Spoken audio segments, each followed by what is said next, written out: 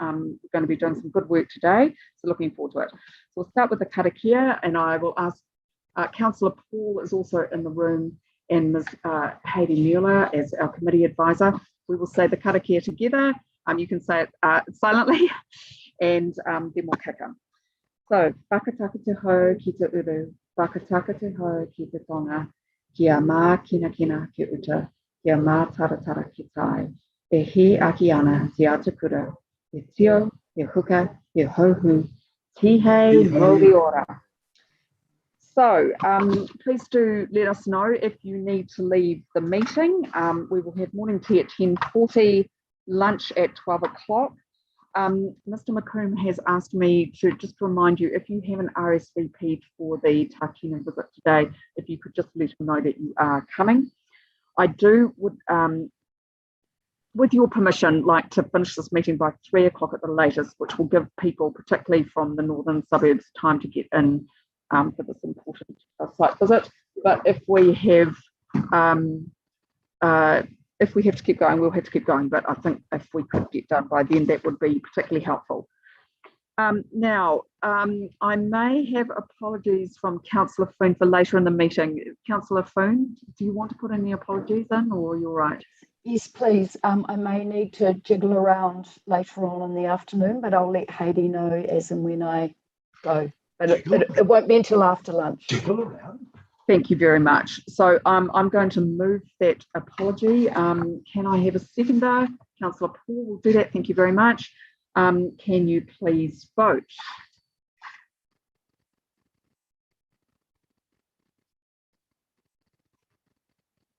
Right, thank you very much. Conflict of interest. Oh, sorry, we don't have. Sorry, Councillor Young. Okay. Councillor Fitzsimons, thank you. That's unanimous. Wonderful. Thank you. Right. I'm now going to move the motion that we approve the minutes of the Pūroro Āmua Planning and Environment Committee held on the 25th of August. Can I have a seconder, please? Thank you, Councillor Paul. Any debate? Right. If you could vote, please. Thank you.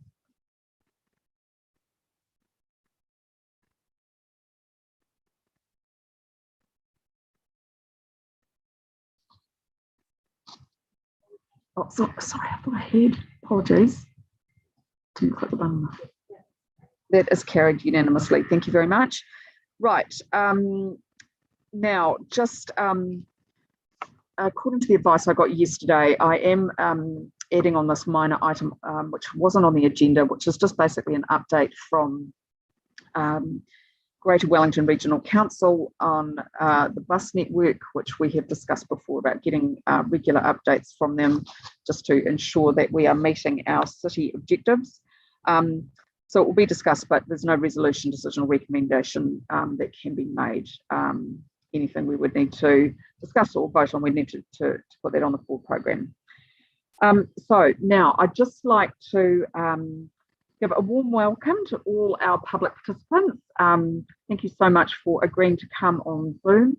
And also just to let the committee know that we do have 3 members of the public in the committee room, which is allowed and which is again why we are masked. They are separated so as per the regulations and are wearing masks. But of course will not be able to hear you unless they can hear from my computer. Right, Jay Hadfield. Very warm welcome to you from the DHB. Kia ora koutou. Thank you. Cool. Thanks very much for having me, Paul. It's a real pleasure to be here to talk about the bike network work that WCC is embarking on. I'll start off just talking a little bit about CCDHB. So just to be clear, I'm here on behalf of the Capital and Coast District Health Board. We primarily operate the Wellington Regional Hospital. We also have a facility at the Kinniperu Community Hospital and the Kapiti Health Centre. So Wellington Regional Hospital is the tertiary hospital for the Wellington region. We provide health services for around 900,000 people in the Lower North Island. There are about 5,000 people who work here every day, and they are commuting from across the region. So it's a regional facility. We estimate that around 20 to 25% of the traffic on Redford Street is from hospital activity, whether that's people coming here commuting to work or visiting as either patients themselves or visiting patients. The DHB expects, and we have been growing at around 4% a year. So this is a problem that is going to get worse, and the problem being getting to the hospital. I mean, of the 5,000 people that work at the hospital, through extensive travel surveys, we think that just over 2,000 people live within 5 kilometres of the hospital, and 1,200 live within 2 kilometres. So there's a really big catchment around the hospital of people who live within a very walkable, cyclable distance. As I said, we conduct regular and comprehensive travel surveys, and we regularly get 20% response rates to those. So they are a pretty substantial representation of our staff's behaviour. Those surveys show that around 8% of our staff currently use a bike to get to work. However, 19% respond saying they would like to use a bike to get to work. And the main reason that our staff gave in those surveys for not choosing a bike to get to work is safe cycle infrastructure on the street. Following that was end of trip facilities, and the DHB has committed to a work program that I will talk about in a second to solve that end of things. What's very interesting in the travel survey data is that of the staff who live within the Wellington City Council area, 9% of people cycle to work, but that is almost exclusively from the east and the south. So there were about 70 people who responded to this particular survey who said they cycled. Only one person responded saying they cycled from the northern suburbs, and I think it was about 3 from the central city. So we've got a really disproportionate kind of catchment of people cycling to work from the east and the south, where perhaps the cycle infrastructure or there are quieter ways to get to the hospital. Access to the Wellington Regional Hospital site is difficult in general for staff and our visitors in public. You're probably aware, and you've probably heard of people complaining about the accessibility of the site for people in cars.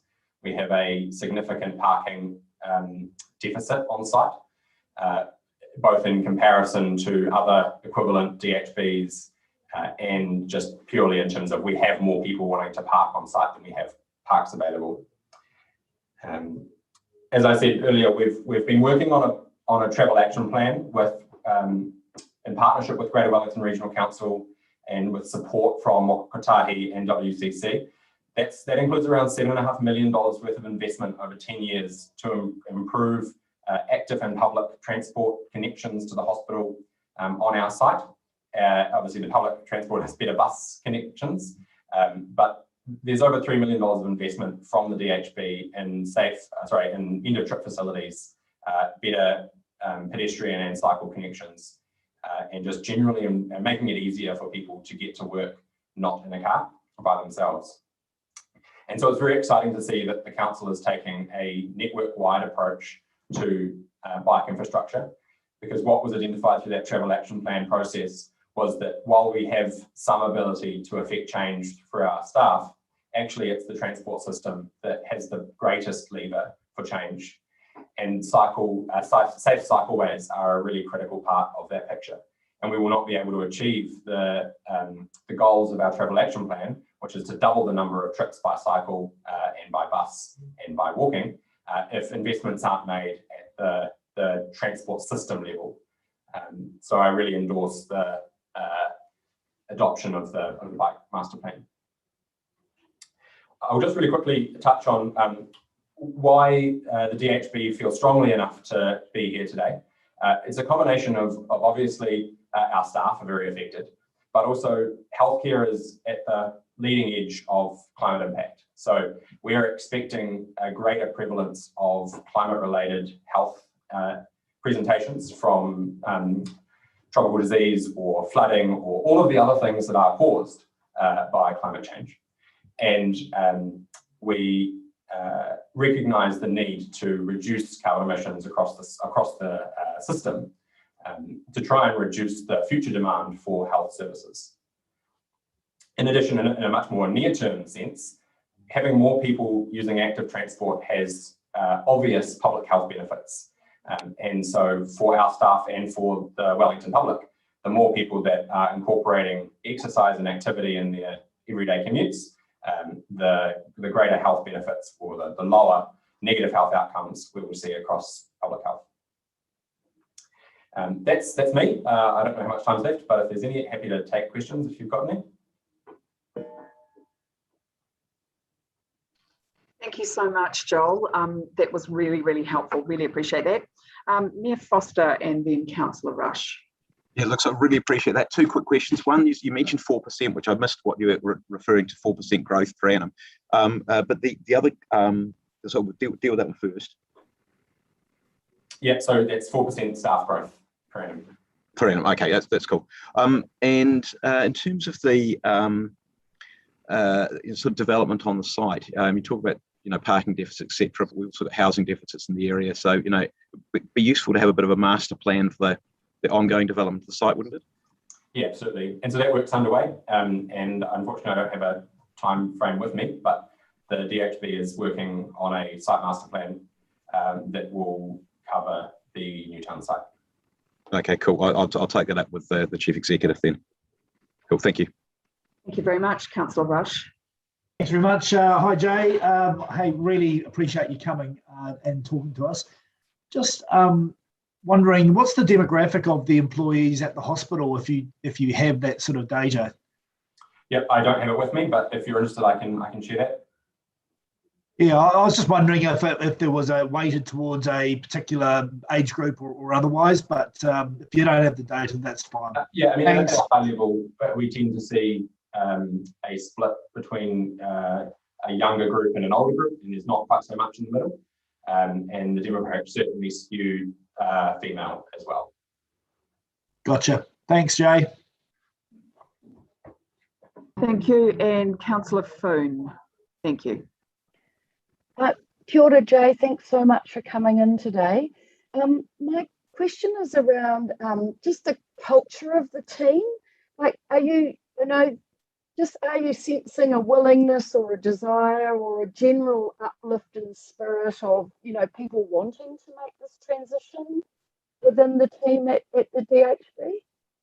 Yeah, I mean, I'd say it's hard to have a sense of the mood as a whole. It's a very large organisation, so I'd say there are pockets of various different moods. I think a good example of that is we recently constructed a new bike parking facility that added around 30 bike parks, and that went from being empty on the first day it was built to full within a week.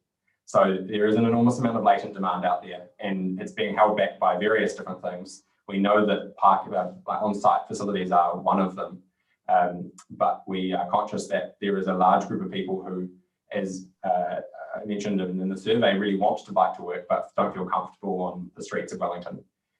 And so I think if we can address all of as many of the barriers as we can, we will have the various people who have various different reasons for not currently choosing a bike to get to work. Great. Well, thanks for putting in the bike parking for people visiting. I got to use it again last night. Thank you, Councillor Foon. Any other questions? Well, Jay, look, thank you so much for coming in and giving that perspective. And can I just thank you, I'm sure, on behalf of my colleagues for all the sterling work that you're doing to keep us safe during this pandemic as well. Brilliant. Thanks very much. Kia ora. Thank you. Right, now, Stephen Armand. Oh, good morning, Stephen. Hi, welcome. Good morning. Kia ora. I think I have some slides as well, if Heidi could start those.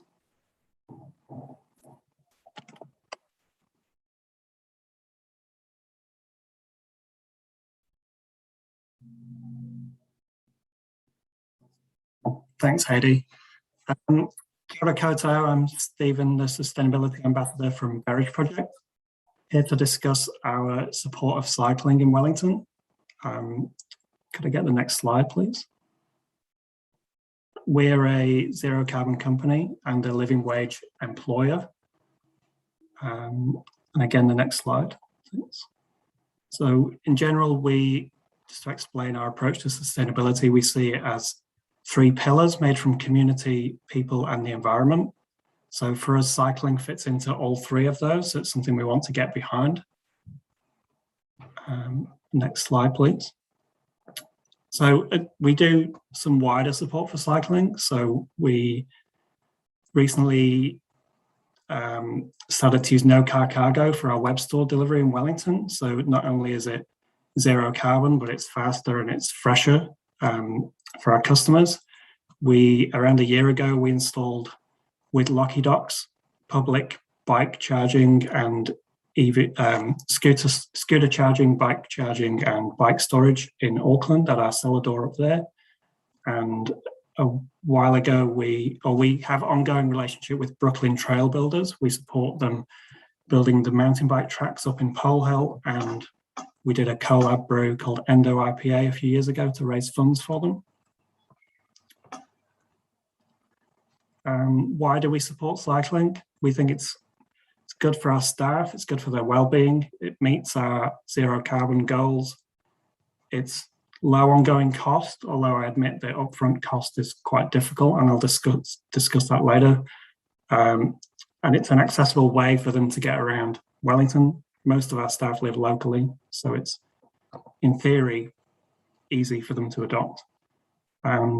It's good for our company because our staff are healthy and happy. It's part of our culture. That wider support for cycling that I just mentioned helps us. We get really good reciprocal support from cyclists. So get a lot of people coming to our cellar door and our tap room. And those businesses around Yarra Valley get a lot of business as well from, particularly in the week, mountain bikers, and at the weekend road cyclists as well. Can I get the next slide, please? We support cycling internally at Garage Project in a few ways. So we give $300 towards a bike or an e-scooter. This had really good uptake up front. A lot of people took us up on that, and then people used it for a while, and then it has faded a little bit. But we offer that ongoing to all staff. Last year, we ran a voucher raffle. So we traded Garage Project vouchers with other businesses around Wellington and drew all our staff that commuted by walking, running, or cycling went into a pot, and we drew the vouchers out. That built up quite good uptake over the summer, and we installed bike storage. But despite this, like our demographic is quite young, they're quite fit and healthy, and they care about climate change, and they want to do their bit, and they want to cycle, and we support them. But despite this, we have pretty low uptake. I think it's around 20%. Maybe it's a bit higher in summer, but it definitely dips in winter. It's not that high, considering it should be pretty easy for our staff to commute by bike. The barriers. So I asked a group of our staff why they stop cycling or why they don't cycle. Number one was convenience. So it's just easier to drive. They talked about things faster. It shouldn't be. The discrepancy between the two modes is too great at the moment to warrant spending $3,000 on an e-bike, potentially getting a bit wet and a bit tired. It's just not that easy at the moment. People talked about going through Mount Vic Tunnel, so you have to go on the path, you have to travel the same speed as pedestrians, slows you right down. Affordability was a big one. I don't really know what the council can really do about the affordability of an e-bike. But the big thing, so this is third but definitely not last, was safety. Everyone mentioned basically everyone has a horror story. Everyone has a near miss that puts them off. Not everyone, I'd say a good amount of our staff, probably half at least, try it for a while, have a near miss, get put off. They talk about the condition of the tracks. So down where I live in Johnsonville, the tracks down the motorway are quite rough. You have to go across the slip road to get onto the bike, to go from one bike lane to another. the distance between traffic and bikes is too close. When I lived in Northland, I did cycle to work for a while down to Ara Valley, and I can vividly remember those near misses that were just too close. And those moments between sort of buses, you're there thinking, am I going to get squished? Is this really worth it? You know, and I did stop after a while. So that's why we support you so much to upgrade the cycling network. You know, you have our support to do this work.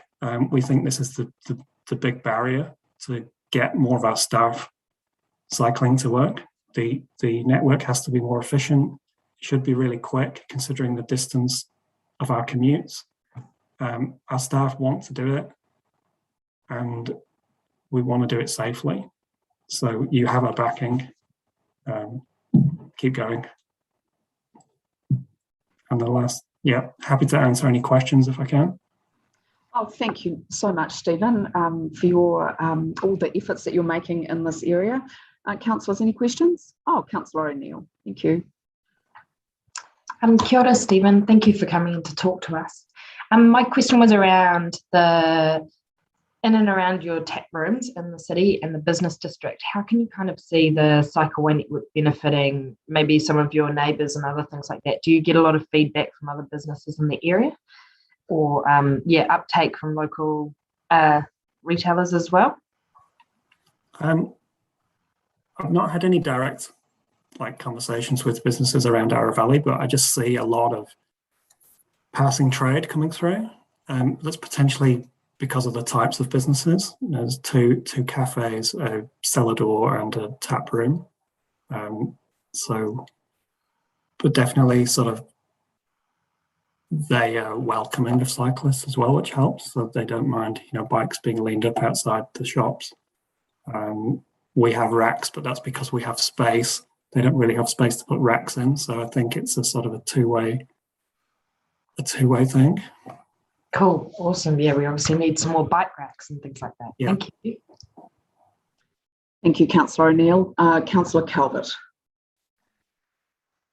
Thank you, and thank you, Stephen. When you talk about your staff, you talk about percentages. How many staff roughly do you have? In total, we have about 70. In Wellington, we have about 45. Okay. So I know you said 20% of those staff are cycling, or so what's the in terms of the other ways they get to work? Is it mainly car, or do they use buses? Is it, I'm just trying to understand, especially for public transport, how do we, how do your people get to work? A good number do drive, because I think that's partly because we're slightly out of the city centre, so people can go and park in a coupon park or something like that. At our head office, we do have some parking as well, so a few people can drive to work there. But then there is a mix of some public transport and walking. It's probably at a half drive, a quarter walking public transport, a quarter bike, e-scooter. So do you think if we had, if sort of buses, we had more frequent buses or the bus services and that, do you think that would help encourage that sort of mode shift of people driving, using buses? I think it's definitely part of the whole network, the whole system. I'm just talking personally, I'm quite unlikely to cycle all the way from Johnsonville to Ara Valley because my job's often quite physical, but I would take public transport to the station and then cycle from there because it helps us a lot through the day. So we have a head office on Marion Street and a brewery on Arrow Street, and staff often have to go between those sites a lot through the day. So it actually would be ideal to get to work by bike and then use it through the day. Okay. And public transport could be part of that. Okay. All right. Hey, thank you for that. Thank you. Thank you again so much, Stephen. And another great Wellington business as well. You've done so much for the city, so thank you. Thank you. Cheers. Right, Bron Thompson from Springload, a warm welcome to you, another great Wellington business. Good morning. Thank you for having me. Yes, I'm also here to say a big thank you for your wonderful mahi around the cycleway. So just a bit of background, my name is Bron Thompson. I'm the CEO and founder of a company called Springload. So we are we're based in the middle of the CBD here, just off Courtney Place. We are a digital agency, so we do web design and development and apps for large organizations. We employ about 75 people, plus a bunch more contractors. And so, yeah, we're one of the biggest independently owned agencies in, I think we might be the biggest in Wellington and in New Zealand. So I'm here representing my company, Springload, but I'm also talking as an individual as well. I just wanted to say actually how important the cycleway is and how proud I am to be living and working in a city with a council that supports such great initiatives like this. One of the key challenges for a company like ours, especially in the tech space, is attracting and retaining great employees, great talent. And that's been made dramatically worse with COVID. And we don't have the usual influx of talent from overseas anymore. They're being poached by companies who now are comfortable working remotely from overseas and being paid incredible salaries that are very hard for us to compete with. So talent retention and acquisition is a massive challenge for us at the moment. What I have seen for quite a while and what I am seeing even more now is that whilst we might not be able to compete on the wages compared to a San Francisco wage, what employees are looking for are not only working for companies that have good social environmental activities and beliefs, but they also want to live and work in a city that supports the same thing. And I would say many of my team already cycle to work. And so as a good employer, I need to make sure that I support this by having good bike storage. We're currently looking into e-bike subsidisation. We're a B Corp and we do a lot of work on our sustainability and environmental support anyway, supporting other local businesses doing the same. So we cycle to and from meetings, we use cycle couriers, we support Garage Project and other local businesses. But it's really important for my team, for them to feel like not only are they working for a company that supports, in particular, climate change, but, well, not supporting climate change, but supporting stopping climate change, but also being part of a city that is really working towards supporting this as well. I'm also part of various CEO and founder groups around Wellington, New Zealand. They're all saying that they're experiencing the same thing with their employees and also with the same talent shortage and challenges with recruiting. I also wanted to comment on I live in Brooklyn, so I've been a first-hand user of the Brooklyn cycleway trial, and I've also I'm part of the Brooklyn community groups and seen the debate that inevitably rages at the start of any new change. But actually, I just wanted to say how impressed I was at how quickly you got that up and running, without having to.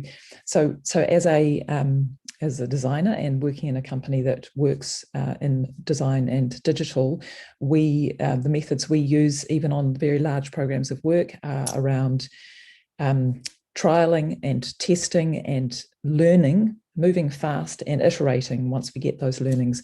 And that lean iterative process, I think, is so critical. We use it in all of our work, and it's great to be seeing some of that thinking being applied to the infrastructure and physical world, because the same benefits apply. as I know you know, human beings don't like change at the best of time, and you're always going to get loud voices complaining about something that's different. But actually momentum and moving quickly and responding quickly to feedback, you see how quickly that those voices die down and how quickly people adapt. And the feeling of being able to cycle home safely, up Brooklyn Hill has been huge, not just for me, but for what I'm hearing in the Brooklyn community and the number of bikes that I see, e-bikes that I see just cranking up there. It's interesting to hear you, Garage Project, talking about the fact that many of your employees think it takes longer to go to work via their bike. It's the experience I've been hearing is that it's the opposite, is that it's much, much faster to cut through the traffic and get to work. But there is definitely this concern about safety, and that feeling of being squished by buses it's actually quite a traumatic experience if any of you have felt it. So I think the space that you've created with that Brooklyn Cycleway, the pace that you've done it, and the pace that I've seen you make changes on the back of it, I just wanted to say how proud I am to be living and working in a city that has a council that is doing this sort of thing, and that I actually really think cities around the world will be looking towards Wellington and saying that is a great example of the city that we want to be. Well, look, thank you so much, Bron, and I'm sorry we've run out of time. And sorry, also I just went off screen because one of my colleagues has had an important family matter to deal with. But we really appreciate your feedback. It's fantastic, and thank you for doing so much for Wellington as well. Oh, thank you for having me. Thank you. And Okay. Councillor Matthews, thank you. Councillor Matthews, I'll give you first question if you want for the next public participant. I'd now like to welcome Ryan O'Connell from Switched On Bikes. All the great businesses coming today. Thanks, Ryan. Cool. Thank you very much for having me. Kia ora. I'm Ryan. I run Switched On Bikes at Queen's Wharf down on the waterfront. And so I'm here to express my support for the draft bike network plan. It's really exciting, and I think it's going to be a really great thing for Wellington. So just a little bit of background of our business, my business. So Switched On Bikes was born out of the Smart Energy Challenge in 2015, which was a low carbon accelerator program funded and supported by Wellington City Council.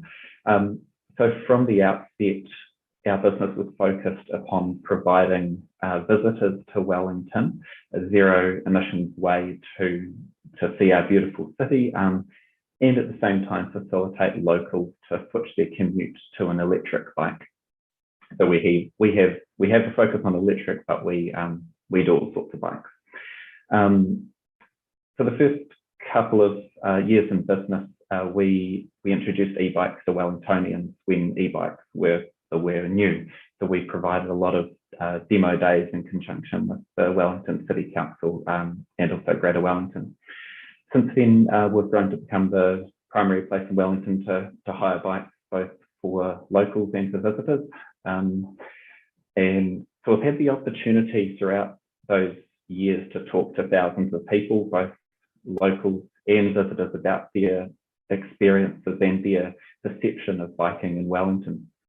And we run guided tours, so we're even accompanying those people as experienced riders on guided tours and riding behind them, so we get to see what infrastructure works and where it falls short. Since COVID, our business has changed a bit. Tourism numbers have dropped or stopped. We've switched our focus since then. It's provided an opportunity for us to focus more on Wellington commuters. So we've introduced an electric bike lease program. So for this program, we're trying to reduce the barriers to people riding bikes in Wellington, so hills and wind. And I've already heard a few people talked about how e-bikes are part of the solution. Hills and wind, we've got a battery on the bikes that helps that. Lower fitness, a little motor assistance helps with that too. And I've also heard previous speakers talk about the upfront cost of owning an electric bike. So, and this is a real key part of what we're trying to fix. So our subscription model, the lease model, is trying to fix that, and it is getting people on bikes.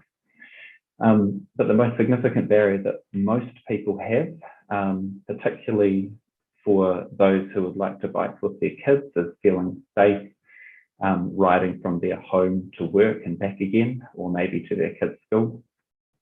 So as a business, we can fix a lot of the issues, but the issue of feeling safe on your bike is something that we can't fix. So it's really heartening to see that this plan begins to address that key barrier. Sometimes rain as well, but I won't put that on you guys to fix that, and it doesn't rain that often. So separated bike lanes that are safe and connected is what people need to get safely around Wellington by bike. So I'm heartened by this plan. We've been able to see the differences as good separated bike paths have been installed past Oriental Bay.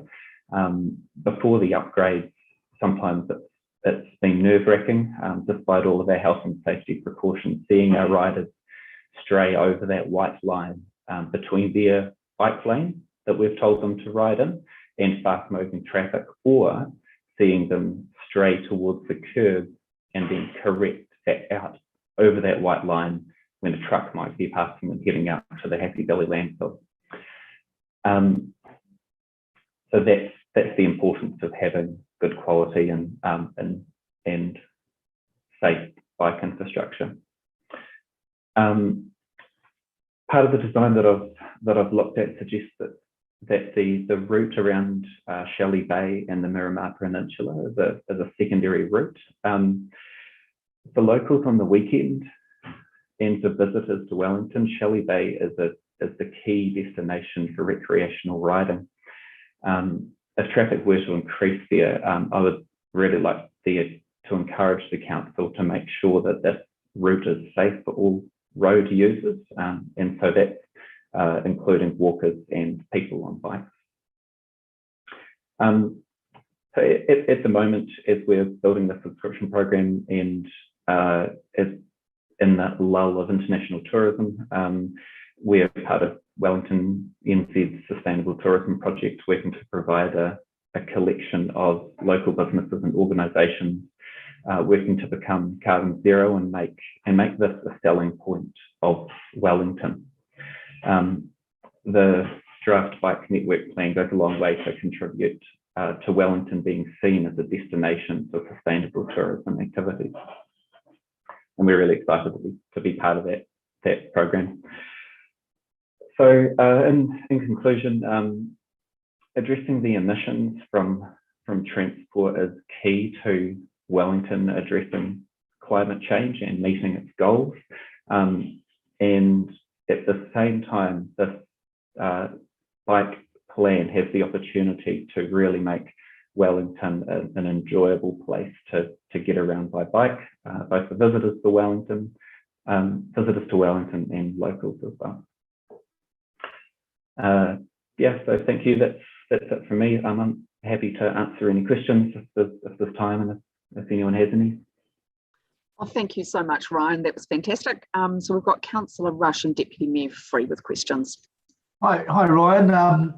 You may have slightly answered this, but one of the questions I was going to ask you, because you probably know, is the affordability of electric bikes. But then you mentioned the leasing option. Can you maybe just replay that a wee bit, because I'm very interested to hear that. Sure. Yeah. So we a lot of our customers, they'll rent a bike from us for $35 for an hour on the waterfront on the weekend, give it a go, come back, ask how much it costs if they want to buy them, and we say for a good quality bike, between $4,000 and $5,000, you can get cheaper bikes. and a lot of people go, okay, it's not for me. So so our lease program enables people to hire a bike from $49 a week, and then we take care of everything for that rider. So when their brake pads need to be replaced, it's all part of the cost. When the tyres need to be replaced, it's all part of the cost. If the bike breaks down, we look after it. We give them a replacement one. So so that's what it's about. It's Netflix for electric bikes. Yeah. So if I can just supplement that, I'm just wondering, are the banks coming to the party like they do for, hire purchase for cars and that sort of thing? Is that sort of starting to evolve, do you think? Yep. So we approach banks who are for funding, and yep, they like the model, and they're giving it a shot. So essentially, from with tourism decreasing, we were expecting to decrease the number of bikes in our fleet. With this program, we are expecting to double the number of bikes in our fleet, and those bikes are all on order at the moment, and we're planning for the next 2 years. So we know there's demand. Thanks for coming to the party, but they also will want to see that it's been proved, and this bike network will help to prove that business case as well. Nice, thanks, Ryan. Thank you very much, Councillor Rush. Deputy Mayor Free. Yeah, mine's really quick. Thank you, Ryan. Have you had a chance to give feedback on the second stage of the Evans Bay cycleway? Because I imagine some of your clients might get that far. So I'd be interested to have your feedback. Yeah, sure. So can you clarify which part of the? It's the bit between Niwa and the needle, the Common Drive needle. So it's out for consultation at the moment on our website. I'm not going to be able to give you a good answer on that.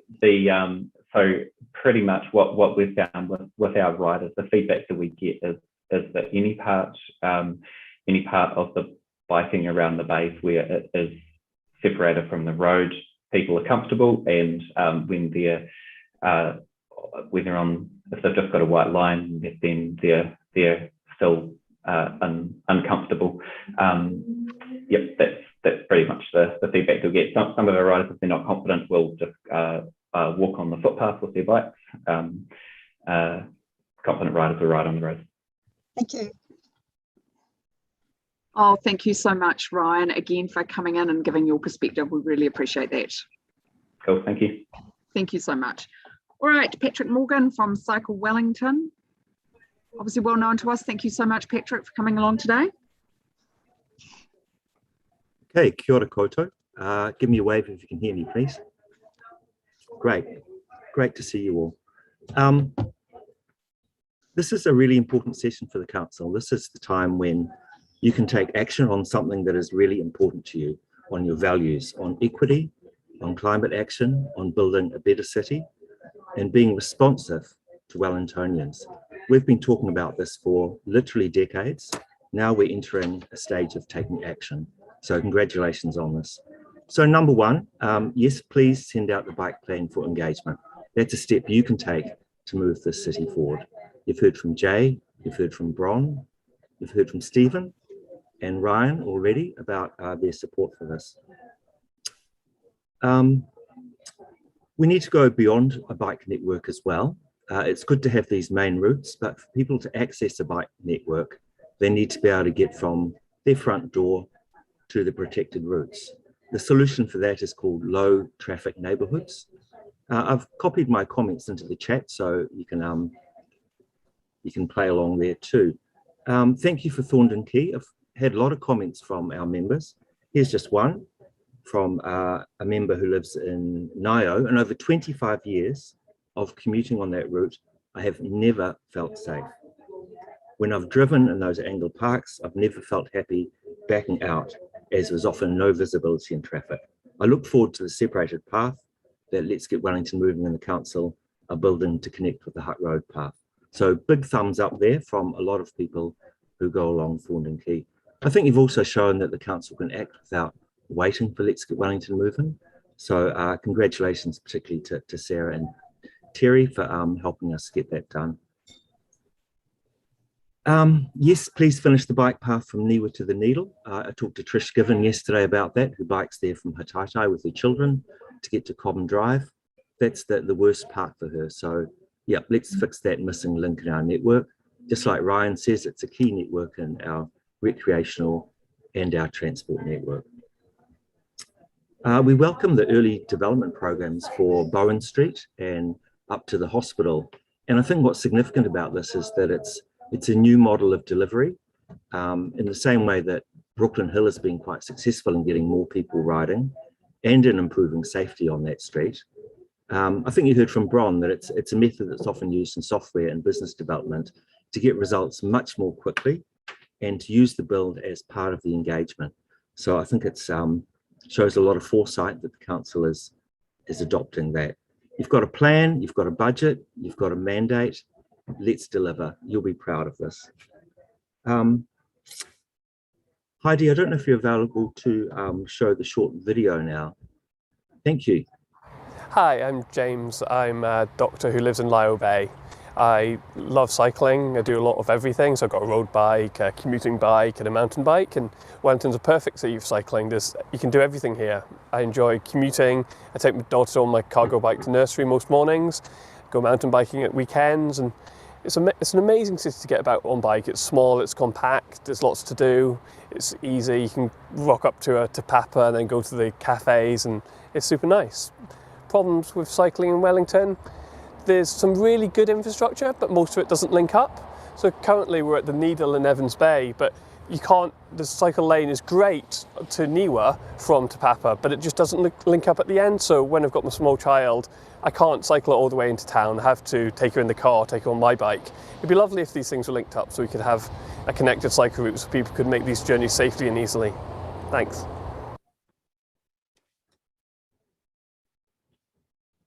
Okay, thanks, James. He's a paediatrician at Wellington Hospital. I met down by the wind needle there. Got time for questions now. Thank you very much, Patrick. Councillors, any questions? Right, well, I'll ask one. We talked about low-speed neighbourhoods. Can you just give some views on how we would best go about implementing that? You know, would we just try one first, or should we do a whole lot together? I think it's really important to make a start. The low traffic neighbourhoods have proven successful all over the world. There's a whole bunch in London. It means making it easier for people to walk, to cycle, to get around under their own steam. So it involves traffic calming. You've already done quite a bit of this in suburban centres. I think you need to extend that out into the streets where people live as well. For example, introducing 30 kilometres an hour as the default traffic speed on residential streets. That's the kind of speeds that humans are designed for. You've also got a few examples already. I think in Mount Cook on Carrington Street, there's it's not possible to drive right through there. I think there's some, you see Grey Street and Bond Street in the city as well, are examples of how we can make our streets work for people, first of all. If we're serious about climate, about health and livability, then this is a really good tool in our toolbox. I think the other thing is that, sorry, just last thing, you know, the big cycle routes, they're great. They really help people get from suburb to suburb, but we also need good connections so children and parents with family responsibilities can get to their destinations. It's not all about commuters getting to work.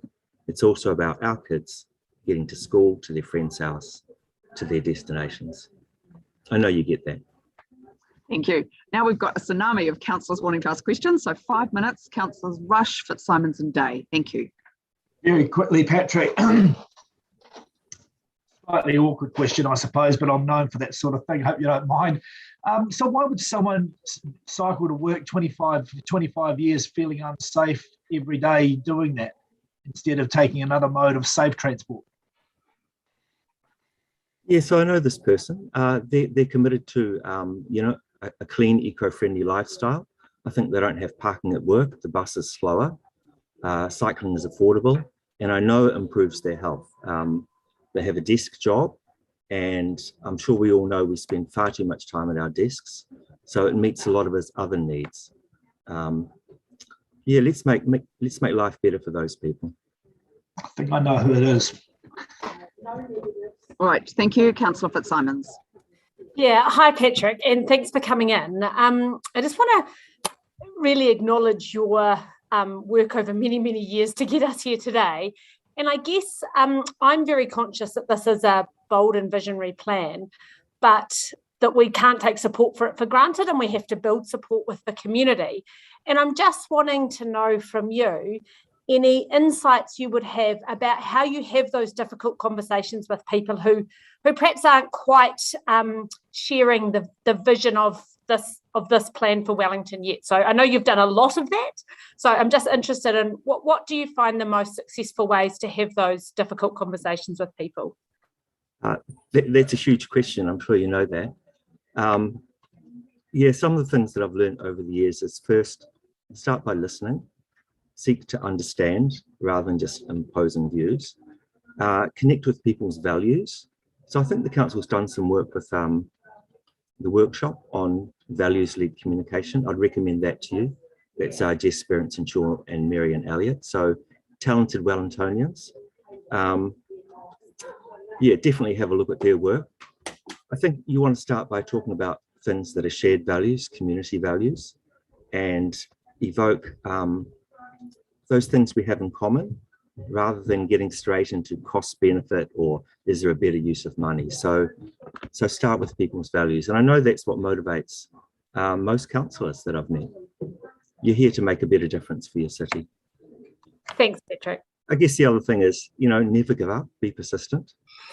We do have opponents here. There are vested interests and they sure have a lot of money, but we have passion and we have people. And I think the lesson of history is keep at it and you'll make progress. Thank you. Councillor Day. Kia ora, Patrick. Good to see you again. Thank you for sharing your insights into what we can do around particularly those the approach to neighbourhoods and connecting into the networks, because I think that's a key issue that we do face. So that the low speed neighbourhoods is really important. But one of the other things that Stephen from Garage Project brought up was the partial commutes that people want to do potentially by bike. And I just wondered if you've got any thoughts about what we can do to improve that, because I know that like in Tawa, for example, and other parts of the northern suburbs, we have issues with park and ride overflow. And I just wonder if you've had any thoughts or talk amongst the cycling community about what we could do to improve partial commute opportunities in the different spaces that people might want to do that. Okay, I didn't hear all of Stephen's presentation, but he's saying you could combine a bike or a walk trip with other modes of transport. Yeah, so when it's a really long, when it potentially your bike ride might be quite long, like for some people coming from Johnsonville or Tawa is too far just to bike, but they might want to do part of their trip by bike. Got it. Yeah, sure. So, Metlink has quite good bike parking, a lot of railway stations, and they're going to do more work on that. The bicycle is a force multiplier. We know that people may walk 400 to 800 meters to a bus or train stop, but by bicycle, people can easily go 2 to 5 kilometers.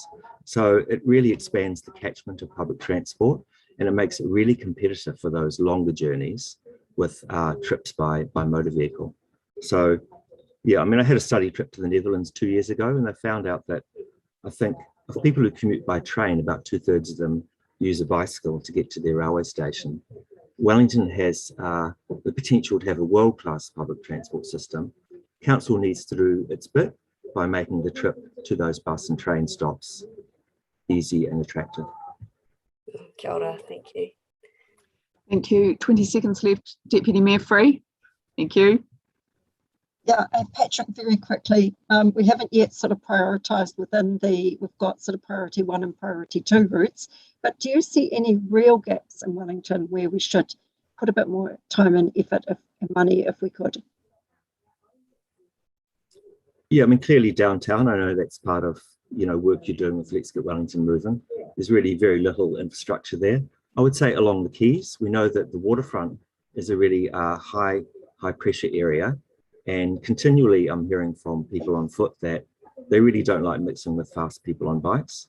The solution to that is to provide a better level of service along the quays where there's, I think, 6 lanes. Jan Gale told the council this, 10 years ago. Let's detune the quays and make it easier for people who are in a hurry to use the quays and keep pressure off the waterfront. So I'd love to see improvement there. Thanks, Sarah. Right, thank you. Thank you very much, Patrick, again for coming in. We really appreciate that. Thank you. Right, Tony Randall from the Johnstonville Community Association, a warm welcome to you. So, good morning. Speaking on a number of things, Tony. Thank you very much. Hi. I'm speaking from a different point of view, I think. Certainly support improved alternatives to driving, but I just wanted to make a big reminder to really spend most of the time making a big reminder to people about the bigger issue of bus priority and bus planning. So Heidi, could you just could you put up that bus plan on, yeah. So this is just can you share that? So I'm not sure if everyone can see that. Oh, yes, I can see it. Can everyone else? Okay.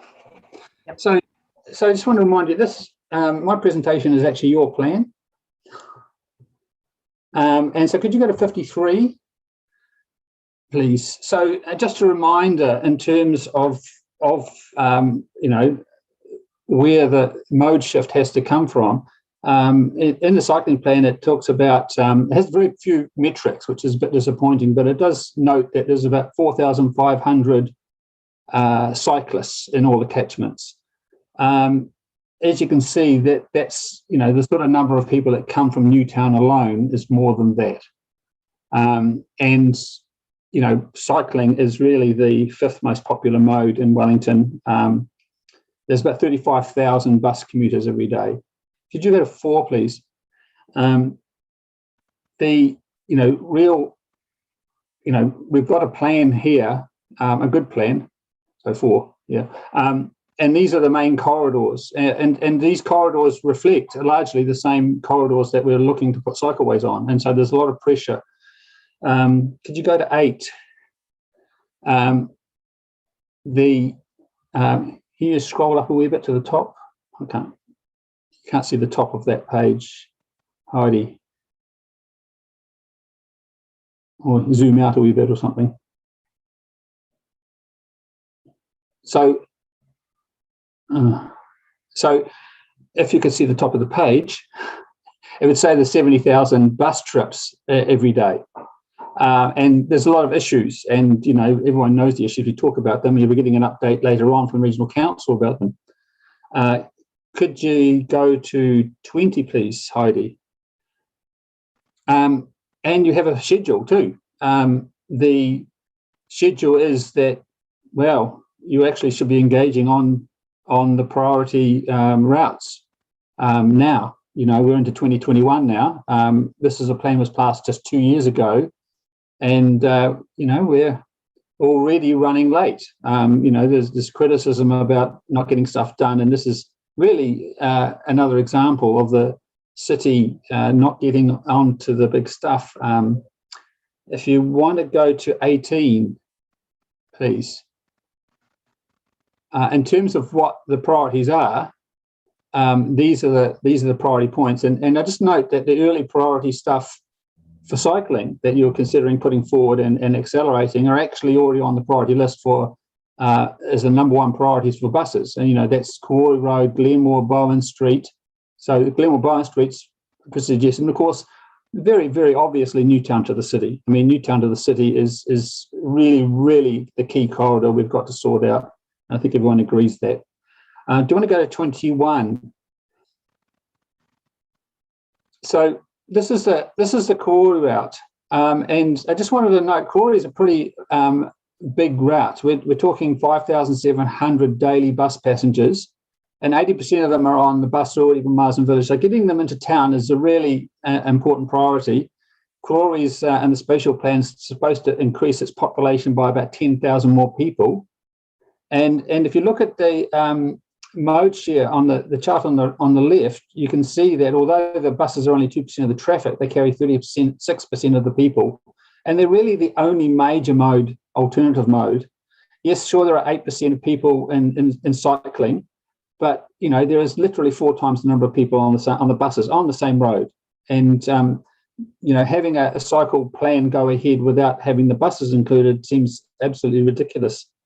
Do you want to go to 25, please? So 25, this is the Big Rocks one. So certainly totally support cycleway along and out of Newtown. It's the biggest cycling area, I think, and the area with the biggest potential for growth. But it's also huge for buses. I mean, 10,000 plus passengers per day go along there, and we still haven't got contiguous bus lanes. Not only that, we haven't even got a plan for it. Not only that, we haven't even got a plan to engage on it, which is what you're looking to go forward on cycleways. So could you go to 45 for the last slide, please? Or second last slide, sorry. So, you've looked at Brooklyn. I thought it'd also remind people that, the two routes, Corey and Newtown, they're the ones with the biggest cycling catchments. Most of the other catchments have much smaller percentages on cycling, and Brooklyn is a very good example. I know you've put in a cycleway there, but it's really only 4% of people are cycling, and there's 31%. Okay, that's like 8 times the number of people who access the CBD on buses along that corridor, and yet where is the bus lanes? Where is the bus priority? Where is the plan to improve the access to Brooklyn? And I could say the same thing for Seatoun, the same thing for Johnsonville. They're all minor modes for cycling, but really important for buses. So I want to finish on number 53, which is just a reminder of the large amounts. So we're talking some big numbers, and if you're going to get the 40% mode shift to get people out of cars, really you need to put the big rocks in, and that's the bus service. That's the thing that's going to do the heavy lift. It's doing the heavy lift now, and it's the thing that hasn't had investment for the last 2 decades. And so really we want joined up planning. This bus plan is really, really good because it keeps talking about cycleways as well. And my biggest disappointment and reason I'm here is that the cycleway plan doesn't talk about buses. Okay, it doesn't talk enough about buses and how they're going to work together, because they're going to fight for the same corridor. So do you want to close the presentation down? I just want to quickly conclude.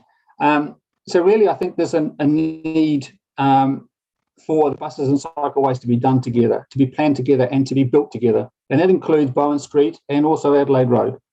Bus is the main number one alternative to driving. And really the fact that the bus integration and integrated planning that is missing from the plan is a huge oversight, and I would like to see that corrected before it goes out to consultation. Lastly, on the waterfront, just want to talk briefly about that.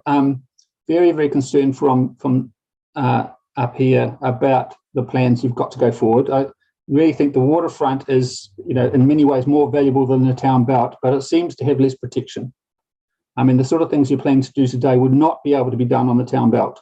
Simply would not. And so really, I think that I just ask you to think very carefully before you go forward, because I don't think there should be any more buildings on that space, at least not without significant public consultation. And certainly there shouldn't be any more fenced areas either. If that's part of the Chinese garden side of things, it needs to be fenced off to protect it.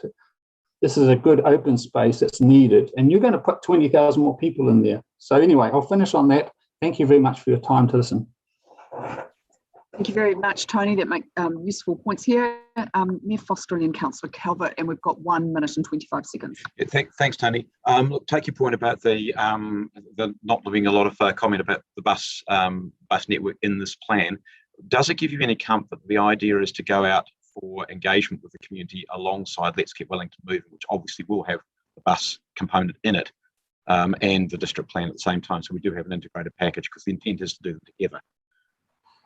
Look, I think that should happen, but one of the reasons it does happen is because it's in the plan that you approve going forward, and it's not in the cycle plan to do that, and it should be written in there, in the cycle plan, that where they're sharing a major bus corridor, that the bus planning and the cycle planning is done together.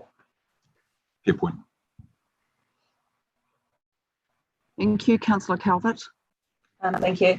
Tony, you're an expert on bus services and that. What's been the, obviously we want to try and get mode shift, and we're looking at different ways of doing it. So what's been the impact on bus services having been cut in recent times because there's been insufficient drivers? Oh, well, I mean, it's not just insufficient drivers. Bus services are still being cut. They're still being chopped on a daily basis. So, really the regional council hasn't fixed the bus driver problem, and that gives me no confidence for the future. How can we tell people not to drive and literally not have a bus turn up for them? And hopefully today they'll come up and tell us what is their plan. They've had 3 years to fix the driver shortage now, and they haven't fixed it. And so I'm not sure if I could have any confidence unless they have a different plan, like to pay them more or change the contracts or do something, that in 3 years' time we'll still won't have enough buses. We'll put bus lanes in and there won't be anyone to drive the buses. Yeah, it's not going to work. Thank you. Well, thank you, Tony. Very timely comments, because we can ask Greater Wellington some questions later on when they come in. So thank you very much. Ask them about the fees. Ask them about the high fees as well. Cheers. Thank you. Thank you very much for that. Really appreciate that. Right, now a warm welcome to Lua Manu Val, Dame Winnie Laban, and clearly there's a team behind there from the Fale Malae Trust. If you'd like to introduce your team, Winnie, that would be brilliant. Thank you so much for coming along. Okay, well, first of all, kia ora me anō tātou katoa, kia ora shalom, and very warm Pacific greetings, and in all the languages that we all represent. So I'm very proud of our little whānau here, and I also bring warm greetings from Adrian Orr, who's here with us in spirit, but here is the team. So this is Sophie. Sophie is our program manager. Simon Tyler is another trustee with myself on Fale Malae, and we have Peter Dow, who is our technical advisor. And so thank you very much, Councillor Iona Pennant as chair, but also to Mayor and the councillors. It's lovely to see you all. Can we hear? Can we hear? Yep. Yeah, you could Yep. go into things. Yeah. I'm just looking at Iona's.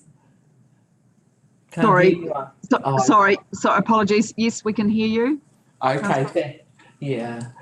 So I'll get started. Yeah, no, so thank you for the opportunity to meet with you all. I also wanted to acknowledge mana whenua in terms of Ngāti Toa and Te Atiawa.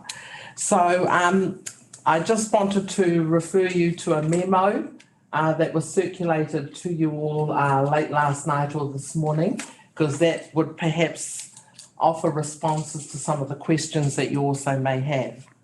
But as you know, I'm New Zealand born Samoan with a Jewish great-grandmother, and I have huge affection for Wellington, which is my place of birth, but also Aotearoa New Zealand, because Aotearoa New Zealand is of the Pacific. She's oceanic, she's part of this beautiful, rich and vibrant region. There's always a saying, without a vision, the people will perish. It is important that we acknowledge we've reached a point of maturity where we have a place called a Fale Malae, whose home is in the capital city of Aotearoa, New Zealand, that celebrates the significant and unique cultures that represent all of New Zealand. I also felt that we all feel that it's important that Aotearoa New Zealand celebrates her Pacific identity, and our distinctiveness will be in this wonderful building on the Frank Hitz Park, where each and every one of you know that this is an opportunity to build a significant, iconic place of belonging for all cultures, that thousands of people will want to come to Wellington and to celebrate our Pacific uniqueness, but our Pacific identity. I also wanted to say we are hugely supportive of an open and accessible space to the public, and that the term Fale is a place or a home for all. Malae is green space and space outside. So the connections between ocean, between ground and earth and space and building are intrinsically linked. The other issue is that Wellington is the capital city of Aotearoa, New Zealand, the cultural capital of Aotearoa, New Zealand. If we look in terms of the waterfront, we have Te Papa, we have Wharewaka, we have the Fale Malae. It absolutely adds value and celebrates all those beautiful natural elements. So I just wanted to keep it brief, but it is time. And Rather than focus on a defunct car building, if I can be blunt, we should be visionary and we should be courageous and bold to love this capital city and this country and this region, and to please support Fale Malae on top of the Frank Hitz car park building. Thank you. Thank you. That was very inspiring, Winnie. Right, Councillor Fitzsimons and Calvert with questions. Yeah, thanks so much, Dame Winnie. That was just lovely. And your graciousness and persistence in this process has been inspiring. And I guess I'm interested just to ask you how long you've had this vision and been doing this work. And I know you've had various different sites in mind. How confident is your trust feeling that this is the, that this is the right one and this is the right place for it, and you've finally landed it? Yeah, we're very confident, and ideally that link to Moana, to the ocean, to complement our waterfront and our space, not only as Wellington, but the capital of New Zealand. This is the perfect site to have the Fale Malae. So of course I'm confident, and so are all of us. Yeah. Thank you, Fleur. Yeah. Thank you, Councillor Calvert. Thank you, Dame Winnie. One of the, whilst it is an appealing site, it is within the Wellington waterfront framework. It is deemed to be open green space, and that's why we've got this cohesive waterfront framework plan, so that we enable lots of different activities on the waterfront, but so that we don't have a congregation of just one type or another. So my understanding is of the waterfront framework, the last site that's able to be developed for buildings is next to Te Papa, and that has been suggested to you, but that has been rejected. Is that correct? Yes, I'll just hand it to Sophie. Yeah. So the Trust has done extensive research of other sites in Wellington, including the transition site, and we consider that the transition site is a commercial development opportunity. It doesn't provide the cultural and symbolic connections that Frank Hitz Park do to the Moana and to the city. It also doesn't provide the opportunity for the civic and community uses that we see Frank Hitz Park offering with the Fale Malae there. So we see that the opportunity for Frank Hitz Park to enhance the public amenity and public usability of the area through having the Fale and the Malae area to add more value to Wellington City. And we note that the Trust has sought professional advice on the alignment of the Fale Malae with the Wellington waterfront framework, and we consider that it is consistent with the principles, values and themes that are in the framework.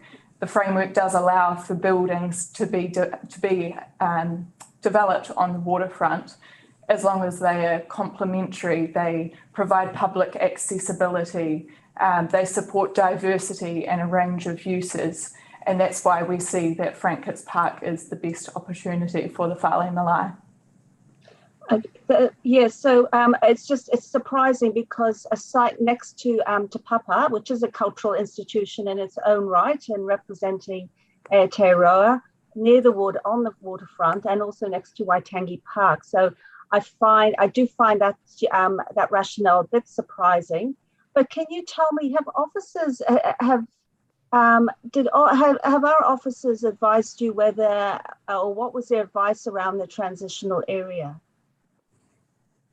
We're still in discussion. We're in early discussions with council officers as to the design and land availability. So we're working through a landowner approval process as part of the Wellington waterfront framework. We are aware that the transition site is available for commercial development, but we don't see the Fale Malae fitting as a commercial development. It is more of a civic and community space. A bit like Te Papa and Waitangi Park, I suppose. Thank you. Thank you. Right, we've only got a minute and a half, so quickly if possible, Mayor Foster and then Councillor Matthews. Oh, look, again, can I echo all the lovely words that were said to thank you, Councillor Simons in particular, but thanks, Winnie and team. Look, there's a few things there.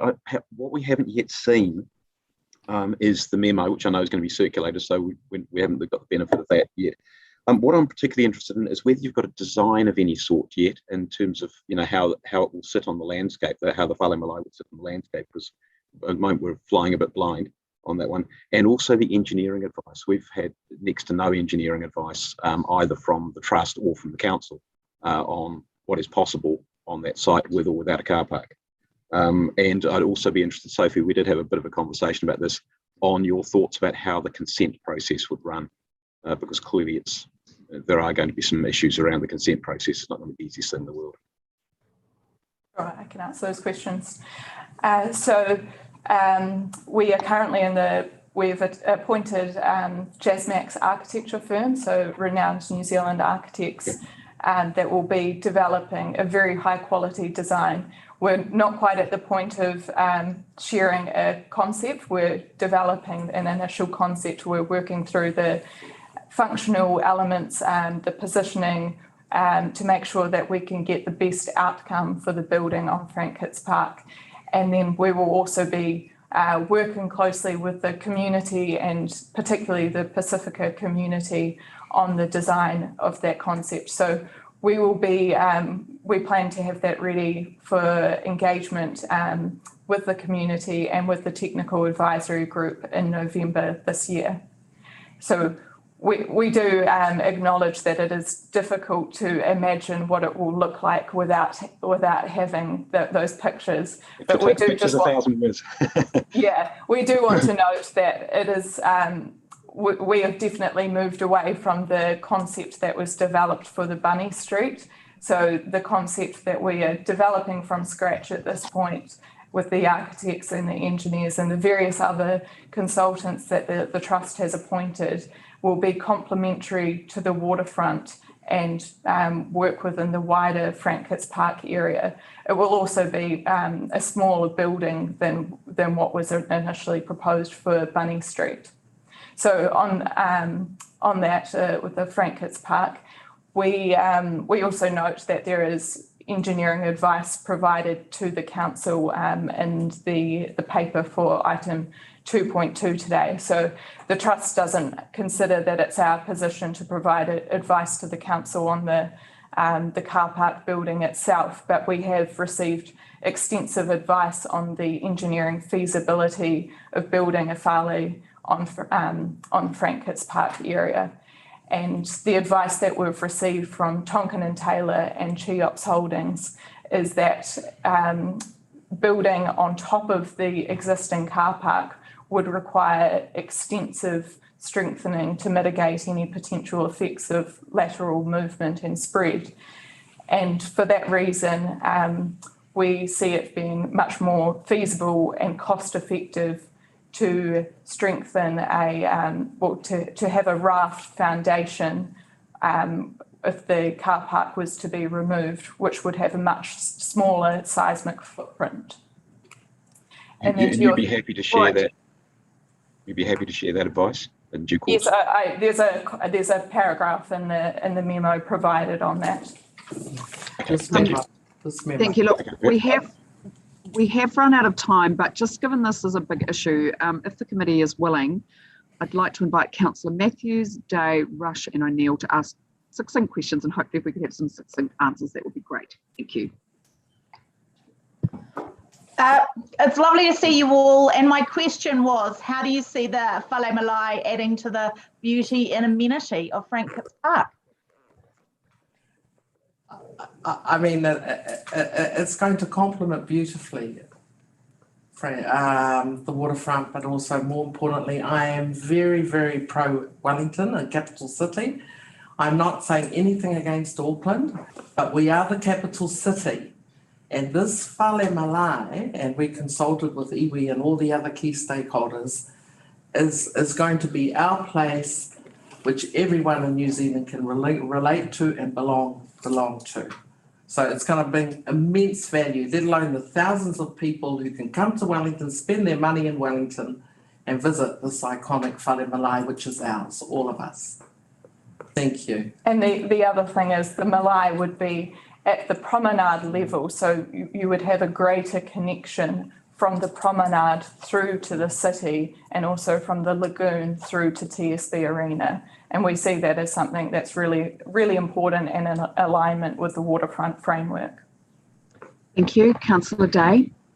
Oh, talofa, kia ora ana. Thank you so much for this amazing mahi. Just want to acknowledge you, Dame Winnie, for your strength and your perseverance, because I've had many conversations with you over a few years now, and you've just been able to pivot and keep going. So kia kaha.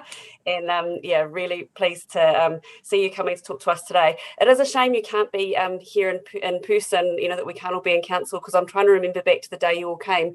And I'm just wondering if you could help us know, the communities that are behind this. It's not just one community. It's not just, I've heard people talk about, we're giving spaces on the waterfront to specific ethnicities. And I think it's really important to understand that this is a really wide group of people who are supporting. And if you could just explain who's in behind it, would be really helpful.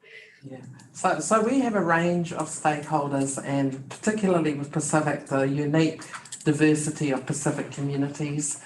Over 70% of Pacific people that live in New Zealand are New Zealand born. We see it in the All Blacks, we see it in the Silver Ferns, we see it in the artists, we see it in business, and also academia. So we have huge support, and we've been very, very careful to make sure we consult with them so that they feel that they're very much an integral part of this place.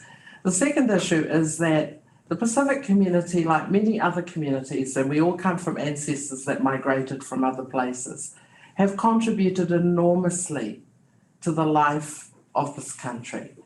This is an opportunity to say thank you, and the Pacific people are really good at ensuring that everybody belongs. A lot of our families are mixed. A couple of our trustees have mokopuna who are Māori, Pacific, Palangi, and other cultures. All those children and all those cultures need to feel that this is their place. But this would be very special for the Pacific community and those earlier migrants that had courage to come to Wellington, including my parents in the 50s, who have been wanting a place like this since then. Kia ora. Kia ora. Councillor Rush. Thanks very much. Nice to see you, Winnie and team. Very quickly, so I'm feeling a little bit underprepared for the decision today. Can I understand what is driving the timetable for you guys? I understand it's some sort of funding round that closes shortly. Yes, so we have, the government has previously committed $10 million to the Fale Malae Trust, but we do have a revised business case due to the Minister shortly, and that is to receive confirmation that we will have the $9 million still available, and that business case is specific to the Fale Malae being at Frank Hitz Park. So through that business case, we need to provide as much certainty as possible that the land is available. Obviously, any decisions are subject to going through due processes for seeking landowner approval and resource consent. But we want to be confident that we can proceed with our design concept, working with architects, engineers, the artists. We've got many different consultants involved, and we need to have as much certainty as possible to proceed. Thanks. Thank you. Councillor O'Neill. Tēnā koe, thank you, and so good to see you all again so soon. My question was actually around the government funding in last year's budget, and just to kind of confirm with you that support you have through the Ministry of Arts and Culture and Heritage, and maybe the relationship or the wider buy-in for central government for a Fale Malae in Wellington as a part of Pacific people's COVID recovery, and if you could speak to that. And the value, I guess, in Wellington for that kind of recovery. Yeah, well, I think us in Wellington have to remember we were very fortunate that we actually got 10 million from Vote, Ministry of Culture and Heritage. But, you know, these people can't hang on for another 5 years or whatever. They also want to see some sort of return. So, you know, so I think that the confidence of the government in terms of investing this money in our city, but more importantly for our Pacific community and others, is to be appreciated. Thank you. Look, thank you so much, Dame Winnie and team. I know how hard you've worked, and this is a very important project. So thank you. And thank you, councillors. I just wanted to give everyone a chance to ask questions because it is important. Right, we're now going to take a 15-minute break so that Dame Winnie and team can also have a nice break. Thank you. And we will be back at 11:15 to get into the bike plan. Thank you, councillors. Kia ora.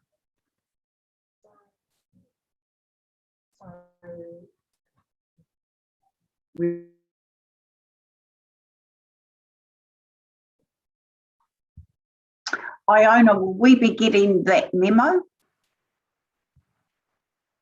Sorry, the memo. Iona, It was sent through at 10:36. I think I saw From Haiti. Can you? From Haiti, yeah. Yes, it will give you a bit of time to read it over the break, Liz.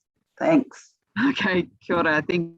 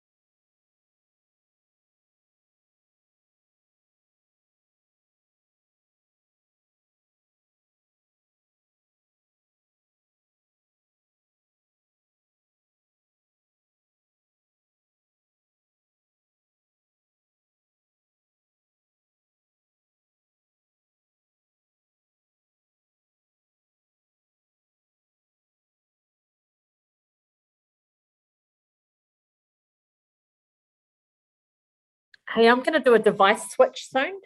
So if I come in as a different name, just let me in. Don't disenfranchise me. That is fine, Councillor Fitzsimons. What Sounds name do you think dodgy. you'll come in? Is it one of your children's names or? No, it'll probably be my name, but you'll be like, why is she coming in twice, or what's going on here? Oh, no, we will not disenfranchise you. You only get one vote though, Fleur. No, I think this is how I get two. Fleur, are you going to have to change your hairstyle again? With down, up, down? It's way less exciting than that, and I'm not going any further. But you'll still see my beautiful face. Don't worry. That is excellent. Right, we're going to crack into it. Ms. Christella, we're now going to look at the bike network plan. Would you like to introduce the paper, please? Kia ora koutou, and thank you, Madam Chair. What we're coming to today with you today is a report based on the decision which you made back in June through the LTP to fund a visionary and pretty ambitious bike acceleration of our bike network plan and how we're going to do it. So what you expressed back then was the urgency that you saw for this to happen, and also that you really wanted to do it within these 10 years and do it well. We worked with you in August. We had a workshop where we talked about how we could do this and what we saw as the different ways of ensuring that we could deliver the network which you've asked for. Today in this report, we're asking for two things. We're asking for your agreement that we go out and consult on the bike network plan, 147 kilometres of bike network, which is connecting the centres and schools in those centres. And then also we are asking for endorsement to go from planning to delivery quickly with two projects. So taking the route from Newtown to the city and the Botanical Gardens to the city, and go out with a process that is akin to the process we did in the Innovating Streets, and deliver these two projects more quickly as we consult and work on that. So without much further ado, I just wanted to say thank you to the public participants today. I also wanted to acknowledge Tony's comments around the bus priority action plan. We are definitely looking at delivering bus priority wherever we can along with this program, as is City Streets through the Let's Get Wellington Moving. So, and to the others, for your support. So I will not go any further, but I have my team here who have worked extremely hard to give you this plan as quickly as possible to answer any questions you may have. Thank you, that's fantastic, and do appreciate all the hard work. Succinct questions now, councillors Rush and Calvert. Thank you.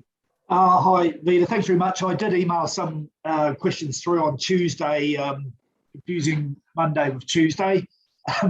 So hopefully you've seen those, and these won't be a surprise for you. So the first one was about the number of car parks being lost in the accelerated delivery plan for Newtown. How many, is there any? Yes, there will be loss of car parks or reallocation of space with it, which is currently car parking with the implementation of these. Currently, there is it's probably going to be somewhere between 160 and 230 car parks where we'll have to reallocate space. These are currently a mixture of coupon, P30, P60, unlimited and metered and taxi stands. And as we do this project, so we can't put a precise number on it yet because we haven't got to that design phase. So we will be looking at that and trying to, make sure that we can create the right balance. We're also looking at how we can create more accessible parking as we go through this process. Okay, thanks for that. It may have been one for the legal team. I don't know if you've seen these, but I just wondered about using the temporary traffic management plan for a year-long trial. It seems to me that the TMPs are really for roadworks to make things run more smoothly during that period, rather than to collect information relating to alternative means of using the road. So have we got a legal clearance that this is kosher? Yep, so Joe's been working with the legal team, so I'll pass over to him to answer that question. Yeah, look, the short answer is yes, the approach we're taking is consistent with the legal advice we've received. Okay. All right, I'll let others, I've got a few others, but they were my key ones, so appreciate that. I'll come back if there's time. Thank you. Councillor Calvert. Thank you. So Vida, if you're a betting person, what's the percentage of this plan that you think can realistically be achieved in 10 years? I'm not a betting person, but it is a very ambitious plan, and the team is really excited about this. We're gearing up. We do have to do it differently, and that is what we've said. We cannot continue the same way, then we will not be able to achieve this plan. So that is why we've introduced the transitional program as a way of trialling and getting things on the ground, and using that as a part of the community consultation. We will do everything we can to make this happen, but there's also, as you've also talked about, some constraints within the construction industry, and we'll be looking at how we can work with that industry to enable this. And so we had a previous a public participant, Tony Randall, on about talking about bus priority lanes and the lack of the acknowledging of those in the bike path in the draft plan.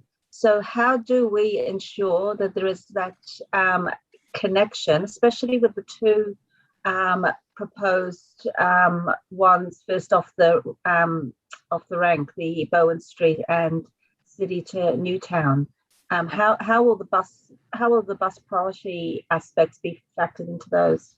Yeah, so it is a really good point that he brought up, and we are very, when we're looking at this, we're looking at active and public transport, where we want to see this mode shift and encourage those forms.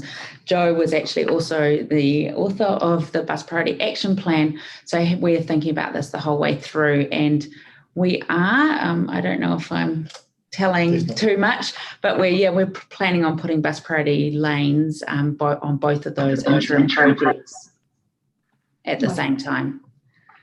That's definitely our intention.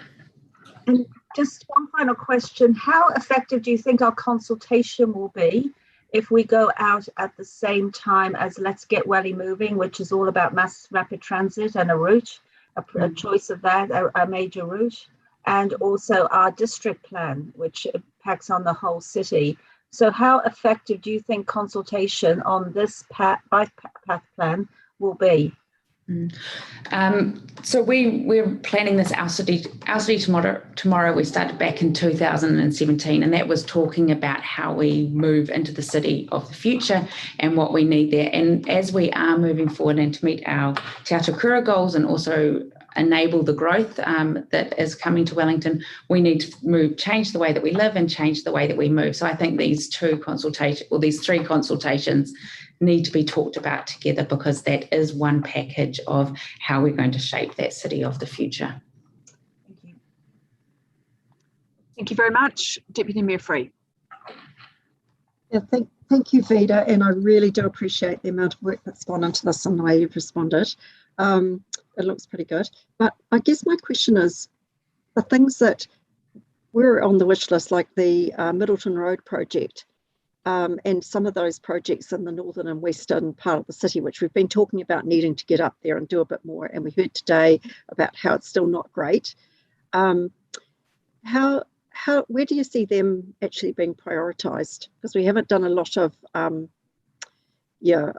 thinking about how we might stage this beyond having the two sets of networks, primary and secondary.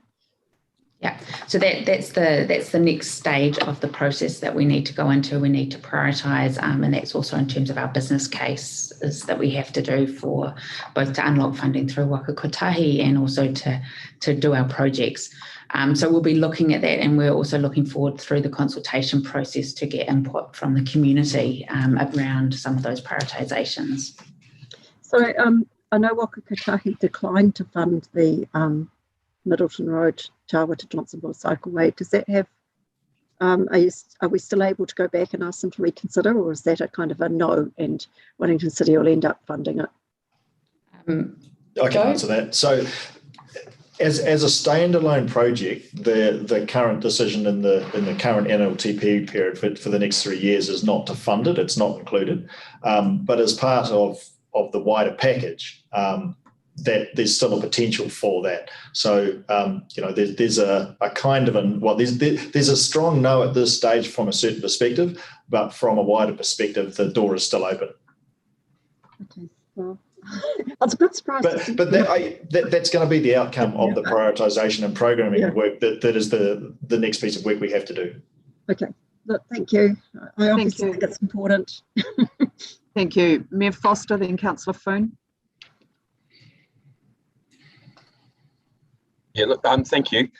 Number of questions if I can. The first one of them, and thank you for all the work, first of all. The first one of them is, it would be possible to actually, picking up Tony Randall's comments, to actually put some sort of reference as the cross links between this and the other initiatives. I know we're going to do it, but this plan actually doesn't say anything about that. We have got mentions of it within the plan, but we were just talking in the break that we could be more explicit and maybe use a diagram to talk about active and public transport, how they complement each other. So we will be looking into that. Yes. Cool. No, I think that'd be really helpful. Second question is what's the authorisation process going to be? You know, whether it's if you like, a pop-up cycleway or a more permanent one, what's the process that you're intending to go through in terms of council decision making? Can I hand over? Yeah. Do you want to talk that, or I can talk to that? Yeah. So what's currently being proposed is that the first authorisation is the strategic city-wide level traffic resolution. And the point of that is basically giving the city a really clear picture of the intention to deliver the network.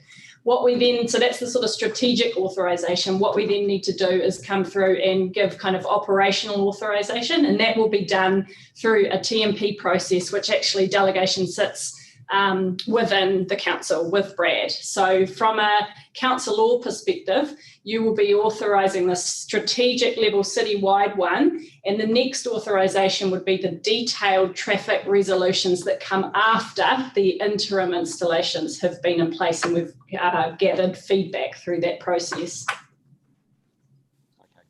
Okay. Thank you for that. The third one is just, there's some comments it's on page 9 of the document about if car parking is taken away from residents in a given street where they haven't got off-street car parking, and it's the relationship between that thinking and that we then look at resident parking. It's the relationship between that and the National Policy Statement on Urban Development, which forbids us now requiring car parking off-street. So somebody comes along and says, right, I'm going to develop on one of the streets which we're looking at putting a cycleway as priority. Somebody comes along and says, I'm going to develop it, and I'm expecting the council to provide parking on street somewhere. Might not be on that street, but might be a street somewhere else. I want resident parking there. How are we going to play that with new development? I think part of this is, of course, when we're talking through our pre-apps and in our resource consent processes, we'll be talking about this, but also the strategic citywide traffic resolution will give that clarity and transparency. So when people go in and are going to do a development, they'll be able to see that this road is marked as a cycle route, and therefore can be no expectation that there will be necessarily parking on that street. As we go in and do each route, and this was what Claire was talking about, the specific traffic resolutions, we will be going in and looking at parking management plans for each of these. So we will be looking at how we can locally understand the parking needs, and then also try and see how much of that we can help. So a new development will not expect, let's pick any given main road, but they will not be able to expect that you will provide for them around the corner, so to speak. No. Okay, cool. And look, the other area of question I just had is on the list of all the different cycleway shared paths that are in there. There are a few which aren't there, which are ones we already have, and I wonder why we haven't done that. The ones I from just going through them, we've got a little shared path up Birdwood Street in Karori, the Botanic Gardens, which we allow cycling through. We've got the Waterloo Quay shared path as well, and none of those are, and actually the bridle track's not mentioned either. Just wondered why we haven't mentioned those, and also why there's nothing there about Aotea Quay. The one through the Botanic Gardens isn't on road reserve. I do understand that there is a typo in the document that's referring to Orange Parade at the moment, and that is in fact Waterloo Quay, and we've caught that one. We'll fix that in the final version. Birdwood Street, okay. I'm not sure. I'll just have to check on that one. Well, I mean, it's on a footpath. It would just be nice to have a complete list of what we've got, some of which are already there. And also, when we say built or being built, it'd be quite nice if they've been built to actually say built as opposed to being built. We've had that feedback, so we're looking at. Yeah, no, that's cool. changing Okay. that. I think that was all for me. Thank you. Thank you very much. And sorry, I'm just trying to manage the time with colleagues. Councillor Foon, thank you. Kia ora team, thanks for the amazing amount of work and thinking that's gone into this. So I've got a couple of questions. The first one is about two routes that were brought up by the submitters this morning. One was Shelley Bay, like maybe what's our view on seeing that as a primary because of the tourist advantage rather than a secondary. The other one was Jervois Quay, like where have we had any thinking about how that fits into this plan and enabling the waterfront to become a slower zone? And the second question was about Newtown connections and the work on consultation that we've done there and how we'll weave that into the consultation process. I'll start by answering question 2 and then I might hand over to Joe for question 1. But in terms of, so we've had a number of consultations with the communities in Newtown and Berempore, and when we're, as part of the larger consultation package that we're talking about doing with Let's Get Wellington Moving and District Plan, we'll be doing drop-in sessions in the different communities. So when we go to those communities, we will of course be including the previous feedback we've received and including talking to that at that stage. So yes, thank you, we will. So just around the primary routes question and whether the route to Shelley Bay should be a primary route. The primary routes are basically connections which connect main places, and it's fair to say that even with the aspiration of Shelley Bay change, that's not going to be a main centre. So a secondary designation is appropriate in terms of the process that we've used. In terms of the Jervois Quay route, we've nominated the Featherston Street route as the primary connection in through that area, and that's to coordinate with the current thinking that's being developed for Let's Get Wellington Moving. Thank you. That's answered, Councillor Foon. Very clear, thank you. Right, okay, second round questions, Councillor Rush and Deputy Mayor Free. Thank you. Thank you, guys. Back to Newtown. What does success look like here? I mean, we're talking doubling the number of cyclists or trebling or something else. Have you got a feel for what we will say in, I don't know, a year or two's time when the temporary management plan's finished, that we've succeeded and we'll go ahead? I'll hand over to Claire. I know that you've been doing lots of thoughts around monitoring and evaluation. Yeah, we're just working through our kind of key metrics of success, and so the primary one will be an uptake. Cycling, hopefully there will also be an uptake in using the bus if we can get some bus priority measures through as well. We'll also be looking at improved safety and an improved sense of safety, which is really, really important for cycling. And we'll also be looking for a greater diversity of users. So one of the things about cycling is it's about 3/4 of people riding are usually men. So we'll be looking to get some gender diversity, ethnic diversity, age diversity. So those are the things that we'll be measuring kind of baseline, we'll be getting baseline metrics for. And some things will come quicker than others. So quite quickly, we're likely to see things like safer speeds, and we'll probably see an uptake, within months. But some other things might take longer, so we'll be measuring over a longer period of time to make sure that we give time for those benefits to come on tap. I think the other opportunity, Sean, that we've discussed is with 5,000 workers at the DHB who run the survey annually, we'll be able to have a litmus test almost there that qualifies some of the work that Claire's just discussed. Yeah, we'll tie in with their travel survey. Yeah, so if, just on the numbers, would double be success or? Yeah, I wouldn't be surprised if we double, but I wouldn't necessarily say that'll be within a month or 6 months. I would say within 2 years, I wouldn't be surprised if we double, although we've got a pretty good mode share baseline out there, don't we? Yeah. Okay, well, yeah, it was great to hear from Jay at the DHB. Just one other, just on funding from NZTA. So we've still some uncertainty around that. And I'm just thinking, is the idea that sequentially as the traffic resolutions come forward, if the funding's not in place from NZTA, we can make a decision then that the cost benefit doesn't add up? Well, through the business case process, there's a high level business case, the program business case, which is effectively we have one of those in place from 2015 that needs to be refreshed to align with this new work, which is why we still need to go through the prioritisation and programming phase. When we've got that high level sign off, just like through the Let's Get Wellington Moving process, you then go to the next stage of business case, do more detailed work. And we'll be doing that for each of the key projects that we put together. So there'll be a number of those, and each of those, will then unlock the actual funding to do the implementation work. When does the government funding firm up? Sorry, Vida. I just wanted to add in that for the transitional program, we are not expecting Waka Kotahi funding for that. So we are putting together, we're doing our process so that we will be able to talk to them about it, but we're not expecting it. So that is rolling ahead. I would just add that that's the case for the first two projects, that we just want to get on with it. But I do imagine we will be able to integrate our transitional program into the business case in next year when we've agreed on that process to unlock a bit and then unlock the permanent funding. Councillors, there's also another paper coming to the council on the 30th with regards to NZTA funding specifically, so we can answer that at that stage. We can answer it more fulsomely. Right, good to see you. Thanks for moving that, Liam.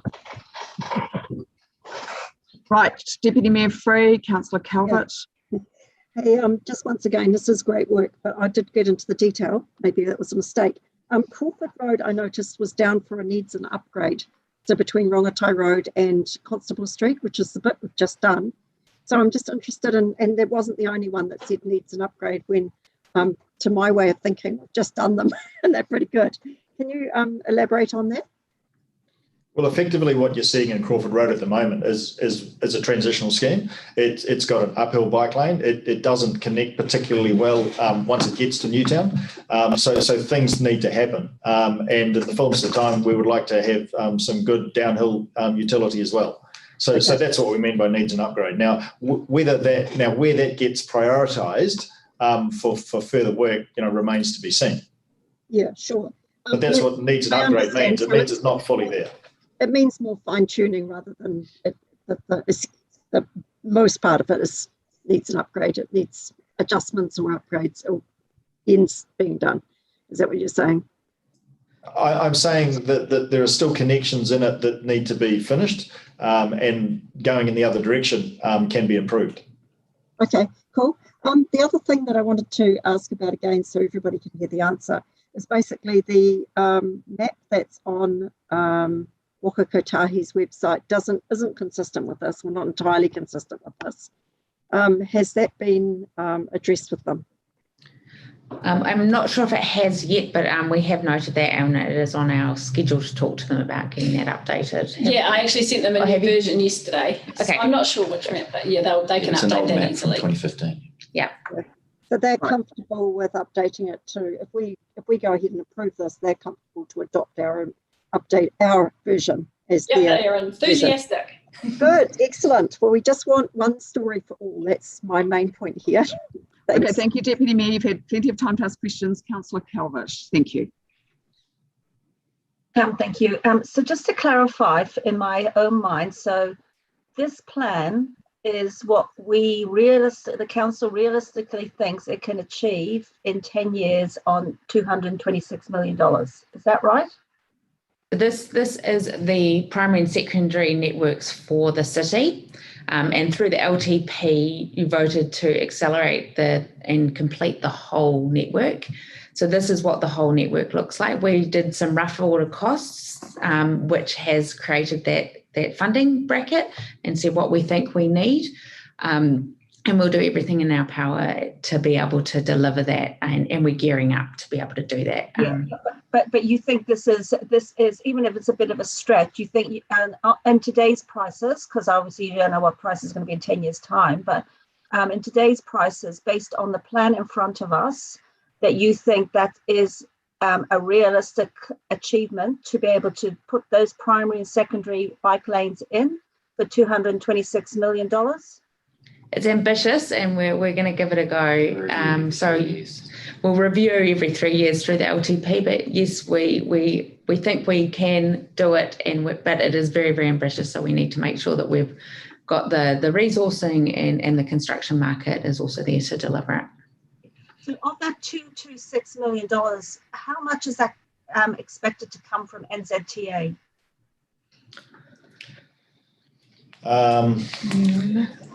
For the projects that we're going to proceed with, it's about half of 160 million, if you can do the maths on that. So 80 million, roughly, very roughly. So of that 226 million, included in that is 80 million from NZTA. Yeah, that's about the level that's included in the annual / long-term plan. Yeah. Okay, and how realistic is that figure to be achieved given the recent funding cuts from NZTA? Over the 10-year period, it's a realistic number. In the short term, most of the cycleways investment in Wellington is going on the really expensive connection between Petone and Nauranga.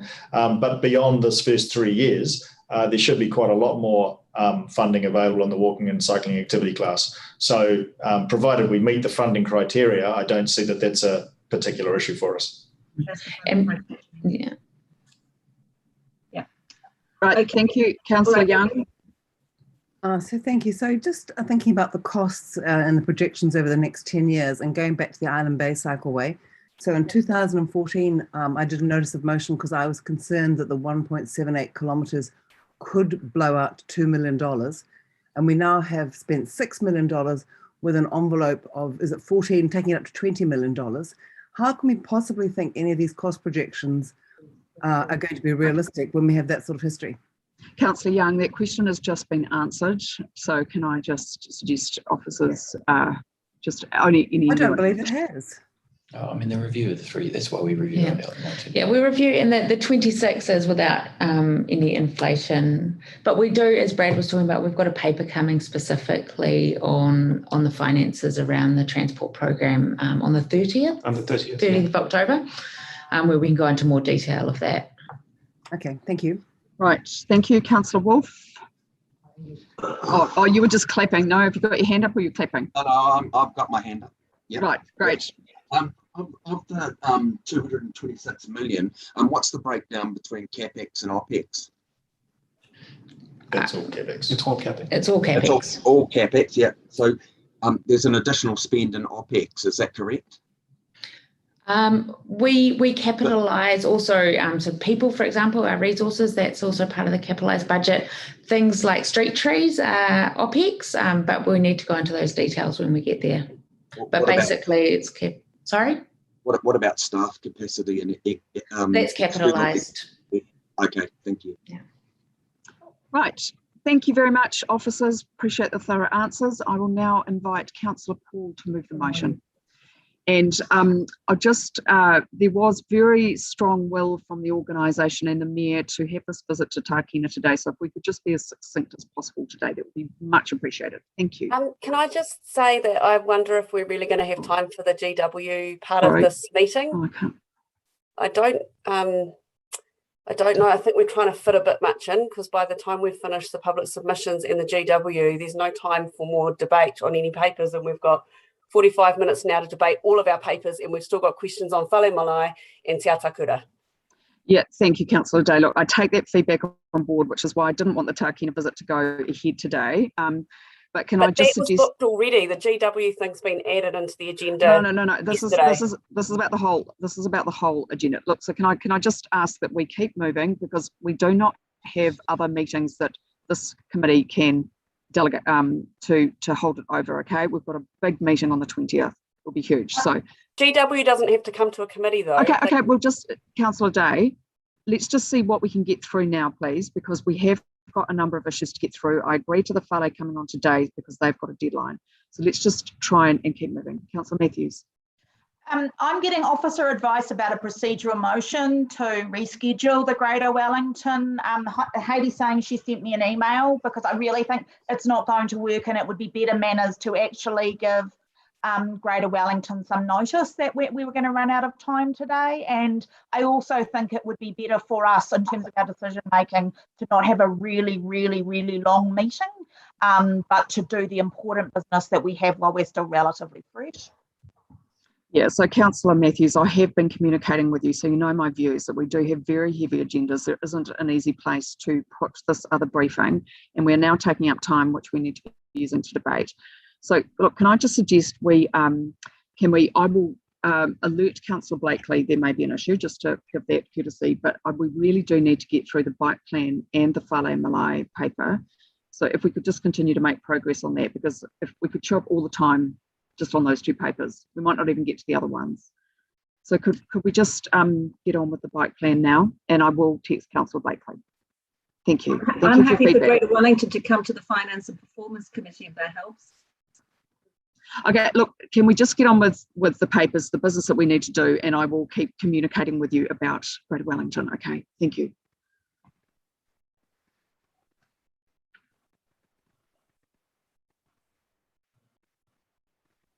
Kia ora koutou. It's Councillor Paul speaking. You can't see me.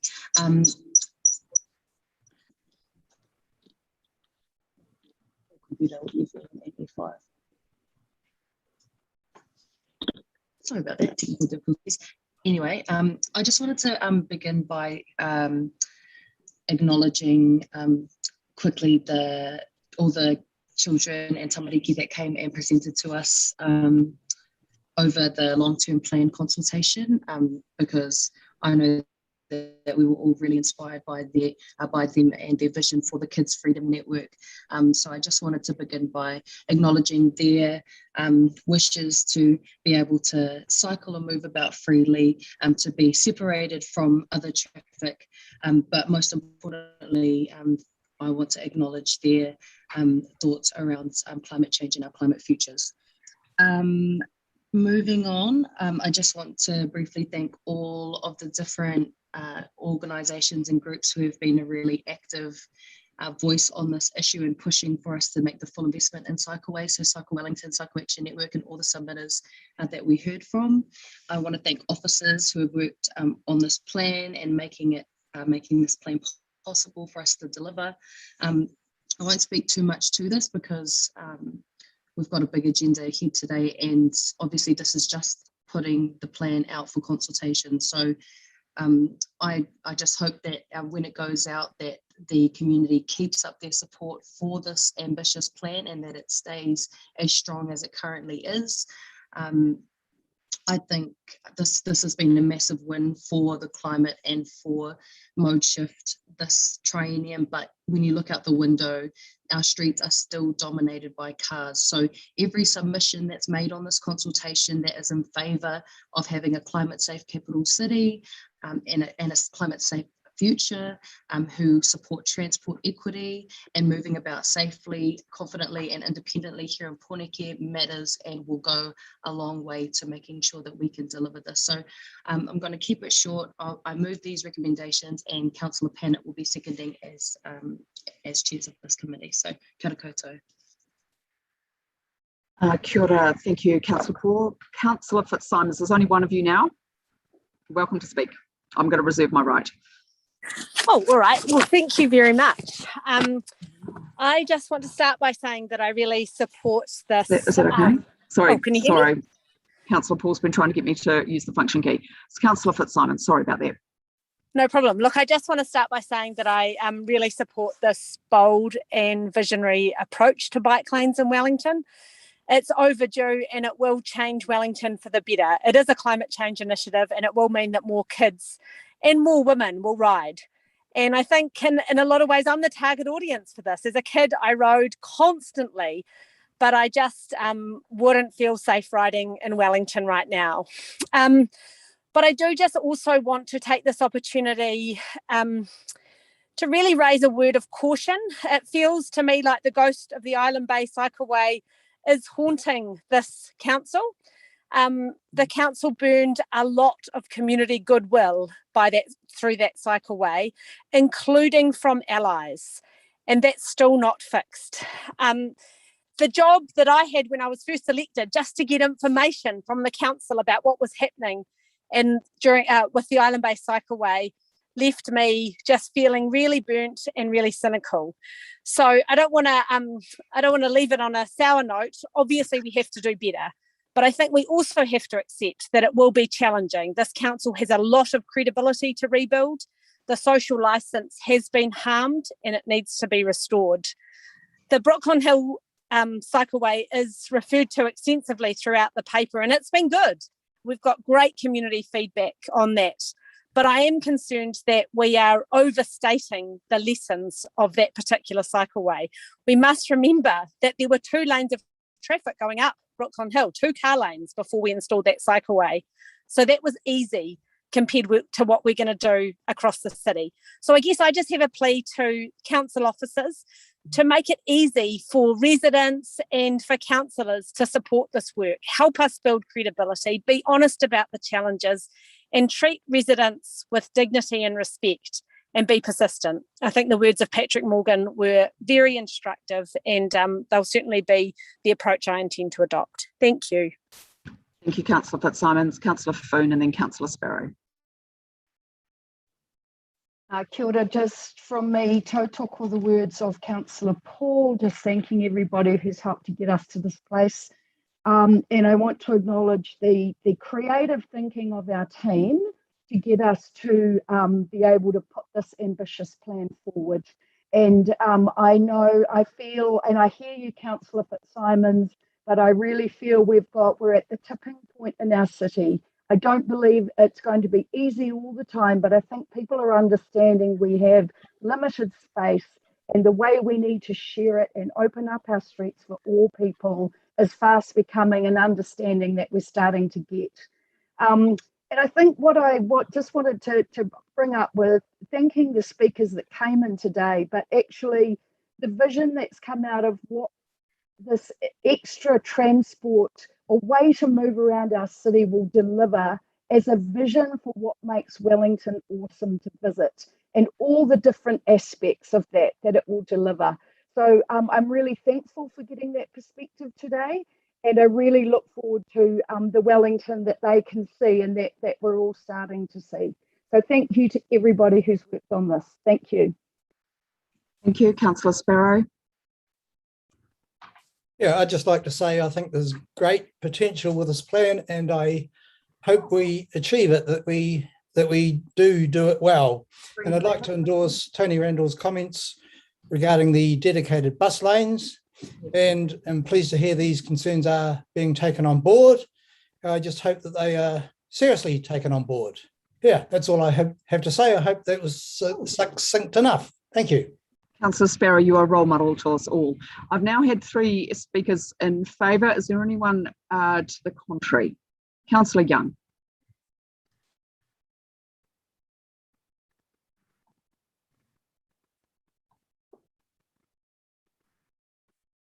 I think I'm unmuted now. So in the interest of consistency, I'm appalled by this projected expenditure in a time when we have rapidly rising rates, when most people think the priority are our pipes, when businesses are really struggling. And I think, it'd be great to have a city that's good to visit, but I want a city that's good to live in. And Wellington is fast becoming an expensive choice. And I just don't think that spending $250 million on cycleways is our top priority. We need to get our water system sorted first. So I will be voting against this, as I did for the initial expenditure. I think it was 7% of Wellingtonians voted for this level of expenditure in the survey we did in May, and we're boxing ahead with it. And then it's no wonder people say we don't listen to consultation. That's it. Thank you. Councillor Wolf, I presume you may not be supporting. And Councillor Day, I haven't forgotten you. One should never assume, Madam Chair. We're obliged to weigh up each and every councillor's view and opinion. So I have had a history of voting for consultation documents, but I'm very hesitant about this one. I'm not sure that we have the capacity to deliver. I think that it's if we carry this through, it has to be resultant on a better options of public transport and particularly bus transport for the people that may be greatly affected by this, and that would be the aged and the accessibility challenged. I have my concerns that if we don't run things in parallel, we're going to come unstuck. I'm also very concerned that sure, it's really important that we recognise our carbon zero obligations and climate change, but coming from a business background, I very much understand what COVID has done to particularly the city in relation to the business community, and I have the same concern as Councillor Young in respect of the rates and our borrowing. I believe just at the moment that it's quite important to take a really cautionary approach in relation to COVID. I really do, because I see how businesses are struggling, and in that way it may be necessary to reapportion some of the funding that we have that applies to certain areas, and you know this 226 million is a lot of money. So I'm also a little bit damaged by not just how we dealt with Island Bay, but Councillor Free would know that there was quite an interesting plan around Miramar, which was quite grandiose, that we both managed to convince the former chief executive that it wasn't quite the right thing to do at that time. And I've watched with interest how we've dealt with Thornton Key as well. So I don't have a truckload of confidence in that we've learnt our lessons and that the mistakes that we've made have been improved upon. So I think it's really important that we do have cycling lanes and a cycleway network that is joined up. The paper doesn't actually tell me in a lot of ways the phasing of it, and that really disappointed me. But I think within the questions, Joe outlined that will be coming to us at a later stage. So I'll be looking forward to having a look at that. Just at the moment, I'm wavering. Like I really am, because I just understand how a lot of Wellingtonians are feeling at the moment, and it's insecurity. Thank you, Councillor Wolf. Councillor Day, thank you for your patience, and then Councillor O'Neill. Kia ora koutou. So hopefully, Councillor Wolf, you can think of the children. I'd like to acknowledge Councillor Paul for acknowledging the Kids Freedom Network that was put to us during the submissions. And so one of the reasons I got into council was I was busy lobbying our previous mayor about getting the bikes in schools in a school in our community. And I really want to talk about bikes in schools because we've invested a lot of money as a council and as a city in making sure that our tamariki can ride bikes. And in Wellington, people argue about hills and things. Kids don't care about the hills, they just get on bikes and they go. But their parents care about them being safe when they travel to places. So I think this is a really important approach that we should be taking, and I'm really reassured by the process of the Brooklyn Hill Cycleway. Yes, there were some easy aspects to it, but it wasn't all easy. There were some niggly little bits that our staff have worked really hard with the community to try and figure out. So I think what you can see is it's much easier to have that conversation when you can see something on the road and you understand how it looks and how it works. So the process I can see is a lot more inclusive, and and makes it easier for the community to give actual feedback. I just want to acknowledge too the comments around public transport and being important. I definitely agree that our buses and our public transport network needs to be taken into consideration with this, but I wouldn't want us to say that we were going to stop doing our cycleways because we needed to sort the public transport out first. There's always going to be things we need to improve on everything we do, and we can't wait for the other thing to be fixed to do what we're going to do on this. It's a circular thing, and we're always going to be improving, constant improvement. And I think the most important thing is that we're making our city safe for people in active transport as well as being able to use public transport. So obviously we've heard from our staff that will be taken into account. I also just want to acknowledge that alongside all of this, behaviour change is a really big part of it, and that's why I think thinking about it from a perspective of our young people is really important, because actually by the time you get to ages like I'm at, it's harder to change our behaviours, but actually for our young people, they pick up and adapt to new things really quickly. And I think it's really important that we make sure that if that's what they want to do, there are options there, because at the moment, it's just not that easy, and we all know what that means. So, and I do know personally that the business community does benefit from people being on bikes, because I've bought stuff, even like rather awkward stuff, on my bike and had to put it on the back of my bike to get home. So there's always solutions, and I think we've just got to make sure that we're part of looking for the solutions to the challenges. Kia ora. Kia ora, Councillor O'Neill, then Mayor Foster. Kia ora. I just wanted to reflect on something a participant said, quoting a local of mine, Trish Given. So she says she cycles all around our city and in Haitaitai as well, but when she's cycling with kids, the scariest route is the unconnected route getting to the eastern suburbs. So even though we've had massive record investment, it's still a very rare fear. We know every single person in this Zoom room, every single person tuning in, the most likely cause of death is a car accident or a car crash in Aotearoa. We know that it is a systemic, often a failure of underinvestment over decades of local authorities to not invest in these sustainable solutions. I'm inspired by this book, which we've all had a copy of, and I just wanted to quote something from the author in there, which is that infrastructure investment is an ongoing race to keep up with the erosion of our roads and bridges, a race we are currently losing right now. And just reflecting on some of the statistics in our paper, there is a very clear need demonstrated here. And for all the councillors here, stressed about our Te Atakura goals and our compliance with green space in the city. We also know that according to the latest IPCC report, even if every single country in the world signs on to those commitments, we are still facing an ecological collapse. This stuff goes hand in hand. We are facing a community collapse, and we are actively putting the lives of people and people in my community in Haitaitai and their children at danger when we do not vote for a connected up cycleway.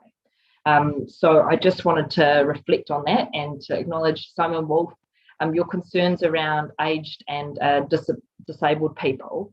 Good cycleway design, like demonstrated in this paper, shows that our officers are thinking about every way of getting to the curb and making sure that our people are safe. So I just wanted to reflect on that Pūroro is in the paper as well. Thank you. Thank you, Mayor Foster. Look, thank you. I just wanted to start off by saying thank you to the officers, because I'm not sure that they've been thanked enough for all the hard work that's gone into this. And it's been in many cases for some of the team many years of hard work, both inside and outside of the council. And I was really pleased to see or to hear the public presentations that we had today, and also the fact that we were hearing from business on this. I thought that was very, very valuable. I wanted to reflect just briefly on how far we've come. I was the person who had to bring in our first ever cycling plan back in 2008. And at that stage, we were investing $70,000 a year in cycling. So it was next to nothing. And we've ramped it up subsequently. This is really a very, very big step forward. I agree that with some people that the devil will be in the detail. Some of these things are going to be very challenging around things, particularly things about loss of parking and the amount of money that we're spending on it. And Councillor Young, I agree with you about some of the tail end of the program, but the key benefits will be in the front end of it anyway. And I think, What happens in 7, 8, 9 years' time, obviously a future council can make decisions about that. But for now, I think we've got a very, very clear and strong steer of getting on with it. The other thing that I did want to mention is that integration is absolutely critical. And I know we had a couple of questions about that, but I think we've got the opportunity to do something which is integrated and absolutely transformational here. When we put this out with Let's Get Wellington Moving, we've already done the city streets part of that in terms of giving people an indication of what that's going to look like, and our district plan. So we'll have transport and urban development absolutely tied together. And I think that that will give people a real picture of where we're going as a city. And I think that that is going to be a great privilege for all of us to be leading. And I think that people will be, they'll certainly be responding to that. But I think it's incredibly exciting. And the final thing I wanted to say, Simon raised Thorn and Key, Councillor Wolf raised Thorn and Key as an example. Now, there we actually went out and we did an engagement process, and it was an extensive engagement process, and we did make some changes as a result of that engagement process. And this is the council that is I've been on 3 councils previously where we've tried and failed to deliver anything on Thorn and Key. This time we've done it, and we've done it relatively painlessly. And I really wanted to just a big shout out to Brad and his team that was done. It was supposed to take 2 weeks to deliver. I went down there during the week, had a ride on it. Less than a week, it had been done. And I think that's magnificent. That's what we've got to do. So delivering, over-delivering, and under-promising is probably the best way to go. And finally, there's a few small changes I think are needed to the document, which I think we've been raising in questions.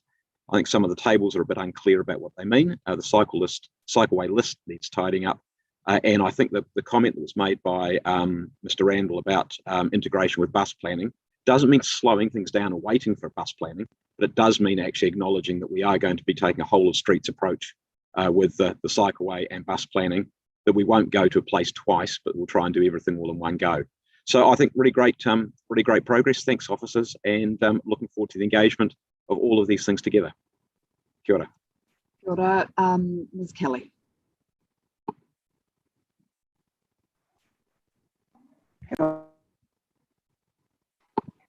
I have now.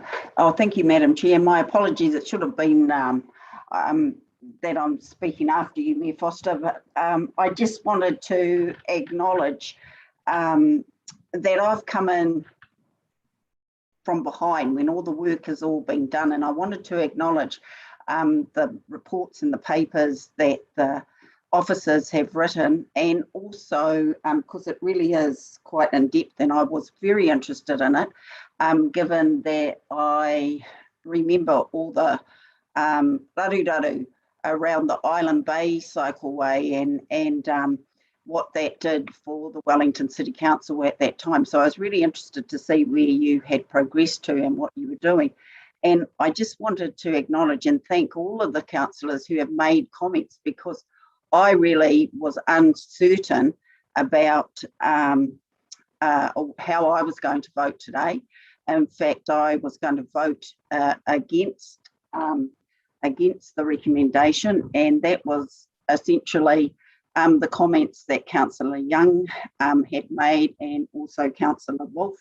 I support the things that Councillor Young has said, that, ratepayers, we need to be prudent in how we spend the money, and is this the best use of money that we can do? And it is a lot of money. And even when I've heard the blowout of the budget, but even Councillor Wolf's comments, I agree with what he has said. But what has swayed me to support this is I do like the vision that this is connecting communities, and I do believe that this is going to be aspirational. But the biggest tick for me is I want to see our children doing more things, being more mobile, and being out and about, and on bikes and climbing trees and doing all these activities that I loved and enjoyed as a child. Because unfortunately I see daily, and even with my own mokos, that they're always in front of a screen. And if we can do anything that's going to stop that, then I'm going to support that. And so I just wanted to let you know that the decision that I've made wasn't actually an easy decision. I tossed and turned about it all, but at the end of the day, my vote is for the next generation, and that's my mokos, and that's what's important for me. So I applaud everybody who's been involved in putting this paper together, all the mahi that you have done, and all the concerns that the other councillors have had, but I will be supporting this recommendation. Kia ora. Kia ora, Liz. Thank you for that. Councillor Rush, Matthews and the Deputy Mayor. Yeah, thanks very much, Madam Chair. I see this vision as a future-proofing of our transport system. I acknowledge Councillor Young's comments around our pipes, but we did do a big budget for the pipes, and we balanced that with extra funding for our road network in the form of cycleways. So I was impressed by, I'm not always impressed by his literary comment by Dave Armstrong in his column with the local press, where he made the very good point that every bike that's on a cycleway is a car off the road, and that is a good way of increasing capacity on our roads without doing a hell of a lot. So I also don't acknowledge the comments by Tony Randall, and I've mentioned when we approved the long-term plan that if I had our time again, I would have focused on public transport first back in the mid-90s rather than go the cycleway route, but we are where we are. I would just like to say a few things about climate change, and I know you're going to love this, Madam Chair, but let's be very honest that this is a step that will make no difference to our carbon footprint. It's got a very tiny footprint, and that's why Tony Randall's comments were so powerful, that the amount of people that can be transported by public transport in priority to a cycleway, needs to be considered, and to I think officers need to really take on board what he was saying about integrating the work that's going to come with Let's Get Wellington moving. I mean, and I will also say that I was an expert reviewer for the sixth assessment report, Councillor O'Neill. I don't believe ecological emergency was mentioned in it at all. What I will say to you is that the previous, so that'll come out in the second working group. The Working Group 2 report will come out later this year, which will deal with the ecological impacts of climate change. You'll be interested to know that the previous one... Councillor Rush, I think this is just getting a tiny bit off topic. The previous one said there are very low extinction rates despite the natural fluctuations in climate over the last several thousand, 100,000 years. So I know you don't like to listen to this stuff because it doesn't get you a narrative, Councillor Rush, doesn't it? Sorry, Councillor Rush, I'm the chair. This is about the bike plan, and you've insisted that you want to go and finish for the 3:45. So could you just stick to the bike plan? Thank you. I didn't insist. You insisted. No, it wasn't me. Right. Have you finished? I have. Thank you, Madam Chair. Thank you, Councillor Rush. We appreciate your contribution as always. Councillor Matthews, thank you. Kia ora koutou. I guess I wanted to start by briefly acknowledging the important contribution to this debate from the Lawless family. And when we last discussed this and put the motion that has led to today's plan, the very moving submission from Jen Lawless about the loss of her brother. And it's also been my pleasure to communicate with Sue Lawless. And they were just so thrilled to see us taking this action and to try and ensure, yes, I do believe there's climate benefits here, but actually the major benefit is to safety and to have safe options for everybody to make the travel choices that they want.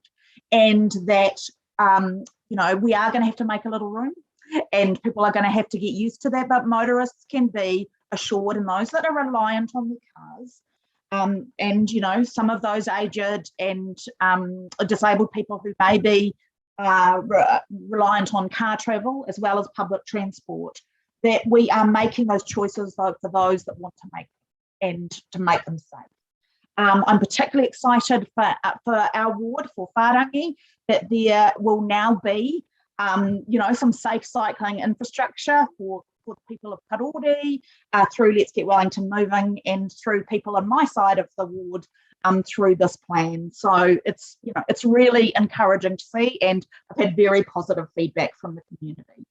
And I guess I just wanted to say that I think, echo the Mayor's comments, that it's very exciting that we're bringing together housing, transport, climate action, and public transport and active transport in a way that really shows where our city can go and where it has to go if we're going to fit the people in, if we're going to meet our climate aspirations. So I'm excited about all those consultations happening at the same time, because it does give the picture of where our city will go. And it also means we're not going to over-consult by going out a million times on everything. This is the vision. We're going to do it. It's just a matter of how and making those refinements. I'd like to thank councillors for their advocacy, particularly Councillor Paul around the time of the LTP. And it was really great that we kind of pushed. We want to do this. It's just a matter of how, and how officers have responded to that. And I think this was a very exciting day for those reasons. Thank you. Kia ora, Councillor Matthews. Thank you. Deputy Mayor Freed and Councillor Calvert. Thank you. Yeah, I'll try to be brief, but I love this subject so much, so we will be a little bit hard. But I came on to council really wanting to see a bike network, like we're talking about bird corridors and safe passage for birds. And my vision was, why can't we have safe passage for cycleways? So I'm really excited that we have got to this point of being able to do this. And I acknowledge that I was doubtful about the capacity of us, our staff and the industry to deliver. And I really acknowledge Councillor Paul and other councillors who encouraged us to still think big and to come up with this quite creative way. I think it is quite a creative way to get a network rolled out quickly and efficiently and to be able to do it. For me, transport's it is about safety and it's about opportunity. If you can get places, you can do things. You can go to training, you can go to your jobs, you can get around the city and you can have freedom. It's also about health and well-being. And I think we hear enough from people who come to tell us that that's a really real thing. I think that the bus services are a very important part, and to really sell this in the hearts and minds of people, we're going to have to show that it's not just about bikes, it's not just about walking, it's about a complete package of transport opportunities. So even if we can't hear from Greater Wellington today, I really thank you, Councillor Pannett, for inviting them, and we'll hear from them another time if we can't hear from them today. We do need to encourage and do what we can to make sure the bus services are there to be running on our bus lanes when we get them, and to provide that option for people who can't take bikes or cars. I'd just like to say that we need to be quite clear that we've asked the staff to do this. So they have responded, they have stepped up and they have done what we asked. It is our responsibility to make sure that we do what we can to make it successful, not for the staff to sell it to the public, it's for us to sell it to the public and for us to stand by what we've decided to do and to make sure it is successful, to listen to our residents and to do what we can to help adjust those fine details that do sometimes make all the difference between a scheme being accepted and not accepted. So that's it from me. Thanks everybody. I think it's been a real team effort. Thank you staff, thank my councillors and my councillor colleagues. And thank you to all the people like Patrick Morgan and various people who've come and consistently reminded us of the importance of this work and stood behind us and sometimes fought our corner as well on social media. So thanks to everybody. Thank you, Deputy Mayor. Councillor Calvert. Yeah, so this has been an interesting debate, and actually it's been a paper that I've, believe it or not, struggled with. I agree with the concept of having a draft plan where we're going to put cycleways. I think it's really important for future planning. The question is deliverability. That's always been the case. And some of you may not be aware, but in 2015, there was that subway map put in about where cycleways could be going. But the question is, and I do take on board Councillor Simon's comments about credibility, this for our council about, actually delivering what we say. And I have great concerns that we are not going to achieve this in 10 years' time. I think we need to be realistic. I think we should go out and say this is where we think bike lanes could be or should be. But let's be open and honest and credible with the people of Wellington about what we can realistically deliver. I am concerned about this piecemeal way of we're being presented with this information. We have Let's Get Welly Moving coming out with us about their mass rapid transit route options, and even the mode of transport for that. We also have our district plan, and I'm a bit bemused of why the actual bike network plan couldn't have been part of that at the same time, and then going out talking with people next year about where we're actually going to put the resources, noting that the first cabs off the rank are Bowen Street and Newtown, which I believe should be, we can easily get those underway now. Somebody made a comment about a tipping point, and I think it could be a tipping point. It could be a tipping point about this council, about our decision making. Because if you, as I think as Councillor Young said, that you know, in the last Let's Get Well LTP, we only had 6% of surveyed participants who actually wanted more money spent on cycleways. And I understand about the safety, but safety comes in many different ways and many different forms. So I really like to make sure that our streets are lit well.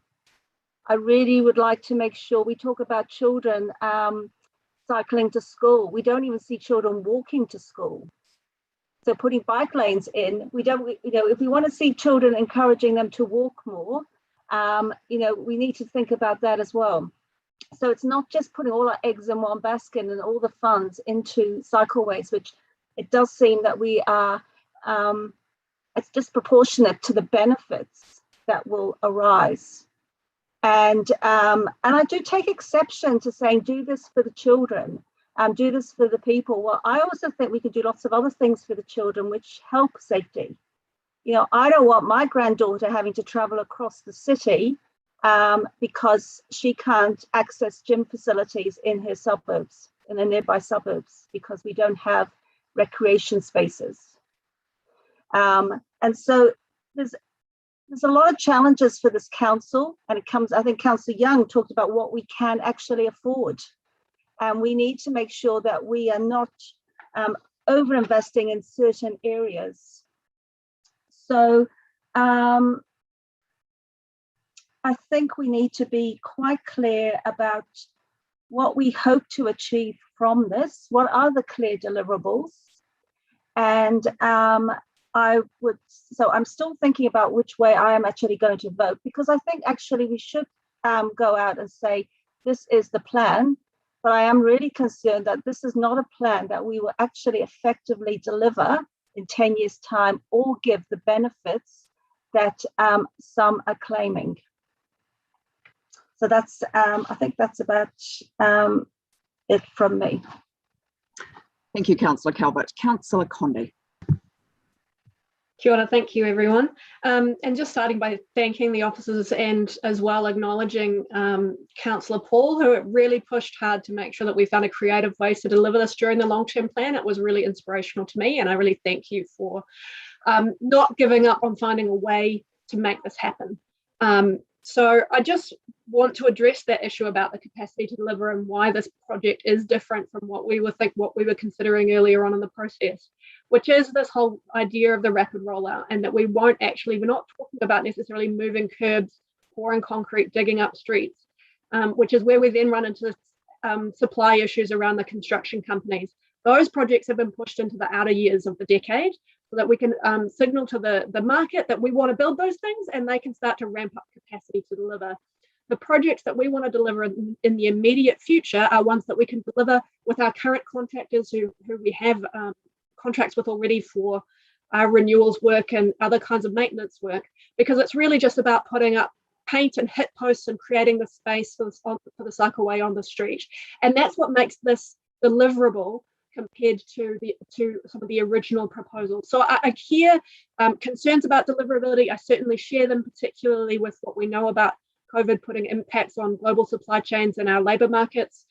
But I'm still really persuaded that this is a highly deliverable project, and that the staff are going to be able to find ways to do this, but in ways that are really creative. You know, want to acknowledge that, you know, there was a subway map of here's where all the cycle routes might be in the city previously, but the issue there was that it never identified specific streets or specific routes. It said it will go from A to B, and we kind of said, we'll figure the rest out later. That's what this does. It says this cycleway is coming to this street in a time in the near future. And we've never actually been able to say that to people in our community. So we can start having a really concrete conversation with people about saying this cycleway is coming to your street. So we need to start thinking about what that's going to mean for you and how we're going to make that work for everybody. And that means things like talking about parking changes, and that's always a challenge, but we have been creative on Thorn and Quay. We found ways to introduce P10 parking in areas where it was really needed to meet the needs of local businesses. When we looked at the Hataitai roundabout, Councillor Rush, we worked a long time with the retailers there to make sure that even though we lost time-limited P30 parks right next to the businesses, that we made sure at the end there was still the same number of P30 parks in that area. So there are ways for us to approach these parking changes that make it work for people and make it work for the businesses. And that's really the story that we need to be telling people as we go out for consultation. It's helping people to understand what this process is going to look like that's quite different to how we've done cycleways in the past.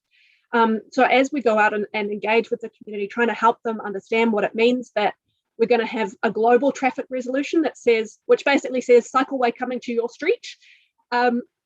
And then we'll go out with these traffic management plans and putting something on the road so that we can see how it works and we can work with that community to find ways to make parking changes work.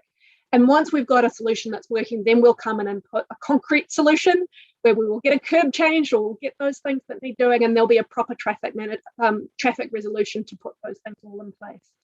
So I think it's great. This is the first time that we've been able to see what the process is going to look like. And I think that gives great assurance to the community. They know when they're going to be able to engage and in what way, and they can see a clear process forward about what it means if there's a cycleway coming to your street. That's a really important conversation that we have with everyone. Just want to assure you about how connected we are with Let's Get Wellington Moving, and thank you, Mayor Foster, already for mentioning this, but we bring this up at GRG meetings frequently about how we're making sure that this work is connected and that this work is going to make the job of delivering Let's Get Wellington Moving easier, not harder. We want to make it easier for them and make sure that it's coordinated. So I think that's why it's so important this is all going out for consultation as a package while we're talking about Let's Get Wellington Moving and the cycle plan and the district plan all together, because we can start telling people the story about what the vision of the city is.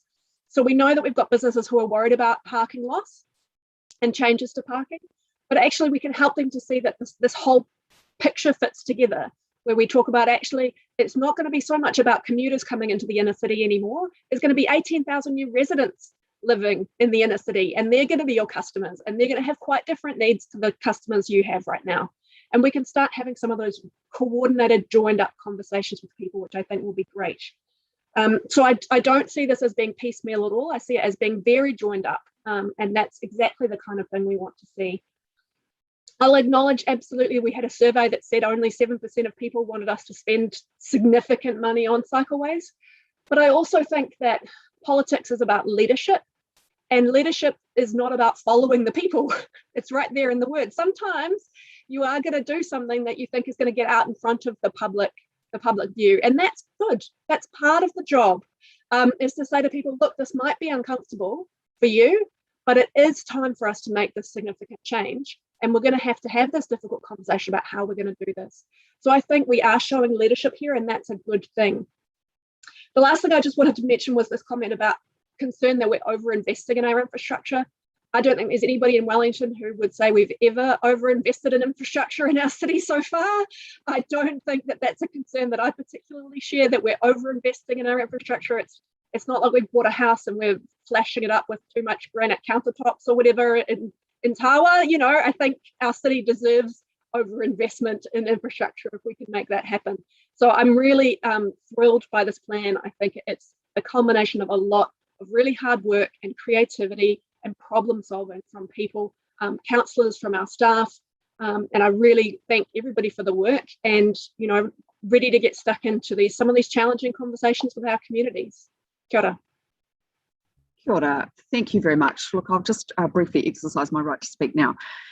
Can I just first of all thank colleagues, because even if I didn't agree with the points you made, I think they were useful points, and I think that's really helped to inform the debate. So thank you for that. But my biggest thanks goes to the cycling community, because it really is a historic day today. They have campaigned literally for years for what is a basic right, which is to be safe on our roads and footpaths. At the moment, pedestrians and drivers have a reasonable level of safety, although I think there's still lots of things we need to do to improve that. But cyclists just don't. And the only way they can have that safety is if they have a connected cycle network. I would like to thank a number of mayors, Mayor Wade Brown, Mayor Lester, Mayor Foster, Deputy Mayor Sarah Free, many other colleagues, Councillor Paul, for your leadership on this. It's been fantastic. You know, I have been a very strong critic of this council for many years on its transport record. And today I just want to say how wonderful it is being to work with staff on this. They have been creative, they've had a can-do attitude, they've been visionary, and it's absolutely fantastic to see. And I'm incredibly grateful that you're here doing the work for us. This is not a nice to have. This is, apart from, you know, making sure that people are safe, this is going to add to the economic vitality of our city. It's going to make it a better place to live. And in the scheme of things, 226 million is actually a rather small amount of money, really, compared to when we talk about the billions of dollars that we need to spend. Just in terms of the cycling community too, like I don't want to just pick one or two people, but because so many people have contributed. But can I just finish by saying, Patrick Morgan, you are a star. I've always been, when I have been doing my transport campaigning, you're one person I call for many, many years when I want to talk about cycling. And you have done so much work and worked so hard and been so patient with us. And I'm incredibly grateful. So thank you, everyone. It's been a really good debate, and just incredibly grateful that to be part of a council that is going to making this wonderful initiative happen. Councillor Day. Kia ora, and this will be very quick because I don't want it to take too much longer, but I just want to respond because there was a comment made around the comments we made around tamariki that almost made it sound like we can only make one decision that's good for our children. And I just want to make it clear that we can make multiple decisions in the council that benefits our tamariki and our mokopuna. So it's far too simplistic to say we can't do the others. And I actually also want to just clarify that in the communities that I travel around in, I see heaps of kids walking. So I don't want people to get the message from this that our children don't even walk anywhere, because I see lots of children walking. Anyone who says that there aren't is moving around with their eyes closed. So I just want to make sure that people are really aware that actually what we're doing is trying to keep our kids active and make sure we're providing plenty of opportunities. And also just want to say, one of the things when we were looking at the bikes in schools at the school was the conversation around the fact that for our tamariki, being able to get a bike is actually quite cheap. You can get a second-hand bike for not a lot of money, and then you can travel around a long way without any cost. So for children who might not have the money to be able to catch public transport or do those things, it is a really accessible way of getting around. And I think it's really important that we're thinking about that accessibility in our communities. Kia ora. Kia ora, that's wonderful. Councillor Calvert, one last speech and then we'll do right of reply, hopefully. Thank you. Well, I thought I'd, if Councillor Day's come back, and I just wanted to really just clarify some of my comments. I don't mean to suggest that I don't see children walking, because I do, but what I do see is children generally not walking by themselves. Because also from a safety perspective, from especially younger ones, I remember when I was at school at 5, we would walk to school by ourselves. We didn't have anybody with us, but nowadays you generally see the walking buses or actually probably parents dropping kids off at school in their cars. So I think it is really important, and I agree with Councillor Day that it is about, it's a balance of, but I think that's it. That's the thing. It's a balance. It's not all just on one side. So, and that's the essence of my points. We've got to balance things out, and I don't think we've quite got it right in this decision coming up before us. Thank you. Thank you very much. Right, Councillor Paul will now give the right of reply. Thank you so much.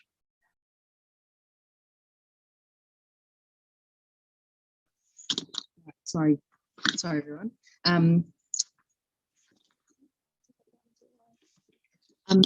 So, all right. There's quite a lot to unpack there, but I'm not going to go through it all piece by piece. I guess I just want to really, really acknowledge Ms. Kelly, who I'm not sure if you're still on the call, but that you know, that is the reason that I think, well, it's a big reason that Councillor Day brought mana whenua onto council, because that is the kind of intergenerational view that we really need to be hearing. And just for you bringing your mokopuna into this conversation, I think was really useful and valuable. So I just wanted to say thank you so much for bringing your voice to the table. Like Councillor Pennant, I want to acknowledge Patrick, and just when I was a new councillor, he we had a hui, as I'm sure everybody did with Patrick, and he just said, right, so this is the go with cycling, and this is why it's important. And that really I had no idea, and it's really brought me into this new world. So thank you, Patrick, for all of your mahi and for everyone that's been pushing for this. All right.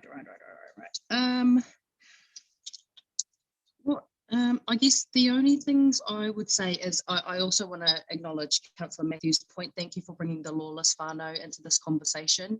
There wasn't a dry eye in the room when his whānau came and spoke to us, and so thank you for bringing it back to the priority of what this is about today. I guess in response to the Mayor talking about sometimes it's better to under-promise and over-deliver, very true, but I think you can't do that if you don't have the budget. So I think that's what a big priority for us, for a lot of us, was making sure that that budget wasn't a restriction to delivering the cycleway.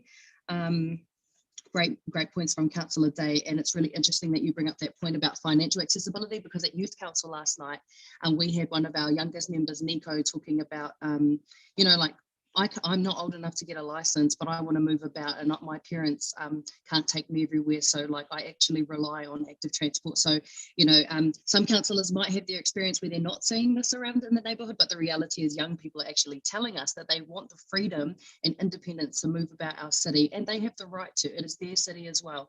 And that brings me to, I guess, the most important point here is that, yes, it's a stressful time and there's a lot going on. And yes, the pipes are an issue and a priority, and that is why there is 3 water reform going on at a government level to address those issues. And that is not a reason for us to not address safety of cyclists or climate change. And, you know, yes, rates are rising, so is the sea level, you know, and I will say, please do read the science behind what is happening to our planet, and understand how important it is that we have future-ready infrastructure to live in a climate-safe capital city. That's what people want from us. 92% of people in Wellington want climate action from us, and we need to do a better job at telling the story about how cycleways are one of the biggest levers that we have to pull when it comes to being a climate safe city. And actually having a connected cycleway will make a massive difference to climate change, because we won't get the mode shift unless we have a contiguous network across the city. That is how you get the mode shift, not the piecemeal little bits. And as we saw in the video this morning, where we had the submitter at the needle point talking about how it needs to be connected up, that's how we get mode shift.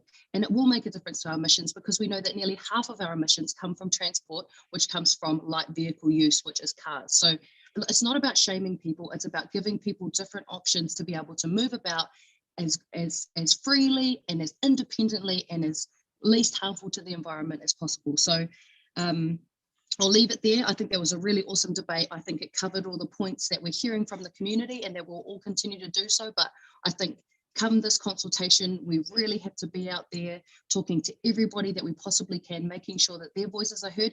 And, you know, as some councillors continue to remind us, if it's true that there's a silent majority that doesn't support this, well, then I hope you go out there and mobilise them and get them to reflect that as well, because I think that you know, we have a massive opportunity here, and it's important that the people that care about our planet, that care about climate change, that want to get to work safely, that care about their children's safety, and all of these issues and all the co-benefits that come from the Cycle Master Plan are heard by their representatives. So happy to move, and thanks everyone. Kia ora, Councillor Paul. Sorry, I just hope I can, is that all? You can hear me now. So does anyone want anything taken separately? I hope not, because it takes more time. Yes, thank you. Otherwise we can move to a vote. Councillor Calvert, did you have something to say? Yeah, can you take number Did you want 2? something taken separately? Yeah, can you take number 2 separate? Was there some other amendments in it? Did you add my little amendment in, Iona? Was that possible?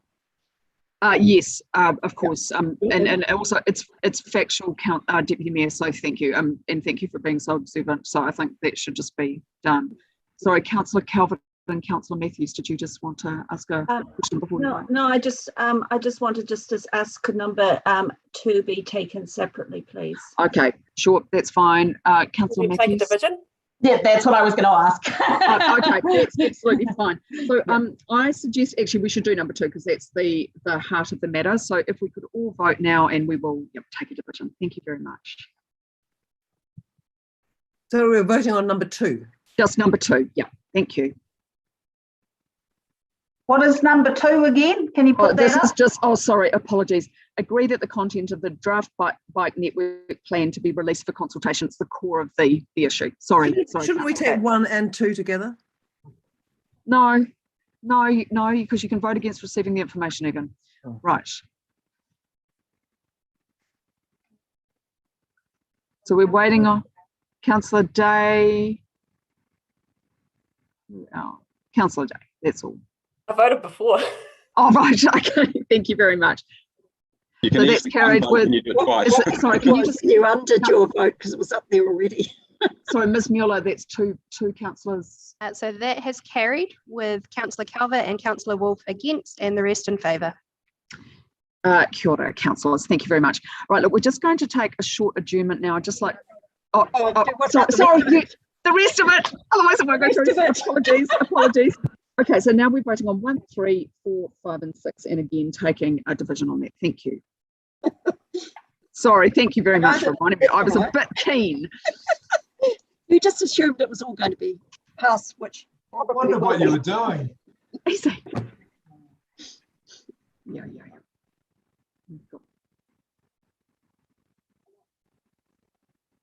Okay, so that's carried with Councillor Young against. Thank you very much, colleagues. Right, we're just going to take an adjournment to just talk about how we're going to manage the rest of the day now, and then we'll have lunch. Thank you very much. So I'll just we'll just stop streaming. Thank you. And just what time are you coming back then? Just if we can just stop streaming first.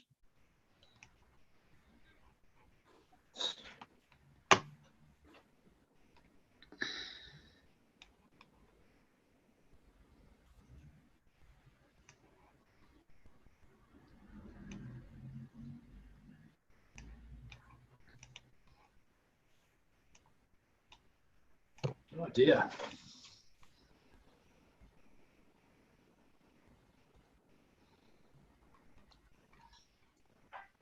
Kia ora, colleagues. Look, thank you very much for your patience. Look, we've just been getting some advice about how to proceed next, so we will deal with that issue after the hearings.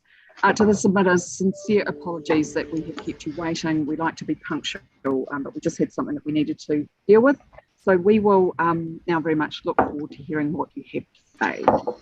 So it's Ms. Norman. You're there? Thank you. Ko hera hene taku ingoa, ko au te manutaki o te koki, o te herenga waka, o te whanganui atara, tatu rihinga, tēnā tātou katoa. So I'm Sally Jane Norman and I'm Director of the New Zealand School of Music, Te Koki, at Victoria University of Wellington. This is a city in which I grew up or tried to. I live, I work, I pay taxes, and I'm fiercely committed to it. Thank you for the opportunity to address these framework hearings, and I'm appreciative of the draft framework document of information that I gleaned at the Council's Te Matapihi seminar last February, and also at the Civic Trust's Te Ngākau seminar last May. I've also looked with interest at the other submissions, obviously very diverse perspectives that confirm the high stakes and certainly controversial aspects in some ways of this game changer project. So I'm eager to hear the other experts on design legacies, public and private interests, and enhancement of civic engagement and so on. But at the risk of sounding naively supportive of the framework objectives, my submission is grounded in the cultural or rather multicultural priorities that I represent for Te Koki. So as a starting point, I'd just like to run briefly through my reading of the framework objectives. And forgive me for reading, it's to try and stick to your rigorous timelines. So first objective, our diverse culture and integration of mana whenua values. I speak from and for Te Herenga Waka, a university which stands as a public educational good with its marae as its heart, as anybody who can see who goes down Kelburn Parade these days. We're building our living power at the moment. So Te Koki connects with the living power as the heart of our university, but it also connects with Te Ngākau as the heart of our city and as our future home. Planned activities for us in the precinct will foreground our unique Pacific and Asian traditions together with our Te Papa collaborators, and this alongside all of our other remarkably diverse musical practices. Our taonga pūroro and multiple practices are indeed integral to what we see as our responsibility as kaitiakitanga for the creative communities of our capital city. So the second objective, respecting and balancing architecture, design and heritage with a functional role for the city. In our vision of Te Ngākau as a cohesive, coherent cultural precinct, we're working with the City Council to leverage links between architectural landmarks. Obviously Wellington Town Hall, Te Matapihi, City Gallery, Michael Fowler, and spaces in and around Civic Square that lend themselves to community life, opening up the ground plane to diversify the kinds and scales of events the precinct can accommodate. As Te Ngākau is home to our capital's civic administration, we see Te Koki and the National Music Centre, which partners us with the Wellington City Council and New Zealand Symphony Orchestra, as taking on a major cultural and civic engagement role in and for our city. A vibrant, welcoming place that supports a range of uses alongside its core civic role. Well, for us, making music is a core civic role. The presence of Te Koki and the National Music Centre in Te Ngākau offers opportunities to build synergies across Wellington's vastly varied cultural communities and networks. We have 350 plus students and staff who connect with an incredibly diverse range of creative practices. And we plan to use music to strengthen our sense of kotahitanga, unity and cohesion, making this a place where people want to be. Social welfare and well-being depend on having a home and a means to live and on a sense of belonging. By welding communities through sonic experience, we'll contribute to the shared rhythms that drive the sense of belonging and the sense of citizenship. The fourth objective, a place that integrates with the city and waterfront. Te Ngākau, our beating heart, is irrigated by the body of water that makes up Te Whanganui-a-Tara. As an essential historic and public feature, the harbour is both physically and symbolically linked necessarily to Wellington's civic home at Te Ngākau. We'll be part of pedestrian flow through the precinct, we'll inhabit the centre and its edges, and we'll literally be playing to its sightlines to the waterfront. While Te Herenga Waka is the mooring place of canoes, our university master plan also describes the city as our campus. Our waka journey outwards as cultural and educational vectors, and Te Koki music makers will likewise journey beyond Te Ngākau. Sonic parades, mobile events will compose with urban acoustics, with the tides and flows of the harbour and waterfront, the rivers of people and cultures. Forgive the metaphor, it's pretty irresistible. Objective 5, safe, inclusive, comfortable and green. Music students and teachers, friends and whānau, enlivening the civic precinct with their energies and networks, will build a safe, inclusive community by virtue of their sheer presence, I would say day and night, knowing our students and staff. We'll encourage and support citizen-led creative initiatives that enhance the shared identity and public ownership that make such spaces collectively valued. Resilient, sustainable and enduring, while as we know the existing buildings and infrastructure in Te Ngākau are neither necessarily very resilient nor environmentally responsive, the university is making already a significant capital investment in the precinct, supporting development with principles of sustainable urban building and infrastructure design. We plan to durably embed intergenerational energies and legacies at the heart of the city through the dynamic long-term presence of students, academics, artists, and the citizens they are part of and around them. And the last objective, easily and safely accessible and integrated with a wider transport network.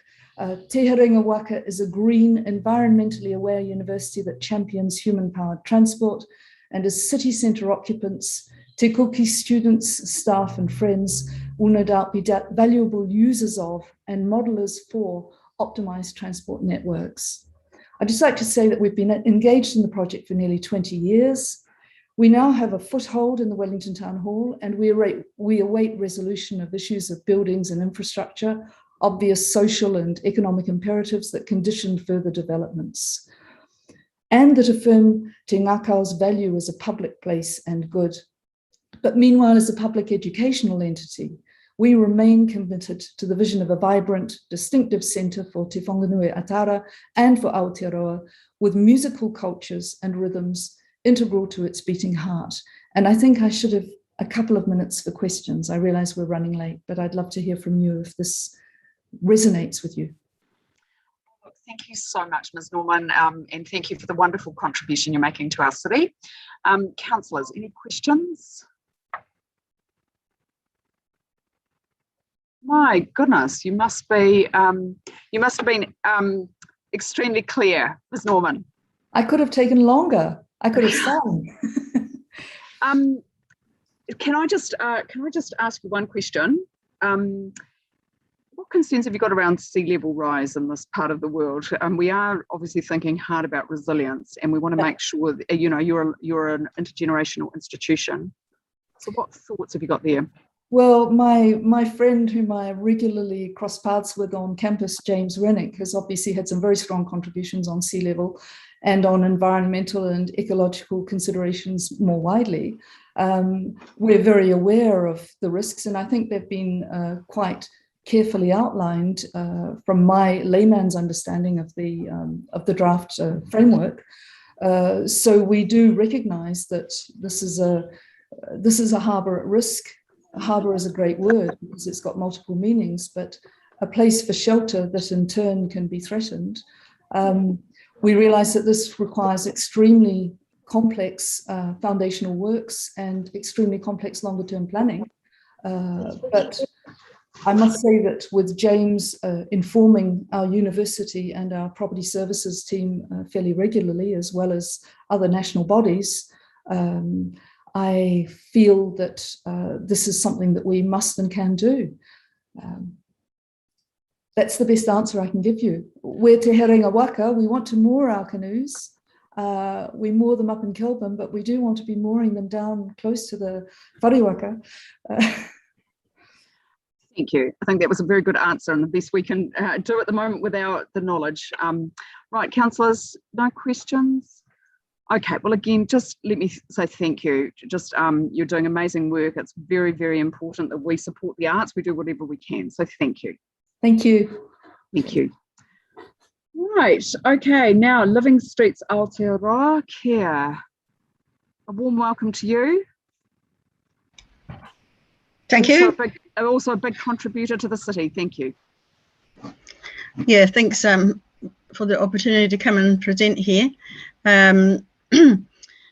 So I just thought I'd start out by saying about Living Streets, and our goals are about having accessible cities for all old, young, able-bodied, mobility impaired people, particularly for enjoying the place on foot and for leisure and for pleasure.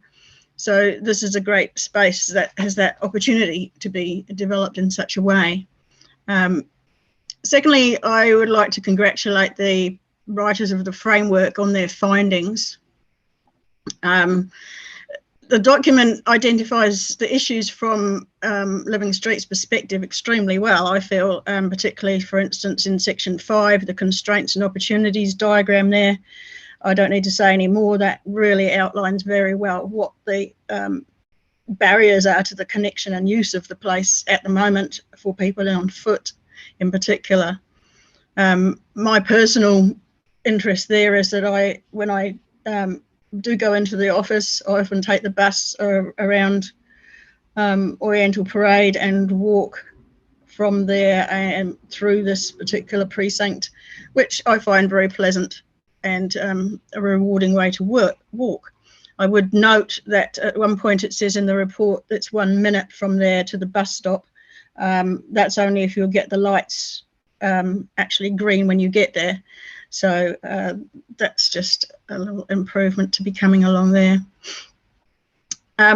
So the objectives, as outlined there, by the previous contributor, the ones that particularly refer to us are number 5, safe, inclusive, comfortable and green, and number 7, safe and easy access integrated with the wider transport network.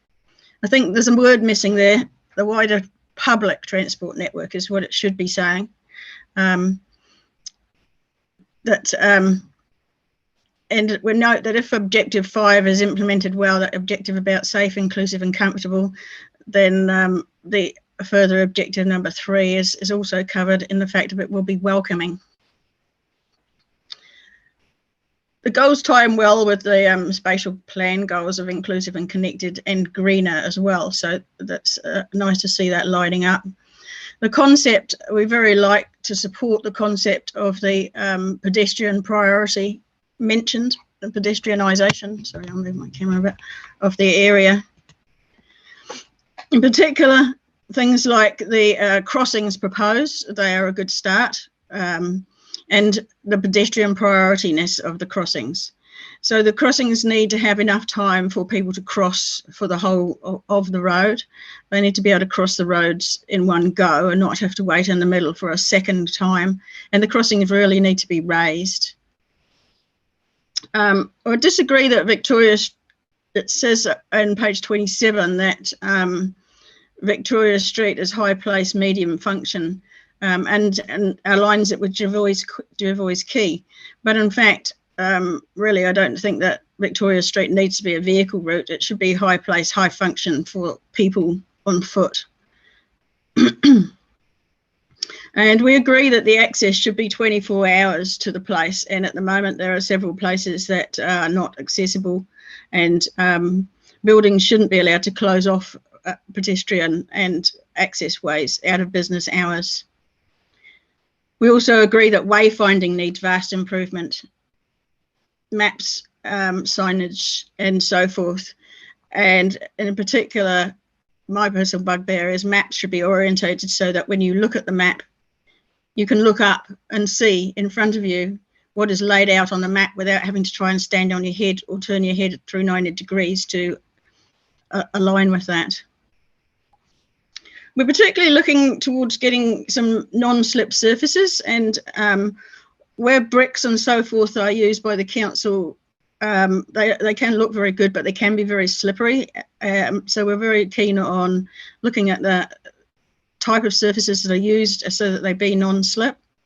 There's a requirement there for more seating and points of interest that need to be there for people so that they can rest on their journeys or just rest and be. The existing bridge is mentioned, and we support keeping the existing bridge. It is an attractive structure. It's an intriguing place. It has hidden spaces. It's easy walking for the able-bodied and very pleasant. It's completely car-free in that area. However, also concur with what the report has said about the mobility access, improved access being required for the mobility impaired. I think the ramp may or may not be open on the side, the town side at the present, but I can't remember that there is even an access for the mobility impaired to get down onto the waterfront side. And last but not, and by no means least, is the emphasis on the keeping of the green spaces. It's very well known that it's a great contributor to mental health for people to be able to see green and be in green spaces, so that they don't just survive, that they thrive. So for instance, that green wall that's there is a very good start, but it really needs to be expanded more. And I think too, the areas outlined on page 23 of the green spaces that opens the circles there could probably be expanded somewhat more as well. I think that basically covers the main points that I have.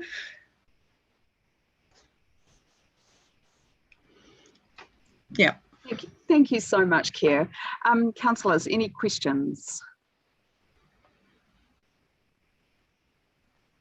No? All right, look, there aren't any, but can I just say thank you so much for all your amazing advocacy you do for pedestrians in the city. we are really, really grateful, and for disabled people too. Often it's extremely important work. So thank you so much. Yeah, it is extremely important to make the city accessible for people that do have sorts of limited mobility, and so that people can get around without needing to be individually in individual cars, creating so many climate emissions. So yeah, great. We need great links to our transport for people on foot and any sort of limited mobility. Thank you very much. We appreciate that. Wonderful. Thank you. Thank you. Have a good day. Right, Stephen King from Inner City Wellington. We're just going to hear the submission, and then I'm going to hand over to the Deputy Chair so I can have some lunch, because I haven't had any yet. Thank you very much. Welcome, Stephen. We look forward to hearing what you've got to say. And can I just say, I do appreciate all the pictures you put in your submission. It was very helpful. Okay, so we should have a slideshow. Is that up, or do I see that? It's just going Excellent. to be, there we go. No, that's not us. Oh, One no, before that's that. the skateboarders. It's me. That is me, but that's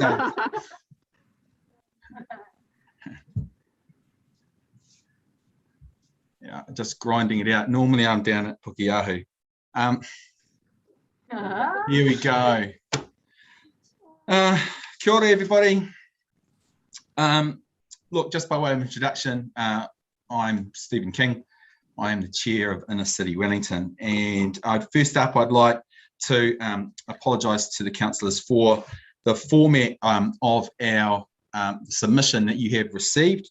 ICW spends a considerable amount of time and effort in laying out our submissions so that the issues that we have are very clearly stated, and it's unfortunate that the council system wasn't able to ensure that you guys received the submission as we would have liked. And so hopefully this will be a little clearer for you to understand in the block of text that you did receive. So next slide, please. As we always remind you, we are now the biggest suburb in Wellington in terms of population on the smallest area of land. And for us, Te Ngākau is the community heart of our suburb.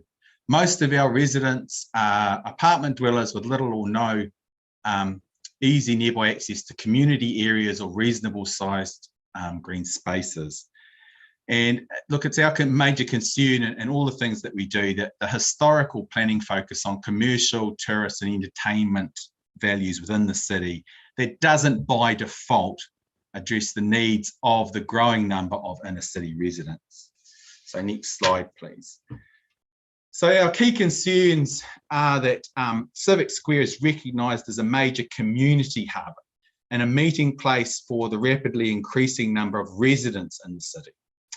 And so for us, it's really important that we retain any of the large, safe, open green spaces that we have. And so any redevelopment of this space needs to support multiple use, as any inner city residents have nowhere else to go close to the CBD that allows for this kind of activity.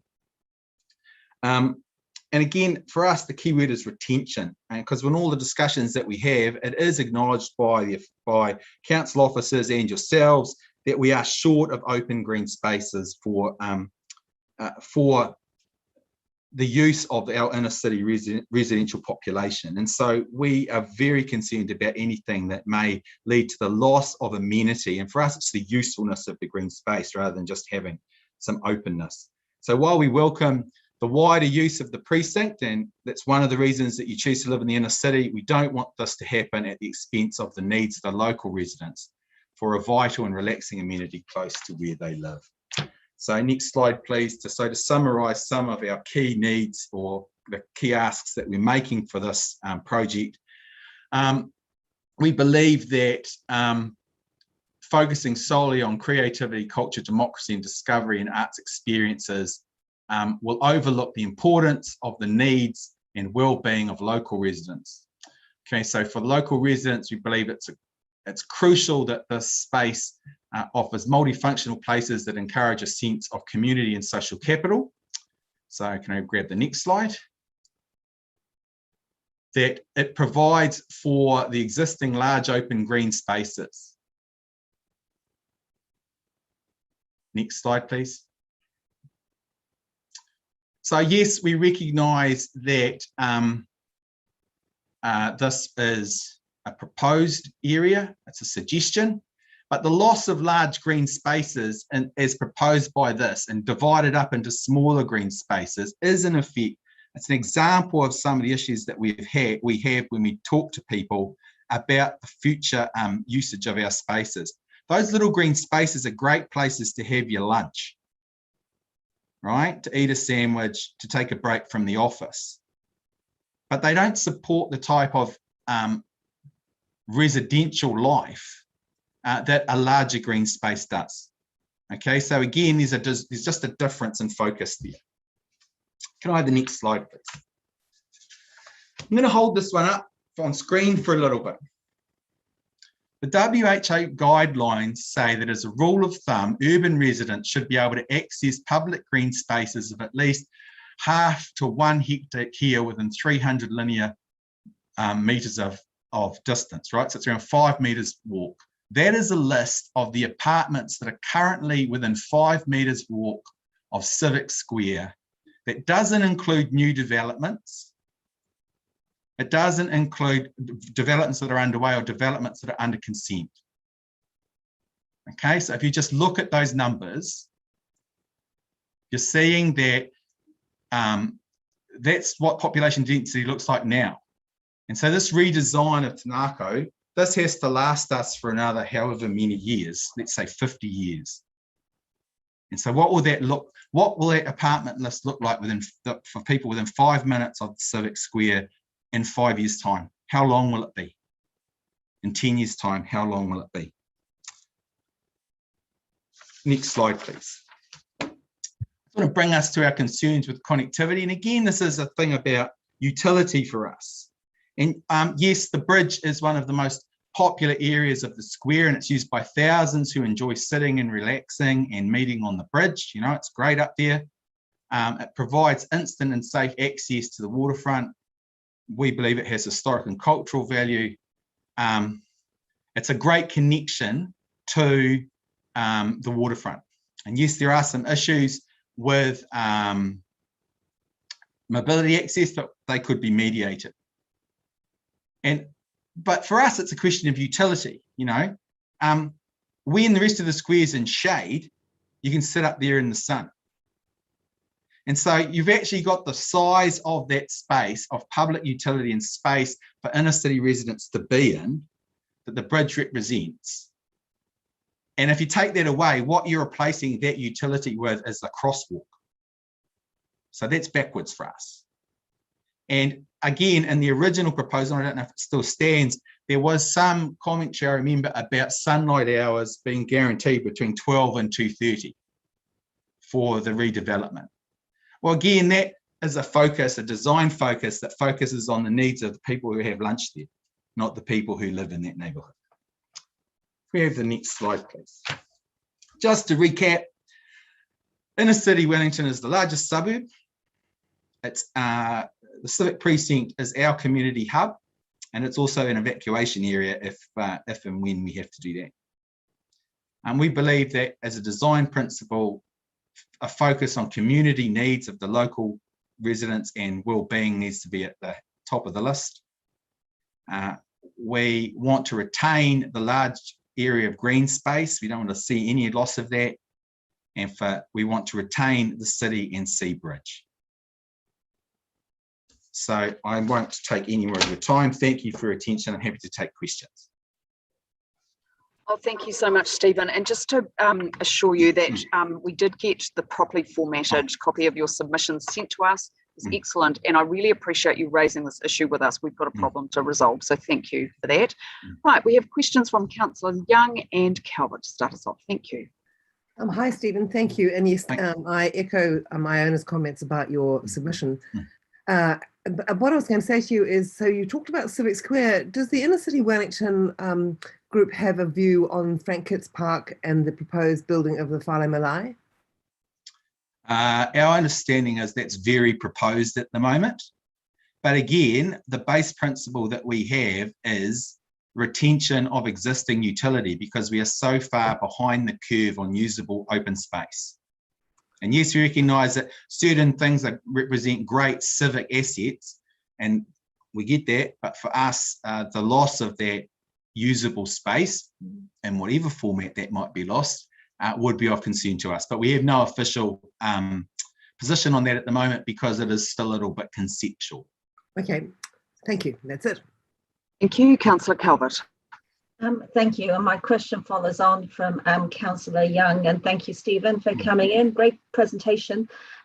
So in terms of our proposed development of Te Ngākau Civic Square, do you see a need to make sure that we do align with the waterfront, given the bridge and the connectivity there? One of the great things about and it's really interesting because we've been looking at some of that in City Wellington as we've been pondering our submissions to the district plan and all those things. We've been looking at some of the history of the design and the issues that we went through to get some of those spaces on the waterfront historically.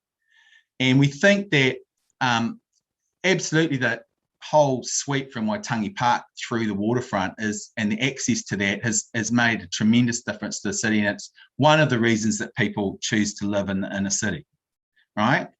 But for us, it's a question of ongoing utility in multiple spaces, so multiple use spaces for multiple groups and types of residents.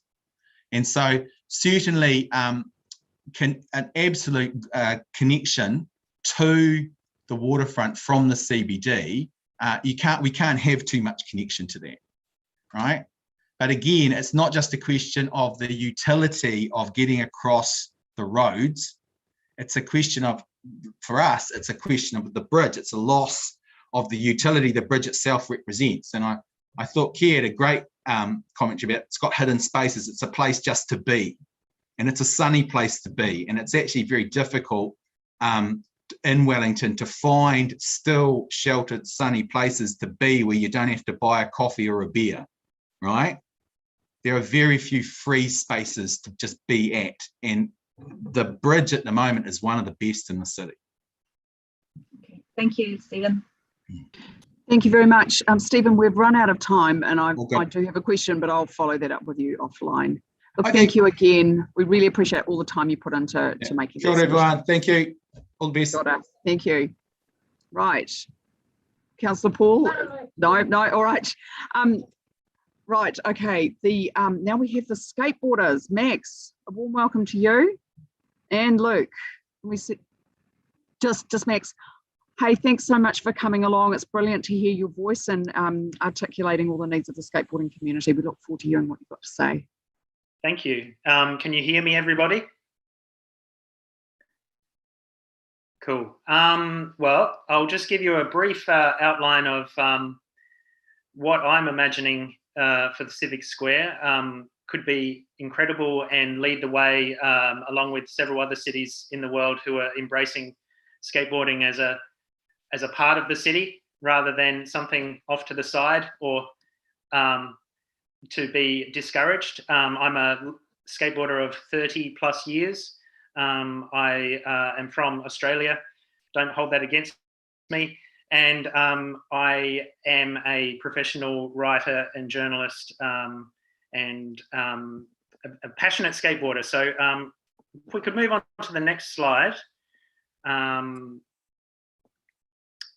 just give you a brief outline of what I think skateboarding is.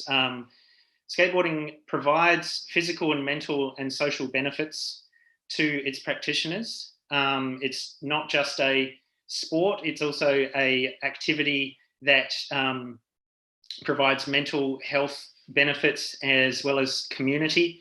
It's a fun, unstructured activity that promotes being active, creative and outdoors. It gives participants a strong sense of belonging and community. That's a huge part of it. And the friends that you can make through skateboarding is amazing, particularly as a young person, where it's not about communicating with words or turning up to something at a particular time or having a coach or anything. It's very much a sort of a self-regulating community that is just growing and growing. And actually post or during COVID, which we are now, has been a huge rise in participation levels worldwide in skateboarding and other wheeled activities. It injects vibrancy, economic benefits, performance, and culture into the city. That's another massive thing that skateboarding can bring. And when councils embrace this, it can just increase that in a huge way. It can make spaces safer by increasing natural surveillance. This might not be so relevant to Civic Square, but it also could be. Skateboarders, when they are in a space, they will look after the space, and they are there, and people respond well to having people in a zone, and it's been a very successful way to activate spaces. Well-designed skate spaces attract local, national, and international visitors. Skateboarding is a global industry, a legitimate career path, and I'm not sure if any of you saw it, is now an Olympic sport. Some of the negative things around skateboarding, or the perceptions around skateboarding, it's perceived by some as a nuisance, or as attracting non-desirable people. I think that's something that has to be examined and possibly looked at the statistics. And it's possibly just that it's something that young people participate in. It can be noisy and destructive to property. And there's no doubt about that, but there can also be, with consultation with people like myself and the Wellington Skateboarding Association, that can be mediated and actually basically cancelled out by using different surfaces and materials and a little bit of planning. You can hardly read this one. Practitioners may potentially harm themselves or other pedestrians, and this is something that we can also we can control, especially the harming other pedestrians bit. Okay. Hostile architecture. This is something that you may see, these metal bumps that are on a lot of ledges and benches around Wellington and many other cities around the world. They're sometimes called skate stoppers. It's a form of hostile architecture. It uses environmental design to mandate the use of space by creating areas where sleeping can become impossible for homeless people, and it makes skateboarding tricky. It creates environments of exclusion and sets the intention, this is not a free outdoor space, but this is a space that is under control. And it also excludes some groups by removing organic extended interaction between people. It essentially is telling people, no, you're not welcome here, and this space is only for this. Next slide, please. Multi-use public space. This is quite a new phenomenon, but it is being used to great effect in many cities around the world. Āmua in Sweden is leading it. There's spaces in Paris, London, Los Angeles, has repurposed the West Los Angeles courthouse to be a skate-friendly area. And Melbourne has its skate city plan that is incorporating skateboarding into the fabric of the city rather than sort of having it separate.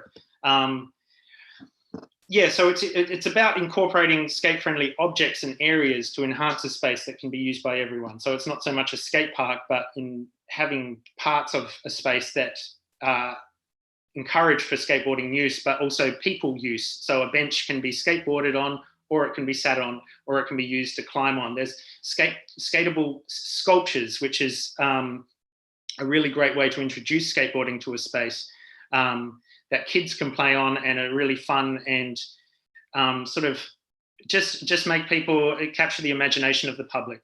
And then there's the negotiation of space, like including bollards or detectable warning plates to create visual barriers between skateboard areas and general use. I think the bottom of it's cut out, but I'm not quite sure what's going on there. So yeah, that's the idea that I would love to talk to you more about with Civic Square and Wellington in general. So maybe we could go on to the next one. So my vision for the Civic Square would be to have a series of simple hard-wearing elements incorporated to the design. ideally some granite or metal edged benches, manual pads, which are just sort of small, low level concrete or other surface, just blocks of skateboardable surface, and using a smooth surface as opposed to the current fragile brick surface to minimize noise. As I mentioned before, the skatable sculptures and objects, and the utilization possibly of the undercover area of the Civic Square for all weather use. As we know, it rains quite a bit in Wellington, and cities like London have the South Bank Undercroft that has been there since the 70s. It's one of the world's most popular skateboarding destinations. And one of the best things about it is it's undercover. And if this was to become a part of the Civic Square, that it would be great to have a program of events, including demonstrations, workshops. There's a lot of skate lessons that go on around Wellington now. There's girls' skate lessons, lessons for kids, lessons for grown-ups, but also creative workshops. A lot of skateboarders love to photograph and film skating, or people who are interested in photography can join in, and then the potential for having screenings and exhibitions around that, and a whole bunch of community sort of activity and just exposure rather than keeping it away. And there's just a few examples of skatable architecture and manual pads and those granite benches down in the bottom right. Yeah, so that's my presentation.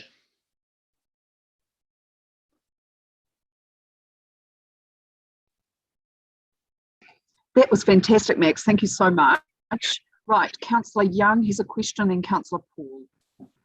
Thank you, Max. I'm just curious about the skate stoppers. I didn't know they were called that.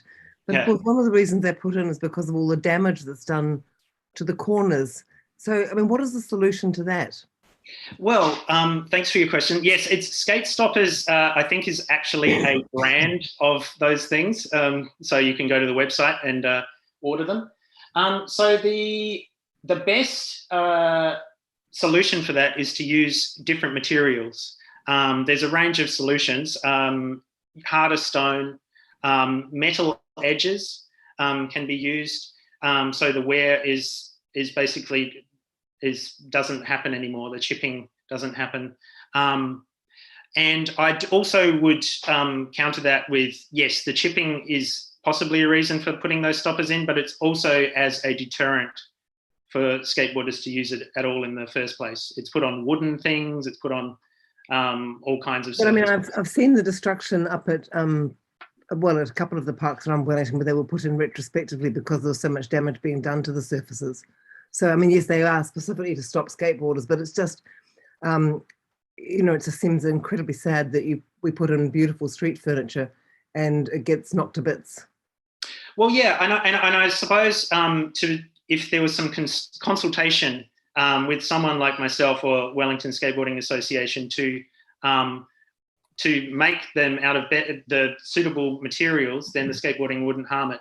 But also a beautiful bench, it's great when it's used, and skateboarders are part of the public of Wellington, and they're a growing group as well. And to push them away is one technique, but I'm sort of pushing for welcoming skateboarders as a really valuable part of the city, and creating an environment that sort of welcomes everybody in, rather than is risk averse and worried about what could be and the damage and so on.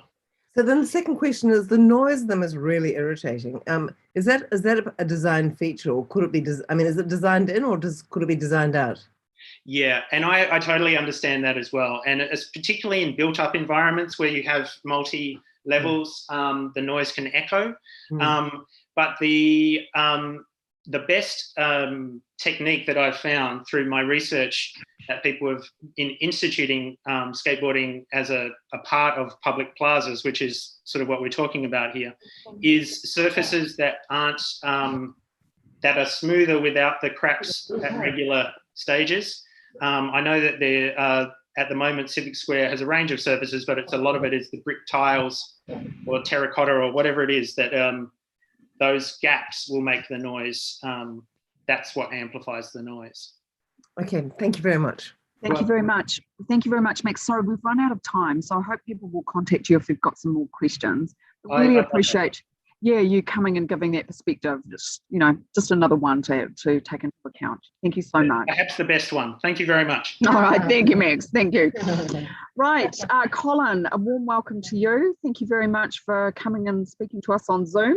Look forward to hearing what you've got to say. Tēnā koutou, tēnā koutou, tēnā koutou katoa. Ngā mihi nui kia koutou katoa. Thank you again for having me, and I really do want to re-emphasise some of the things that have already been said by Kia and Stephen. Te Ngākau Civic Square, I think, must be a space for the people. Its value as an open space is huge, and it should therefore not be gobbled up by buildings for the benefit of private interests or for the benefit of bureaucrats. Now, the city is rightly planning for an increased population density in the CBD. But as Stephen pointed out, Wellington is already in a very poor position in terms of open space per capita. So we must preserve, but also where possible, expand our opportunities for open space. Now, I suggest in practice what that means for the area we're discussing today is we must put a stop completely to these ideas for building on Jack Island Green. It's just absolutely outrageous. Now, secondly, we do not need to build new buildings for bureaucrats. It may be that we have to demolish MOB and CAB, but let's make a virtue of necessity. Let's use the land underneath them to create an expanded and beautiful open space that will serve the people. Now, for 30 years or more, the Crown has had a policy of not using taxpayers' capital for public service offices. They've found that the private sector provides offices better, provides it more flexibly and at affordable costs. And this is a policy which is totally bipartisan for more than 30 years. It works, it's a benefit to business, and it's a huge benefit to the people. So I'm suggesting that it's time for the City Council to follow the Crown and to use ratepayers' capital for services and facilities for the people and not offices for bureaucrats. Now, I also want to thirdly strongly reinforce what Stephen and Keir said about preserving the iconic heritage, which is the City to Sea Bridge. It's well liked, well used, and it creates safe access, as Stephen said, to the waterfront. It's iconic and it's integrated with historically important Māori artwork by Paramachit. So I believe the bridge must be preserved. And from a safety perspective, Let's Get Wellington Moving is going to shift more traffic onto the quays. And that's good, but it also makes a ground level crossing across the quay from Civic Square to Ngākau much harder and much less safer. So keep the bridge. Fourthly, let's think seriously about something we can do here to minimise the council's carbon impact. 3 new buildings in this space are completely unnecessary, but if we build them, they will undermine severely the council's commitment to do better in terms of its carbon imprint. And last but not least, there is the disruption that comes from construction. Te Ngākau has been a desolate wasteland since the town hall was closed in 2013. The library, which has to be done, and the new buildings, which are unnecessary but proposed, would stretch this wasteland out perhaps until 2028. People and businesses deserve much better. As Kia said, the psychological value to the people of having access to that open, big green space is huge. So let's open up the space quickly. Let's not have it closed for 15 years. Let's actually set a goal of saying that by the time the library is ready to reopen, we will also have demolished those 2 office buildings, and we will have put in place a beautiful, wide open green space for the people of Wellington. Thank you. Thank you, Colin. That was very helpful. Councillors, questions? Councillor Rush? Can't hear sorry. you. Yeah, no, sorry. Colin, it might be a bit unfair. I've been wanting to ask this to Stephen a couple of times now, but run out of time. So sorry if it puts you on the spot. Do the botanical gardens feature as a green space for central dwellers? Certainly. I mean, I live in the central city, and occasionally we walk up to the botanical gardens. Yes, and I enjoy doing that. But I'm sure that there are a lot of people for whom that's not a practical possibility. As Kia mentioned, there are a lot of people who live in the city who are either time poor or are disabled or in some way. Okay, thanks, Colin. Colin, can I just ask you a question? I guess, you know, we've seen now the value of the public service during this pandemic, and I'm just wondering if you see some benefit to bureaucrats and politicians sharing same office space in Civic Square, working together for the good of the city, rather than sort of being dispersed. You know, if we want a really high-functioning organisation, what do you think? Well, I mean, my experiences with central government, and I have, and I can't see why anyone would say that it doesn't work, having the ministers in the beehive and the public service in other buildings that are privately constructed, privately owned, and rented by the Crown. It works perfectly well.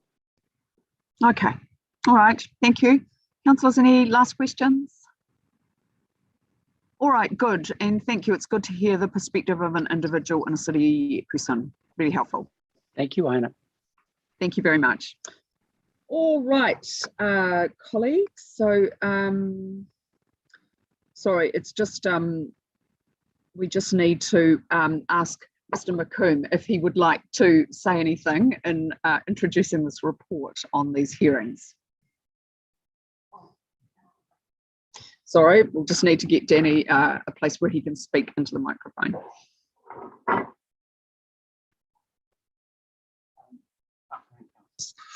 So I don't have a lot to say. So where we're going to from here is that the paper on all of the written submissions, and we'll take cognizance of the oral submission we've just heard now. That'll be reflected in the paper that comes to you next week for the 30th of September, and we'll traverse the various issues that have arisen through the consultation process and either address them in the paper or recommend any changes we think are appropriate or necessary to the framework. So from that perspective, I think the information you've got there really is homework to familiarise yourself with the issues that have come through the consultation process. But I think whilst there were only 5 or 6 submissions today, they traversed the similar issues, which is the Jack Islet Green, the City to Sea Bridge, the Harris Street ramp. They were the major issues that kept coming through, and that community use, which I think we've really reflected in the vision around the neighbourhood aspect, which is really capturing that sort of purpose of Civic Square. So that's pretty much all I need to say on that. Okay, thank you. Councillors, do you have any questions of Mr. McComb? No questions? Deputy Mayor Free. Yeah, thank you, Danny.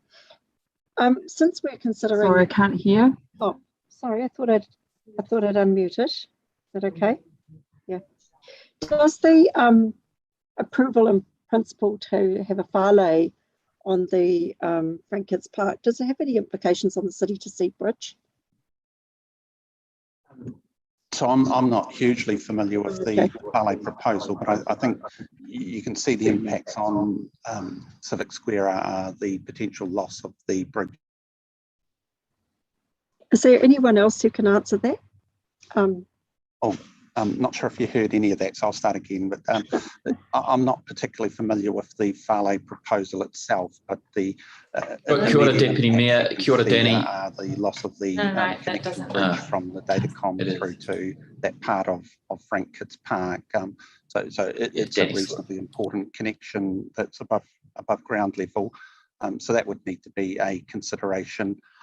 I think a lot of the issues that you've just heard from the speakers and that come through the consultation is around the value of green space, and that's one of the issues I think you have to wrestle with the Frank Kitts Fale thing, that the same issues you're seeing come through from the framework will be the same issues that you see come through from a Fale perspective.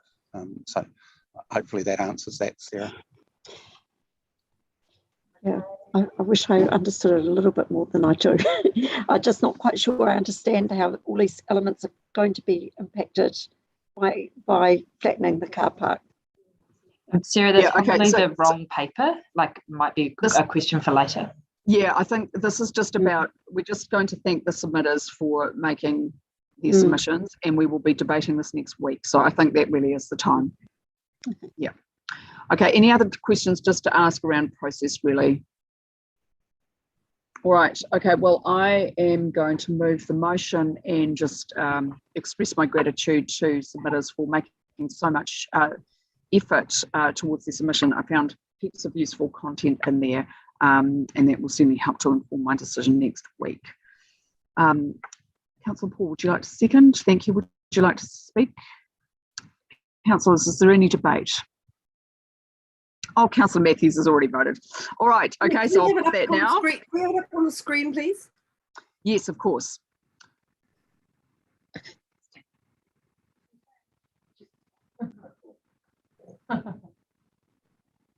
Here we go. Thank you.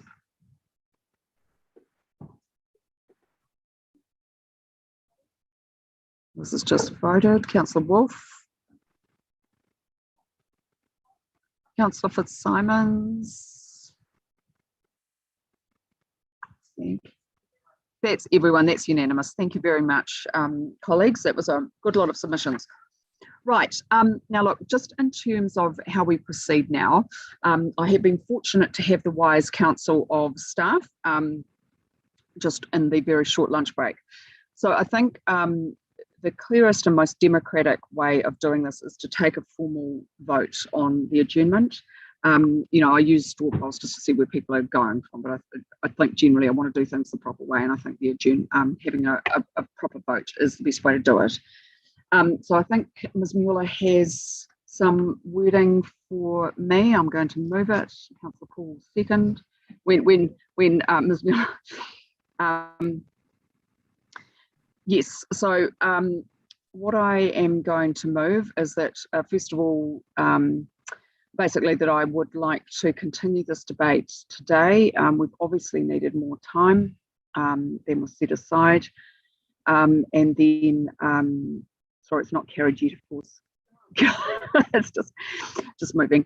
And look, and then that means we would need to extend the meeting beyond 6 hours. I appreciate this is difficult, and none so for me. I've got children I'm supposed to be home with tonight, so I'll have to make alternative arrangements. But I think we do need to continue with our business. Our agenda next week is very heavy, and in the succeeding weeks, we do have a very heavy work program.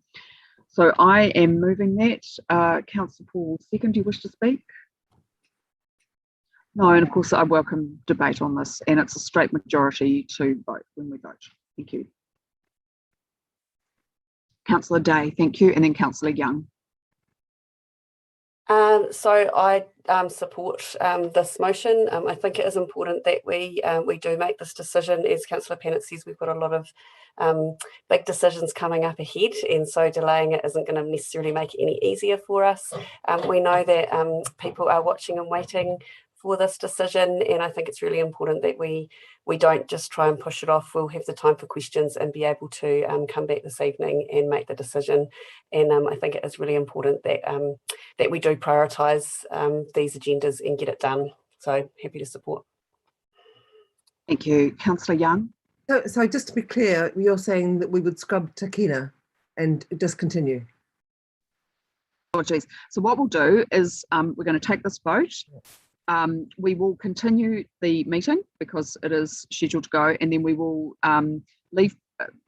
finish at 3 o'clock to allow people time to get to Takina. I want to show respect to all the parties that we're trying to work with today, and then we would adjourn tonight at 6:30. And I appreciate Councillor Young, as a Pukehino Lambton Ward Councillor too, we are supposed to be in a community meeting tonight, so this is awkward, but I feel that we need to get on with the business. So the thing is, I mean, I think you've achieved quite something. I mean, you're placating both sides. We're not mucking up the Takina visit, and we're, I think this is a very good outcome or solution. Well, I think I have had much good advice, so it's definitely yes. So I think that is very helpful. So thank you, Councillor Young. And I, of course, if this does go through, I apologise to any communities that we have offended by not turning up, but we'll have to explain. Right, Councillor Rush. The wisdom of Solomon has spoken, so I'm comfortable as well, but we'll do the vote. Lovely. Okay, any other speakers? Councillor Day, I just wanted to respond. The Fale Malae Trust is waiting for a response from us, and so yeah, I think this is, even if it's a long night tonight, we will make the Takina people happy, and we will hopefully make the Fale Malae Trust happy too. If you could vote, please. Thank you. We just have it up, always have it up when we're voting? Yes, it's just coming. Thank you. Thank you. Just confirm that you are intending to finish at 6:30. You're not going to ask for another extension?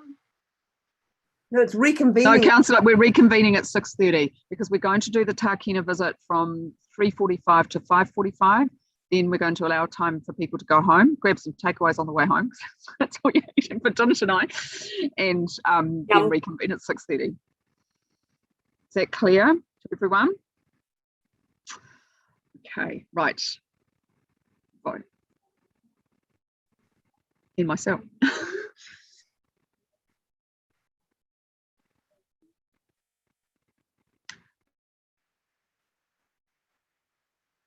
Thank you. So that's carried with the exceptions of Councillor Calvert and Councillor Sparrow. You of course have a right to have that vote.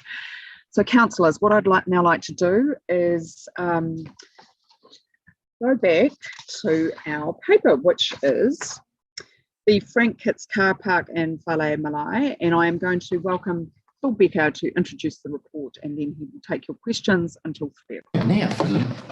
Unless we finish the questions early and start debate, which we could do. Thank you.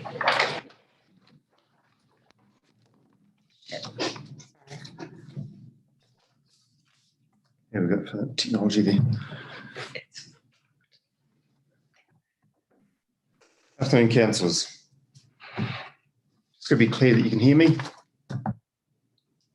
Cool, thank you. So just in introducing this paper, it asks the committee to primarily make two decisions. It's a decision on the future of the Frank Kitts car park building and a decision on support for the Fale Malae Trust project. So a decision on the car park building will provide more certainty from both the Wellington Chinese Garden Society and the Fale Malae Trust and their respective projects. As you know, the Frank Kitts car park building is earthquake prone and it must be strengthened or removed by 2034. The comprehensive engineering advice that informs that is on the council website, the detailed seismic assessment from Holmes Consulting. The building itself is impacting on two projects. One's existing, the Chinese Garden, which forms part of the resource consent in 2018, and the other proposed, the proposal by the Fale Malae Trust to develop the Fale Malae and Frank Kitts Park. The recommendation to demolish the car park building will be encompassed in a demolition plan to be brought to the council for approval by June 22. So officers are not proposing any physical works to take place before that time. The paper also asks the committee to endorse in principle the Fale Malae Trust proposal to continue investigating Frank Kitts Park as preferred site for the Fale Malae.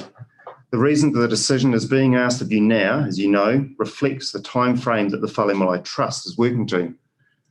As you heard in public participation, the Trust is working to a time frame of getting an application to the Minister of Culture and Heritage by the end of this month.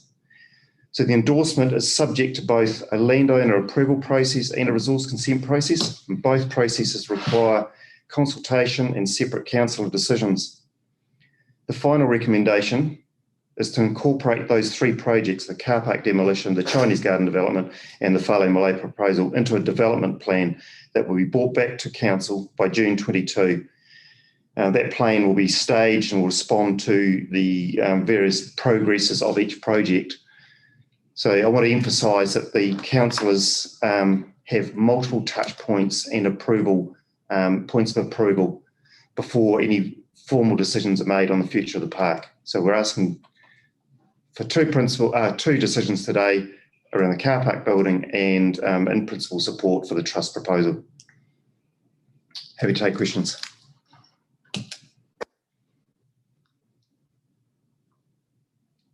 Thank you, Phil. That was incredibly succinct. Very much appreciate that. Right, Councillor Matthews and then Councillor O'Neill. You start. Thank you. Mine's a very quick question. I had asked about the dragon boat storage in the written questions, and the person I was talking to in the dragon boat community was very happy to see that that has already been thought of. But I was wondering about what we would undertake in the work interim storage in between the demolition of the car park and the new buildings being built. Yeah, so Councillor, bearing in mind that we've got no time frame for the proposed demolition, so that could be several years away. But yes, the incorporation of the dragon boat storage plus the other retailers, they are very much a part of our decision making. And I do know that the Fale Malae Trust are working with the dragon boat people on a future.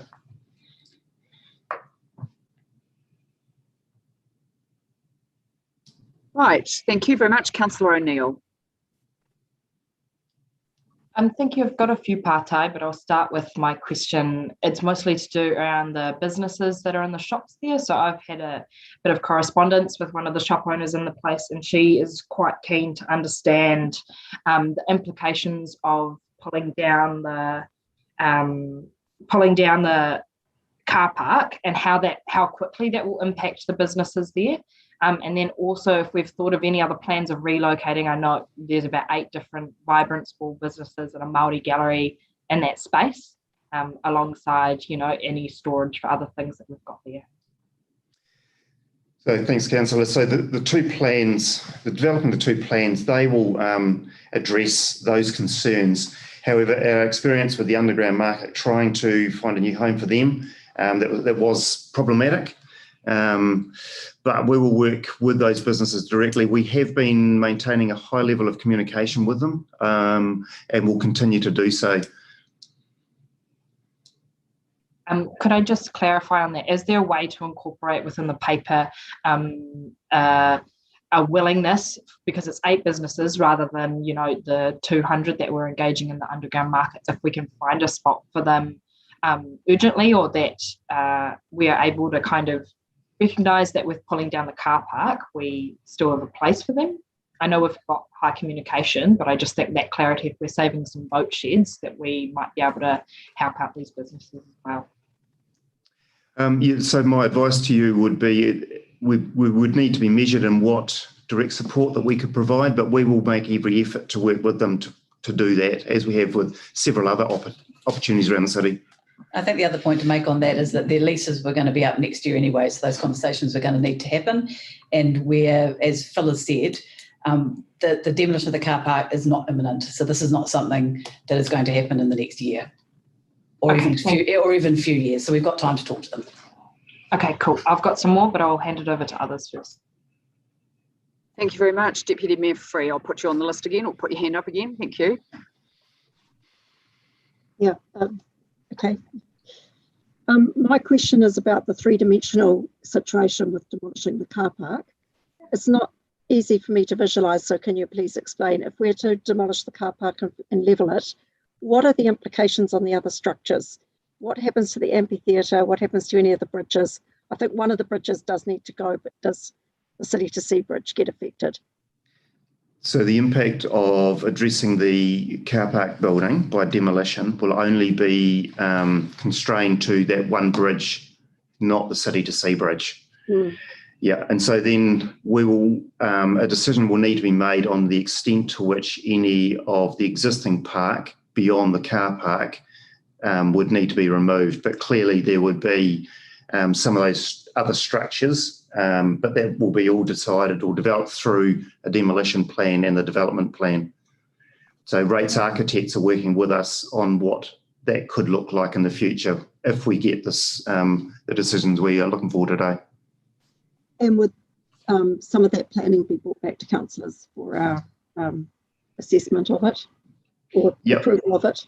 Yep. So look, clearly there is an undertaking here, and the public are interested in it as well. There'll be an undertaking from us that there will be periodic updates to councillors, if not decision points that will need to be made between now and June next year.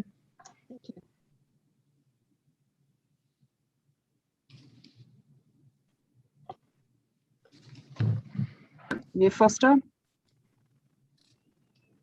I'll start with the first 3 or 4 if I can. Mayor Foster, and I say this with humour, 37 questions? Definitely not today. Well, my problem is I don't get 37 questions answered. I cannot possibly vote for it. Okay, so just if you could try and consolidate. And Madam Chair, if I can say that I did send them at 7:32 a.m. on Tuesday morning, so it's not like the officers haven't had a bit of time.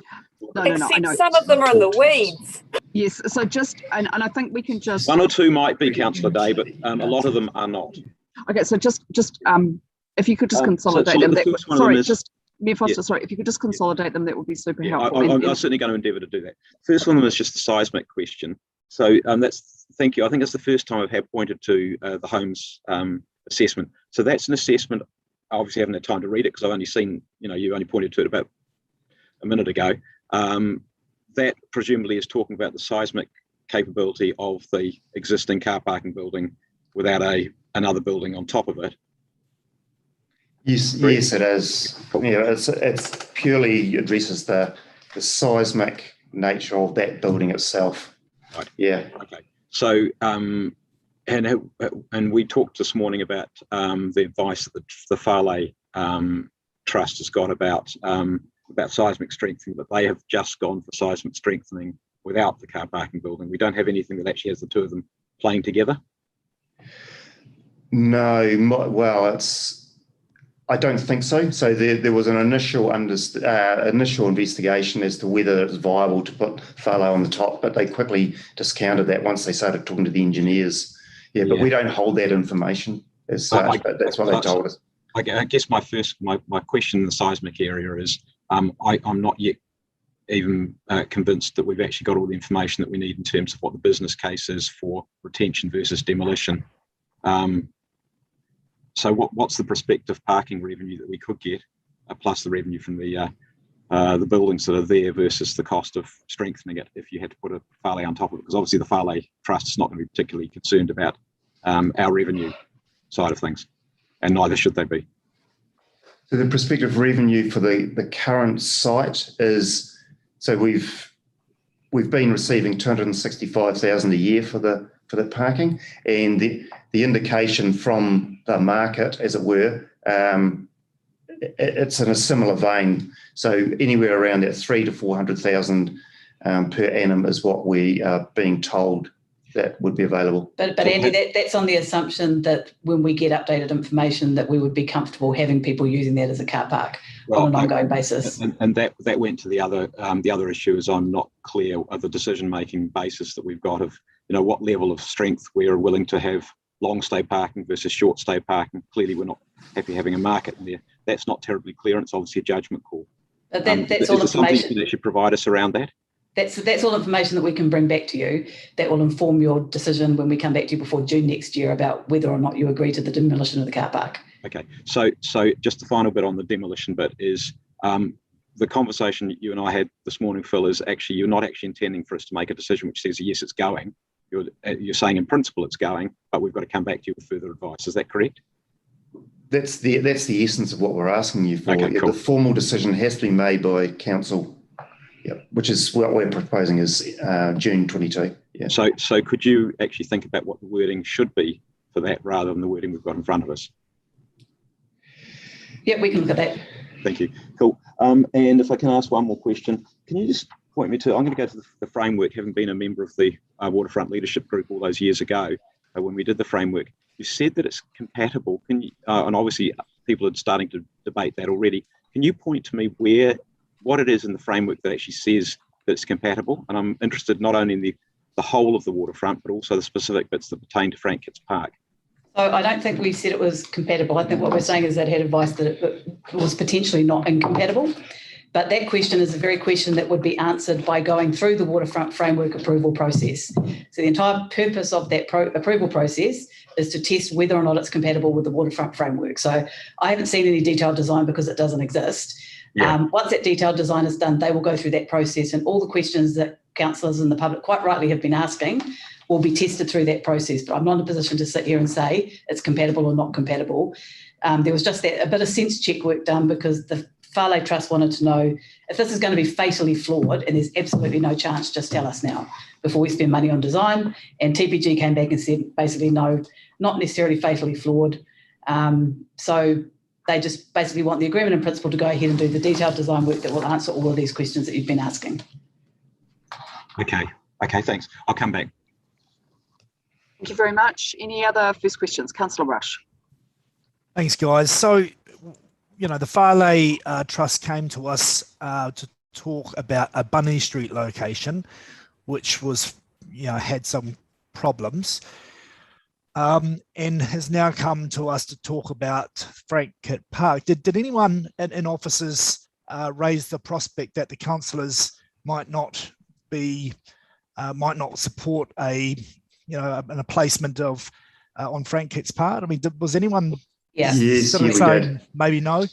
We've been really clear about the challenges, councillor, and that is in part why we went to TPG to get a bit of a arm's length view of what the feasibility is. As I said in the email this morning, the trust knows they're taking a real risk, spending money on detailed design without a certainty of outcome, and that's a risk they're prepared to take. But as we were with Bunny Street, we were really clear about the challenges of trying to do development on the waterfront.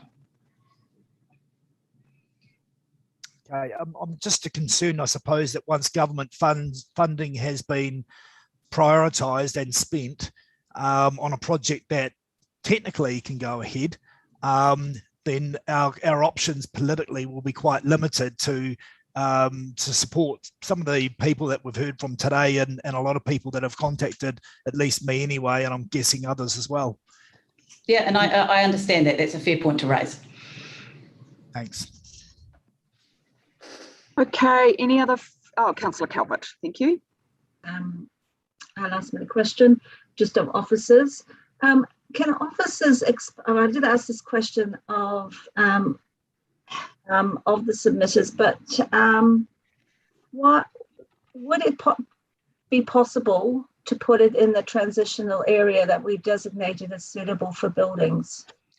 Well, we did propose that to the trust, and they'd already discounted it by the time we talked to them about it for the reasons that they outlined in public participation this morning. Yeah, it did seem to me that the reasons they outlined seemed to be why they didn't want it were the reasons they outlined why they wanted the other space. So did we put up any barriers for why they couldn't use that site, the transitional site? No, to be fair, the discussions didn't get very deep because they'd already decided that it wasn't their preferred site for the reasons they outlined: the proximity to the whareawaka, that navigational theme in the playground, etc., the proximity to the water. The transition site is set further back. So when we were going through trying to find any other site in the city that we could possibly talk about, this was one that was on our list, but we were prepared to talk about it and discuss it, notwithstanding that it's our last kind of commercial development site on the waterfront, but they didn't want it for the reasons that they outlined this morning.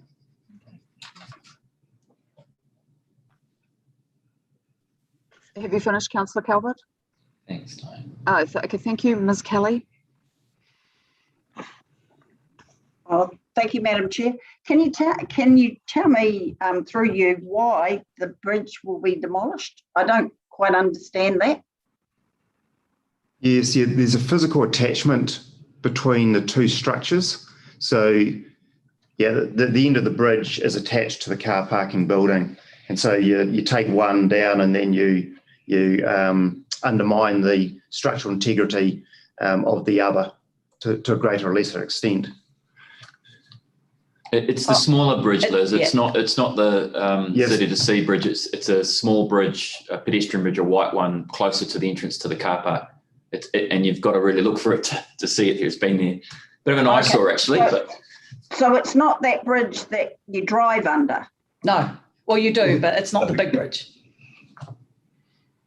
Okay. Well, I'm lost. I don't know.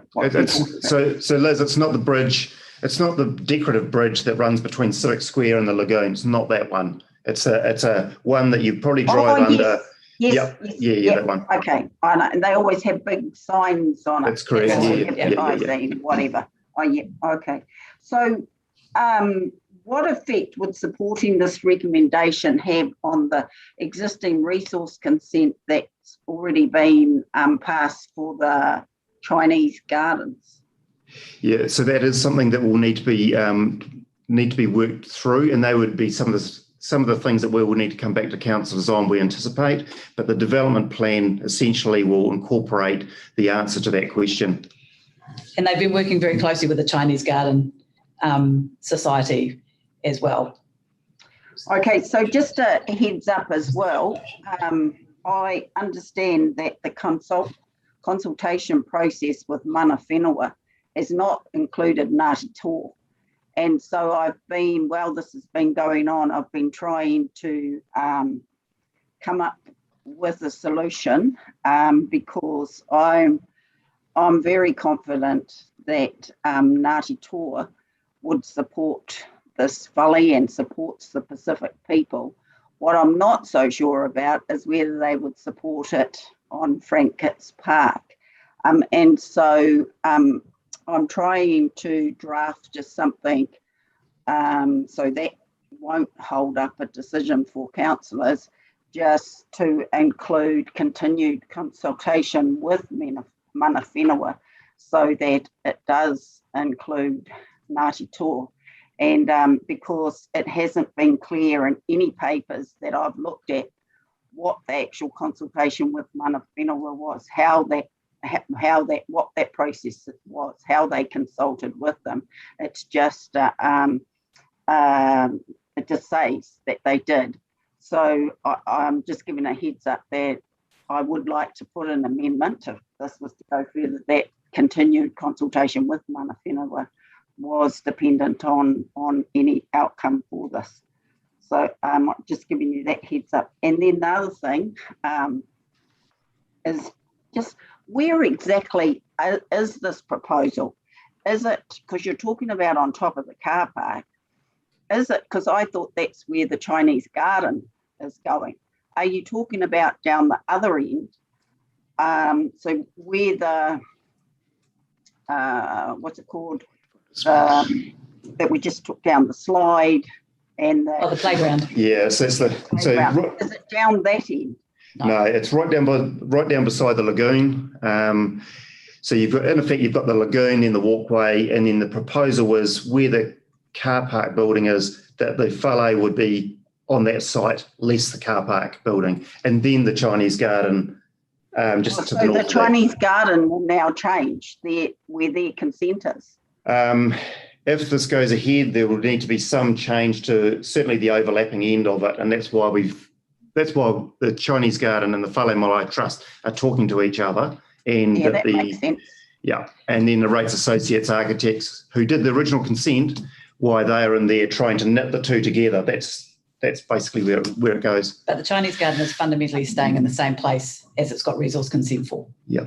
So you're talking about then that it's on the right-hand side of the car park, the existing car park. Looking at the sea, yes. Where you currently walk and you get ice cream and the storage and all, that's where you're talking about? Yeah, just to the left of that, in effect. So where those shops are and where the dragon boats are stored, that's pretty much where we're talking about. Oh, okay. Okay, sorry, councillors, it's just on visual and I haven't seen anything that's actually specifically tells us where this is going to be. Thank you. That's fine, Liz. Good to ask these questions. Right, Councillor Young, you haven't asked a question yet. So it's just a very quick question. So the little bridge we're talking about, the one that's not city to sea, was that put up for the motor racing? As I understand it was, so. yeah, to cross the street to let the cars go under. Yeah. Yeah, okay, fine. I'm hideous. Sooner it goes, the better. Thank you. Right, councillors, are there any first-time questions? I've got people for the next round, which is fine, but any first-time questions? Okay, Councillor O'Neill, did you want to ask some more questions? You don't. It's not compulsory, but you just said that you did have some. I do have one, but I don't have my hand up, so I'll join the queue. No. I did say you could go for the next round, so you're up first. Oh, okay, thank you. Just a point of clarification. It's been mentioned a few times in the debate earlier today. I just wanted to get a firm understanding on the difference between this land being zoned as central area over water and not open space, to bring clarity to kind of, we've heard some people talk about the importance of it being zoned open space, but it's not zoned open space, and I just wondered if officers can kind of I can have a go too. There you go. Yeah. Separate those. What the importance of it. Yeah, so I'll hand over to Liam, but no, it's not zoned open space, it's zoned central city with a harbour overlay. But I'll hand over to Liam. Yeah, so Councillor, in normal circumstances when we talk about open space, it usually is zoned that way. In this instance, this Frankie's Park isn't. And it's not so much the zone that's also important, it's the classification of the reserve as well. So, and how the reserve's managed. So the Reserves Act manages what happens on parks once a master plan's in place. But in this instance, for all intents and purposes, the community, it is open space. And some of it is green, most of it is green, but it doesn't have the normal classifications you would see around the city in terms of its zoning as open space, and indeed the reserve classification that might sit under it. That's that legal title classification. So it's not zoned as reserve, even though it feels like open space? Yeah, just to that's correct. Yeah. Okay, thank you very much. Right, Mayor Foster, then Councillors Calvert, Deputy Mayor Free, and then Councillor Young, if you've got another question. Yeah, so three things. When we get, over the next few months, there'll be some work done. Who's going to be responsible for, because I always get nervous with the consenting processes. Sometimes we spend a lot of money and a lot of time, a lot of grief doing things on behalf of other organisations. Who's actually going to be doing that? And obviously, it sounds like we're going to be doing the planning design work for essentially the revamp of the park, should this go ahead, with where the Fale Malae will go and how it'll integrate with the Chinese garden and everything else. Okay, so and it's some good questions there. So on the consenting, we're getting independent advice on that from a consultant on what the nature of the consenting will look like. So that's the actual process, and that will be folded into the development plan that we're proposing. On the other points, so Rates Associates, they're acting for the council insofar as we were the applicant for the existing resource consent. So if we're talking about changing that consent, which would come as a natural consequence of a Fale being built on there, then they will be considering what the effects of that would look like from a open space and amenity perspective. What we're not doing is designing the Fale or being necessarily directly involved in that. There will be a regulatory process down the track for that. However, Rates will be able to provide the connecting comment, if you like, so that we get an integrated whole between the Chinese garden and a Fale proposal and how that would knit together on that piece of the waterfront. Clearly, we want to have something that's an integrated whole, regardless of what happens. But it's just so if there is a consent that is applied for, I'm assuming that what would happen is, let's assume that the car parking building goes, that there's an application for the Fale that's a remodelling of the park to accommodate all of this. Will it be some sort of joint consent because the park's ours, but the Fale's the Fale's? In other words, we won't be exposed for a lot, but for part of it. Is that the way it will work? I think at the moment where it's too early to say that, we will need to get advice on that, on what the consenting looks like, on what the consenting processes look like. Okay, and who's responsible for what? Okay, cool. Yes. And I'm presuming too that there'll be some. Obviously, there's some work that's being done. They've got the Fale Trust has got architects on the way, if not contracts already. So by the time we get to a proper conversation with the community, we would have something which would show a picture of what it would look like and how it would all fit together. Because at the moment, everybody's completely flying blind. Oh, absolutely, as we are as well. So the proposed process in effect is that we were hoping to have a conversation with the community this side of Christmas. That's just not feasible. So it wasn't last week, put it that way. So the proposition is sometime in the new year, but we've got to work through a program as well, both the council and also the trust and the Chinese Garden. But in that there will be some enough design that we can actually have a meaningful discussion, put it that way. Okay, cool. And look, just one last thing, just with respect to the zoning of the site, there's a general, the waterfront has got the general zero height limit, hasn't it, with everything. It doesn't mean that things can't be consented, because obviously buildings have been consented quite regularly on the waterfront, but that's the proposition, isn't it? Yes. Sorry, you were breaking up a little bit there. Sorry. The proposition is that there is a zero height limit for buildings as of right. So every building effectively needs consent, regardless. Yeah. That's correct. Yeah. And what did the framework say in respect of this particular area?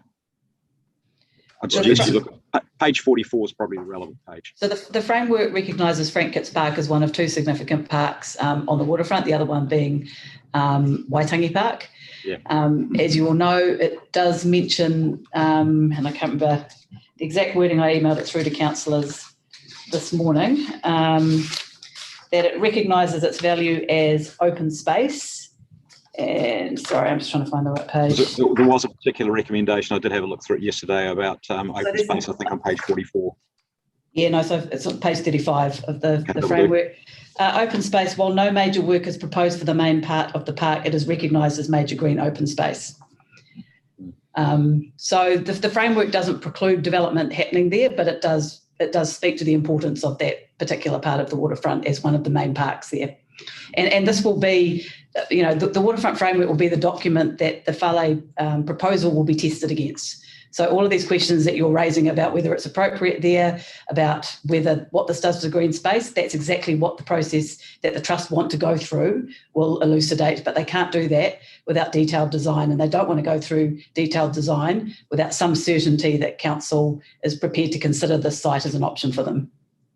Okay, thank you. Excellent. Right. Councillor Day, you haven't asked a question. Thank you. My question is just a really quick one, because I think people watching this or trying to make sense of it could get quite confused, because we're asking a lot of really detailed questions here. And really what I can understand from reading this paper is that this is really the Fale Malae Trust wanting to know if politically there's support around this table to proceed, because if there's not, then they won't proceed with that. All of those details that people are asking questions about have to be investigated in detail. Is that correct? Yes, exactly. That is correct. That is nail on the head.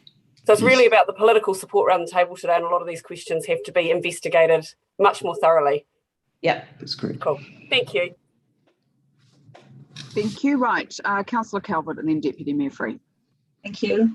But presumably to gauge officers, if you want to gauge political support, then it's important that we get impartial advice from you. So I just want to be quite clear that in the waterfront framework, and I read it on page 3, the Council's adoption of this framework as its policy for Wellington's waterfront. So it is still our waterfront policy. It hasn't been revoked? No. This is what the waterfront framework is, what the Fale's proposal will be measured against. Okay.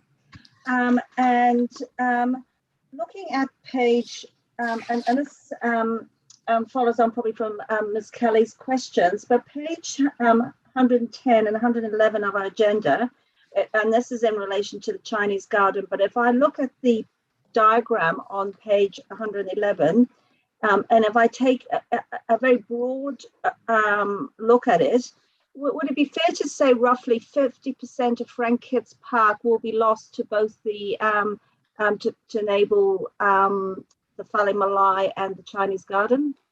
So it's too early to say what percentages, if we talk about numbers, but what I can say is that, and as much as anything, engineering and ground conditions is driving this, the footprint of the building will be as small as they can possibly make it, because to go anything beyond what that state would be is just too expensive. So we've seen a lot of comment about the Bunny Street proposal and people translating that to being what is taken up on the site. That is not the case. They've been very clear that any footprint of the building will be much smaller, for example, than the Bunny Street, and they're very conscious of the just the area that it would take up to the preclusion of public access and public space.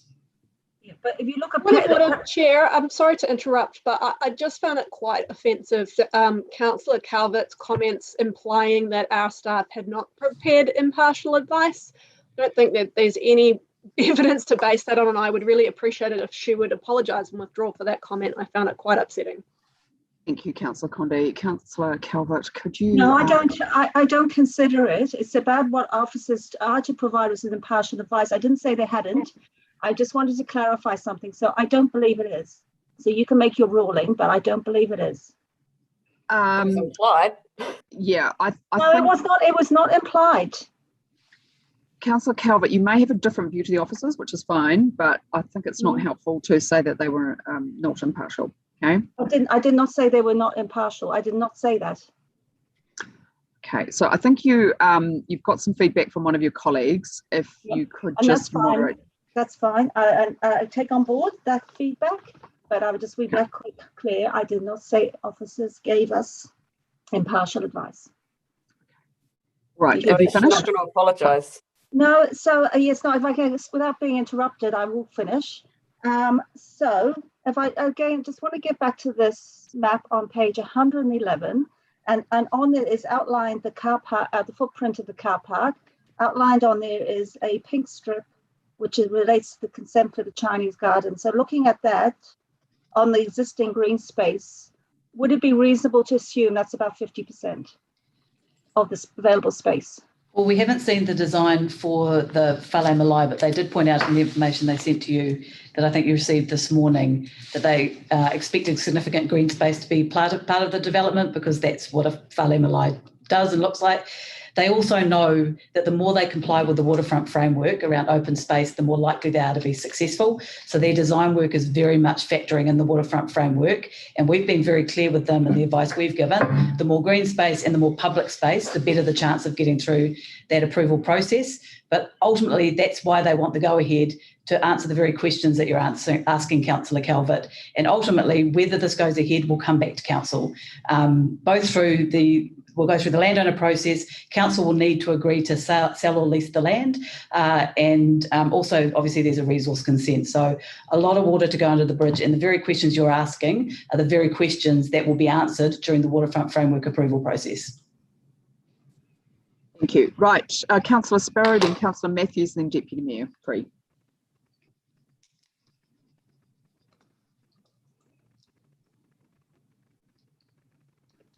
Sorry, I'm getting there. I thought there was someone ahead of me, but anyway, look, my concern, or I guess my question is that if we approve in principle that the investigation proceeds, that will mean that a substantial amount of money is spent on those investigations. Well, don't you think that a point will be reached when so much money has been spent on those investigations that any of us will then be reluctant to not give the go-ahead, if you understand where I'm coming from? If they're going to be spending a lot of money on this, we won't be, we'll be very hesitant to not eventually give the go-ahead because of the money that has been spent. I think that's the point that Councillor Rush was making. In terms of the seismic integrity of the car park, we're going to need to do that investigation anyway, because we have a statutory deadline of 2034 by which time we have to either mitigate by strengthening or demolish that building. So that information we have to get anyway. And to be honest, that's probably the most expensive information. In terms of the detailed design work that the Fale Trust are doing, that's at their cost, not at council's cost. But I take on board the point that Councillor Rush made, which public expectation might be that if they've spent all that money, that it should go ahead if they get the approval. That's a fair point to make. Thank you. Councillor Matthews. Yeah, I was interested to read in the property group report that there could actually be a net gain of public space through the demolition of the car park. I'm wondering if anybody could comment on that, explain a little bit further. Yeah, look, Councillor, that's a sentiment that has been carried through in early discussions with the Trust architects. So some of the observations they've made is that with a purposeful design of the area, there is very likely to be an increase in publicly accessible space, and which includes green space. Okay, that's good. Right, Deputy Mayor Free. Look, I'm pretty supportive of this idea of having a Fale on the waterfront. But for me, I guess it's about, I feel like we're being led down a path by agreeing to this, because how does it allow the Trust greater certainty to continue their planning if we're absolutely allowed to turn around and say no? It does build an expectation and an obligation, because money will have been spent. And in many cases, actually, a lot of it's going to be council money.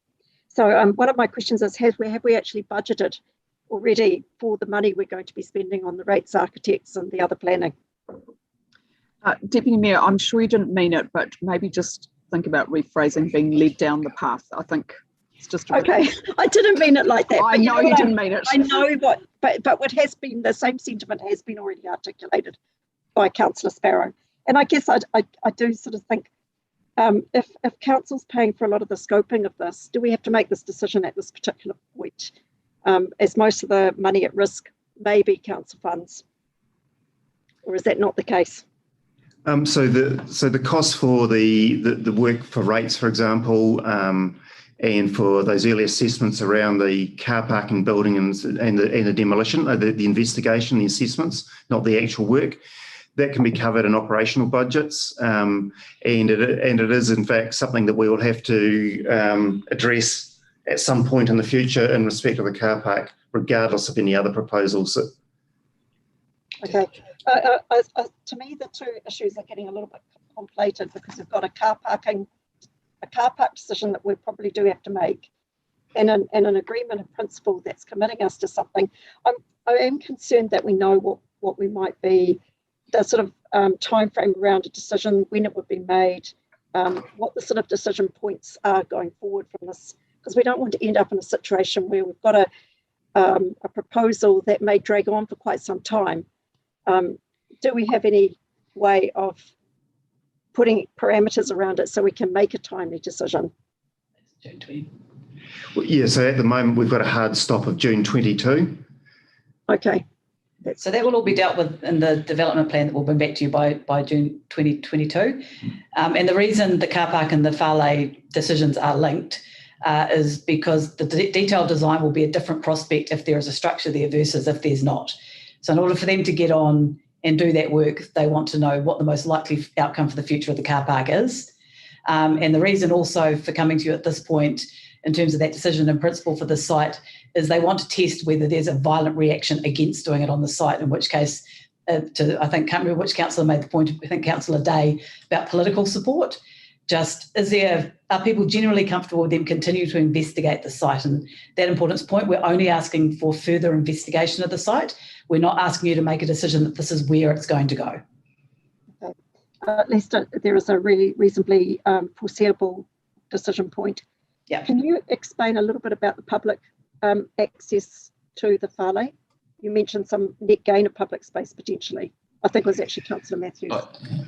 Look, it's quite theoretical, Councillor, at the moment, because we haven't got a design in front of us. But I'm just saying that the architects have said that on balance, their view is that we could probably get a net gain. Remembering, of course, that the Malay actually extends out and is open space. That is a fundamental principle. Yeah, I think Councillor Matthews' reference is TPG's assessment and the architect's assessment that the current park has space that is suboptimal in terms of utilisation rates, and that if they are able to more efficiently plan the open space area that the Fale may be adjacent to, they call it the Malae, then the optimisation of that open space would be enhanced, and therefore there would be a net gain. But that's theoretical architectural advice that yet to be tested, Councillor.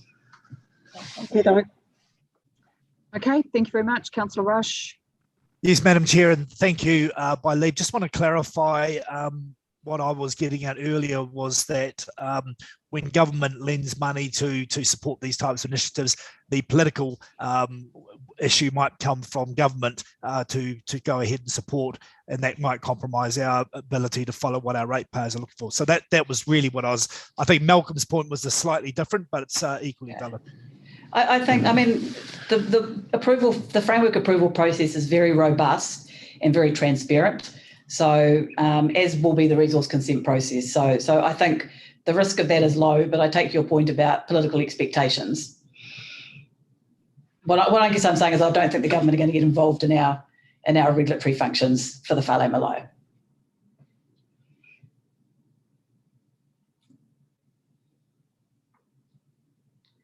Moana, sorry, can I just ask a quick question though? If they get some money from Culture and Heritage, the government see that they've got a stake in this as a national institution rather than just a local one? Because that's kind of what I'd understood the trust was, looking at a more national picture. Yeah, yes, that doesn't change our regulatory processes though, but it certainly does change the context. That's probably a question for the trust rather than us. We haven't been in those conversations with central government. Okay, fine. Thank you very much. Right, my goodness, we've still got hands up. Mayor Foster, Ms. Kelly, Deputy Mayor Free, and we're finishing in 12 minutes on the dot, okay? Is it me now? Yeah, sorry. Yes.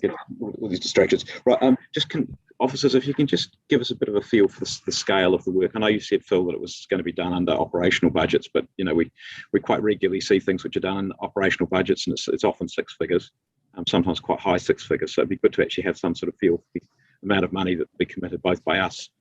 I guess the trust, it's obviously interesting what the trust would have to spend as well to get to the point of making a decision in June.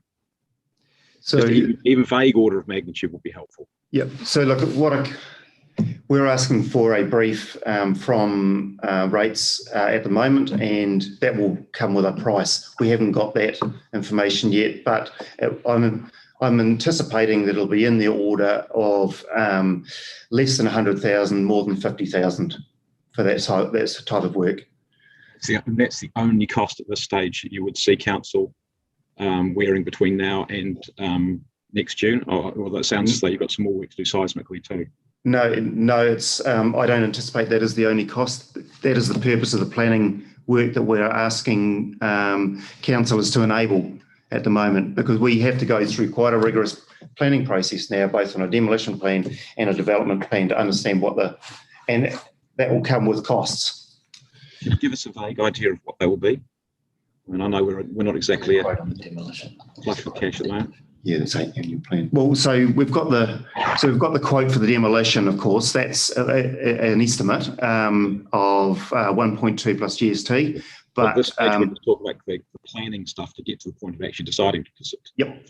Yep. So, and so what I've notionally set aside for this work will be about $200,000 over the course of a year.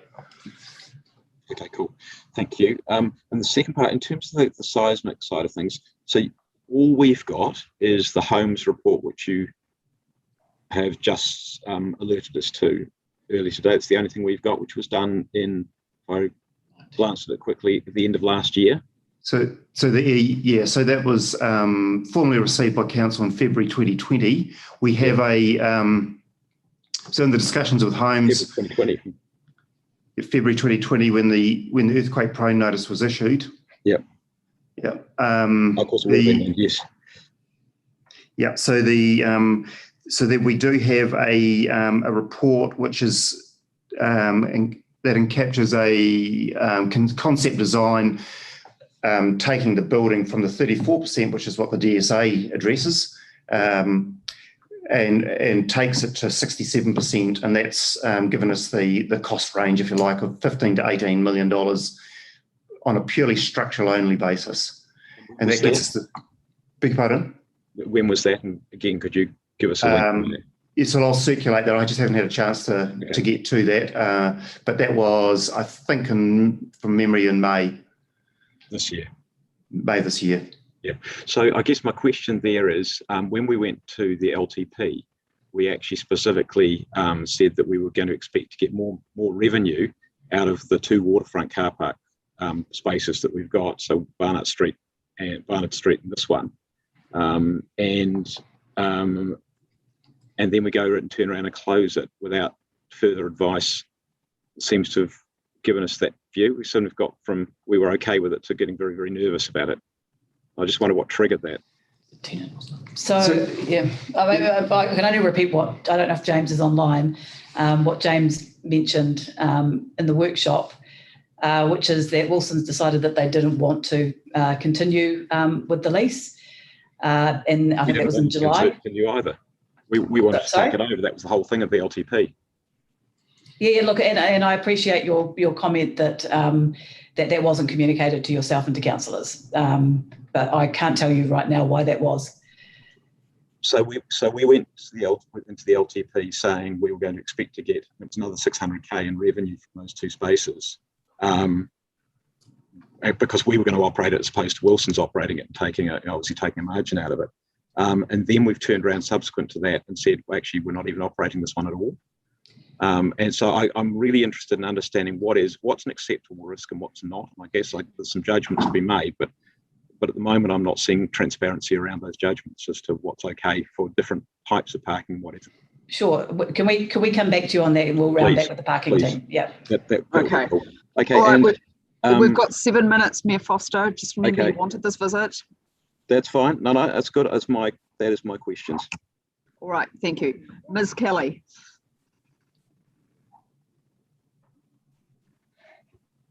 Can I just be called Liz Kelly?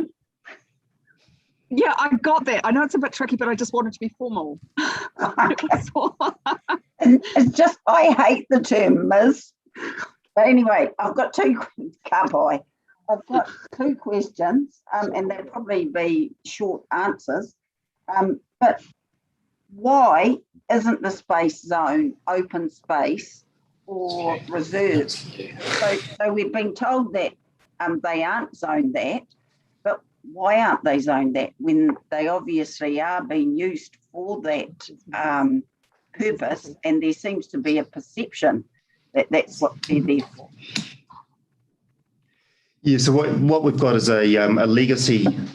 We're dealing with a legacy here, Liz, but what we are doing in the new district plan is looking at the waterfront and how we better rezone that, recognising the different uses along the spaces along the waterfront. So, yeah, in answer to your question, it's a legacy issue. But also remember, there is a waterfront framework in place that covers off a lot of those things. No other, to my knowledge, there's no other open space zone places around the city that have a framework that actually governs what can go there and has principles around development, etc. Okay. Oh, all right. Cool. So the reason why I was asking that is because was there always thinking that there would be buildings built on that space? Potentially. I mean, the waterfront framework is for any development that does happen on that space, it has to adhere to the principles and objectives of the framework. Yeah. I don't know. I mean, Mayor Foster was actually around and he was on the group that set up the waterfront framework, so he may be able to offline give you a bit more of an update. Happily do it online if you wanted to.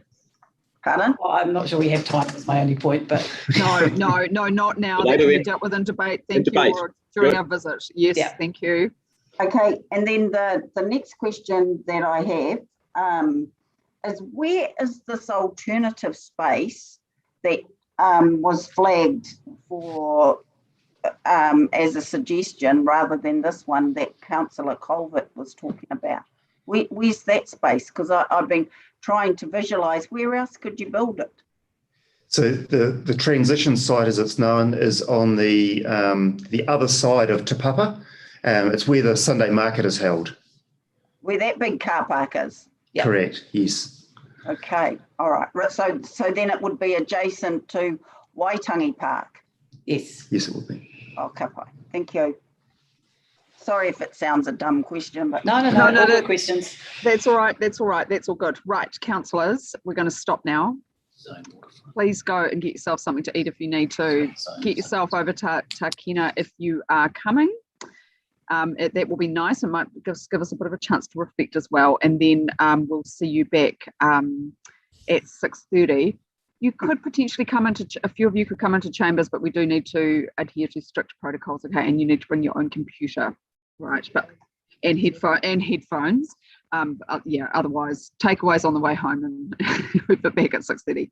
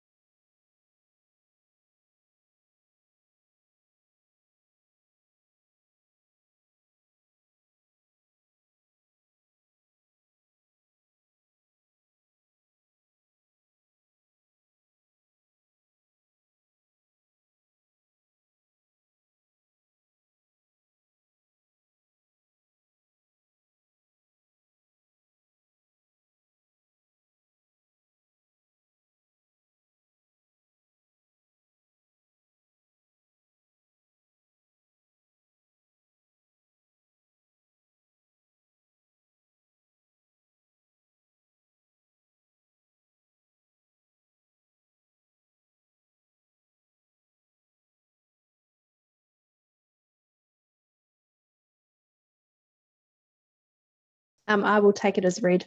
And I'll second. So that's the Ford program. We're talking not the action tracking, eh? Oh, Andy's coming on board. Right, so I'm going to move the Ford program. Obviously, we're going to have a very exciting October. Looking forward to it. Councillor Paul's going to second. Is there any debate? Oh, Deputy Mayor Free, do you want to second that one? Yeah, I'm happy to second it. Okay, and no, great. I don't think we need any debate. You're clearly very busy in this committee. No right of reply needed. Right, if you can vote, please. Thank you so much.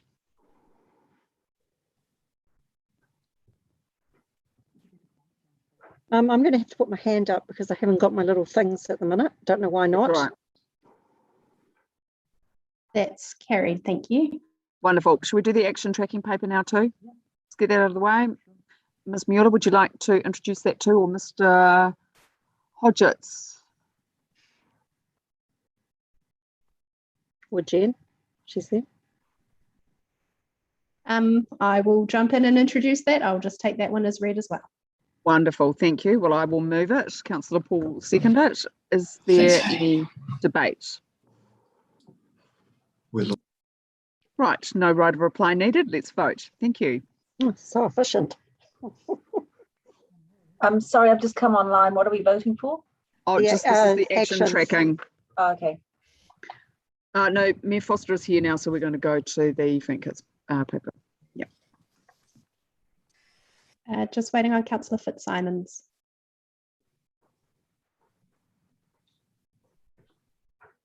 Thank you, that is carried. Wonderful, thank you very much, colleagues. Right, so we'll go back to the Frank Kitts paper. Mayor Foster, are you going to introduce it? Sorry, are you going to move the motion? get everything in order. Look, I'm happy to do that, but I've have in the break I've been corresponding with officers as to taking up their advice that they were going to have a look at the particularly the second part of the motion as originally suggested, and so I finally ended up I had to send them some suggestions. So they've only just got that, so I'm not quite sure where they're at with it. Well, can I suggest then, I mean, Councillor Paul, would you like to move? Do you want to knock off the Te Atakura? Because otherwise I'm going to end up moving a big amendment. All right, okay. Well, look, actually, I do want to give proper justice to the Te Atakura paper. Liz Kelly. Oh, I would like to put an amendment as well. When do I do that?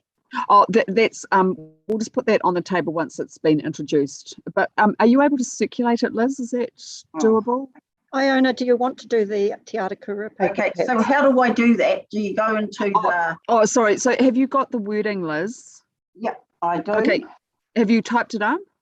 No. Is that what the process is? If you could just type it up and then email it to all councillors in Haiti, that would be super. Okay, cool. Is it very long? Will it take you much? It's not. Can I just say it in Haiti? Do you want me to send it through? Yeah, can you, Jill? Yep, I can send it through. Okay, cool. Good. Can I just request that we do the Fale Malae first? We don't do Te Atakura. There are people who are watching and have been waiting all day. Yeah, okay. No. It's just I was thinking of Ms. Howard as well. No, of course. Okay. Mayor Foster, sorry, we just need to know what you're going to do. We do want to get on with it now, 6:30.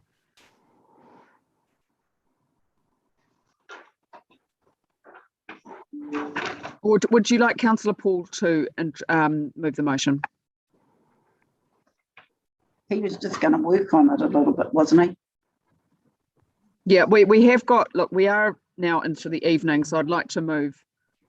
Sorry, I can't hear Andy. Right. So I know that the issue is that officers they've got to have a bit of a thought about what they're going to do in terms of advice, in terms of the recommendation. So I think you'd be much better off doing the Te Atakura first. Just gives them a bit of time, because otherwise they just don't have time to do that. And otherwise what you're going to do is you're going to end up moving the motion. Then you're going to have a substantive amendment probably, which you don't necessarily need. Well, would it be better then for Tam and I to move and second the paper, and then you can... No, my point is that regardless of whether you move or second, you're likely to end up with an amendment anyway. Yeah, but that's fine. Well, it's up to you. It's up to you. I'm just suggesting you'd be better off doing the Te Atakura first. Maybe you should move it as an amendment because it might not get support. Well, whether it gets support or not is almost what we decide today is not going to be the material thing in some ways. Okay, all right. But I think getting it right will be quite useful. Okay, so what I'm going to get is Councillor Paul is going to introduce the paper. Okay, move the motion. Which one are you going to do? Yeah, which one? Frank Kids Park. Okay. And then we'll wait, Mayor Foster. Okay, I appreciate it's been quite a long and difficult day, and the officers need the time they have. And Liz, if you could just keep working on your amendment so that we can just see it, that would be awesome. I understand it's something to do with consultation with Atakura. I'm sending it through in a minute. Oh, great, lovely. Okay, well we can get that on the table first, Liz, once Councillor Paul has introduced the paper. If we've got somebody waiting for item 2.6, that's not going to be very long, is it? Do you think we should work on that? No, I think let's go ahead with the Frank Kids paper. Kapai. Yeah, right. Okay, Councillor Paul, over to you. Thank you. Is Haiti? Oh, so you just need to meet your thing. Cool. Okay, kia ora koutou.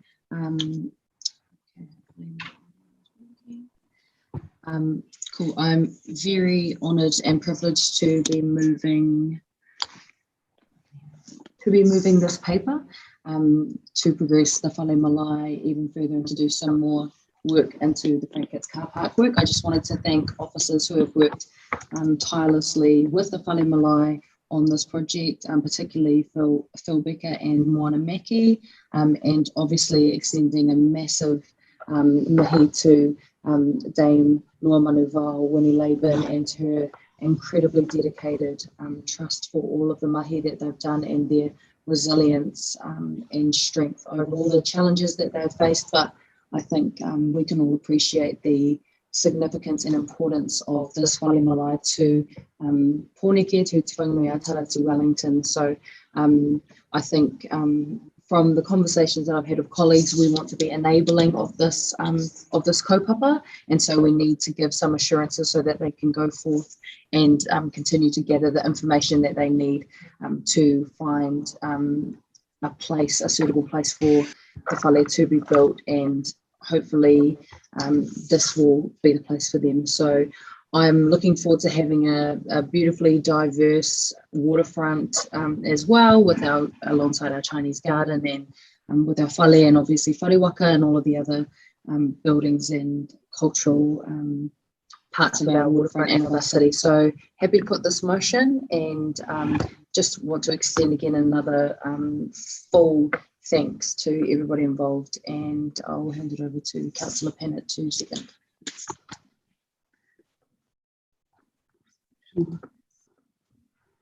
Right, well, thank you very much, Councillor Paul, and kia ora koutou and warm Pacific greetings. Look, it's a great pleasure for me to second this paper as well. And look, I was just reflecting as a New Zealander of Scottish English heritage, how privileged and lucky I am to be able to live in this wonderful place, not only this place of tangata whenua with its rich and amazing culture, but also to have the contribution of many Pacific Islands who have done so much for our country, huge amounts. And there is really only, I think, one answer when they ask for a whale in a prominent public place, and that is yes. It is absolutely time that there is a national place which gives mana to all these amazing cultures and people. And I'd like to thank the Fale Malae Trust. They've worked incredibly hard, and just for the good of this city, the good of this country, very generously giving up their time and expertise to make this happen. And it's absolutely critical that it does happen. You know, if we obviously honour a huge amount of achievement in the Pacific communities, but we also know there's a lot of disadvantage as well. And if we are going to reverse that, we need to make sure that we recognise the mana of all people. So I am very pleased to support this. Now, in saying this, I am in a slightly interesting position because I have never supported buildings on the waterfront. I am an ex-Waterfront Watch member and have fought against commercial development. But I guess just given they've tried really hard to find a site, unfortunately the Bunny Street site didn't work out. I would have, I thought that was a wonderful idea, but it wasn't to be.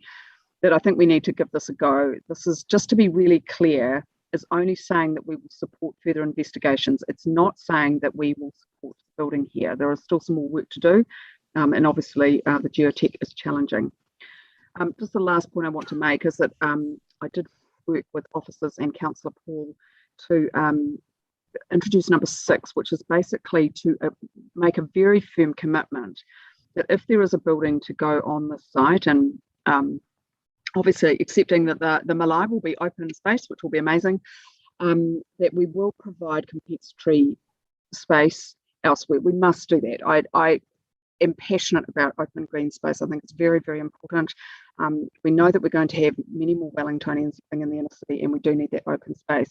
And I hear also, of course, that we actually need a lot more too. It's not just about providing one extra part. We'll need to do quite a lot more. And we might need to be quite brave and inventive, and even buy a building to make some more central city parks. And I take the point of Submit, as he said, we need a large space. It's not just a pocket park that we're looking for. So I am committed to that. Councillor Paul and I obviously will be very pleased to bring to you an open green space network plan on the 27th of October. And we are absolutely committed to making sure that will happen, as I'm sure many of you are. So look, I want to thank the staff finally. They've done a huge amount of work. They've tried to be really helpful. We've tried to facilitate this, and I look forward to debate on this important topic.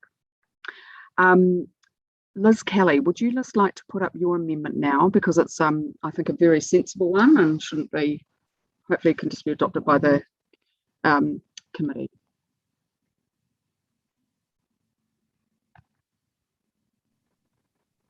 Has the amendment been circulated? Yes, I've had it. Has everyone else got it? Yes. Is it? Oh yes, right. Yes. So can people see that? Are people happy to accept that? So is it just number 6? Where's the from number 4 come from? Oh, so these are amendments which have been incorporated into the substantive that have officer support. So we're voting on number 6 now, are we? No. I was just talking to number 6, but Liz Kelly has just put up this amendment, and that's just what I'm wanting to get on the table and to see whether people are happy with that. So do you want me to move that? Yes, please. And then if you can find a seconder, and then we can to see if we can if we need to debate it. And then Councillor Fitzsimons, I know you've had your hand up, so we'll go to you. I'm happy to second it. Oh, will you? But lovely. Liz Kelly, would you like to speak to this? Okay. Yes, I do want to speak to this. So the amendment is to note that Council and the Fale Malae Trust will continue to work with mana whenua and will provide an update on where the proposal is at now. Essentially, the reason why I want to put this is that in the papers that I've seen, it has been noted that consultation with mana whenua has happened, and yet my discussions, while this has been going on, Ngāti Toa don't know anything about that. And I just wanted to make the point that Council does have a statutory obligation to consult with iwi, mana whenua iwi, and that there is a process to be followed. And that isn't just speaking to individual mana whenua. So I guess this is a good opportunity to correct what seems to have been the process regarding consultation with mana whenua. So in the case of Ngāti Toa, the process is that we have our kaumātua council who hold the mana and the wisdom of our iwi, and then we have the runanga who hold the operations role, and they oversee what actually the people want and what happens. So there is a process, and while I understand that there might have been discussions with the previous CEO for Ngāti Toa, my understanding is that that was with the Bunny Street location, and that nobody in Ngāti Toa knew anything about this one. So having said that though, and I can talk to that later,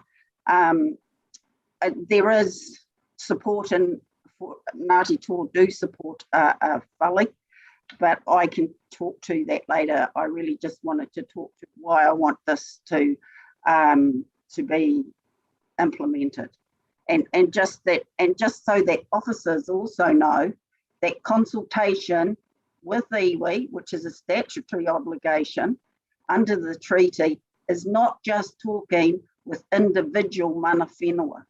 There's a process. So in the past, where that might have been acceptable, it isn't any longer. Right, thank you very much. Councillor Day, would you like to speak now? Yeah, I'll just speak really briefly to this, and then I'll speak to the wider paper soon. But I just want to say I fully support this, and I also want to say that I have been in contact with Dame Winnie this afternoon just to follow up and check what's happening, and I just want to pass on that she's very happy with this amendment and wants to make sure that the connections are being made.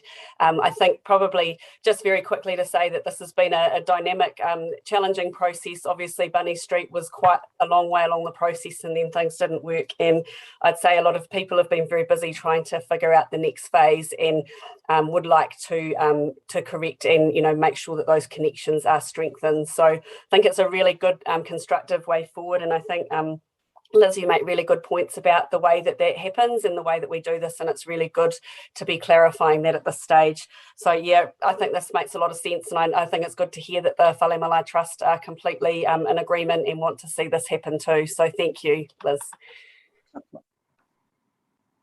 Right, thank you. Councillors, are you happy to accept this amendment?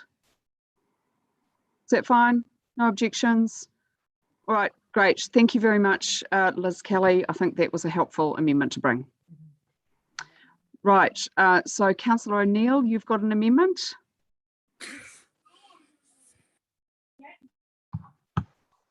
Yes, I do have an amendment.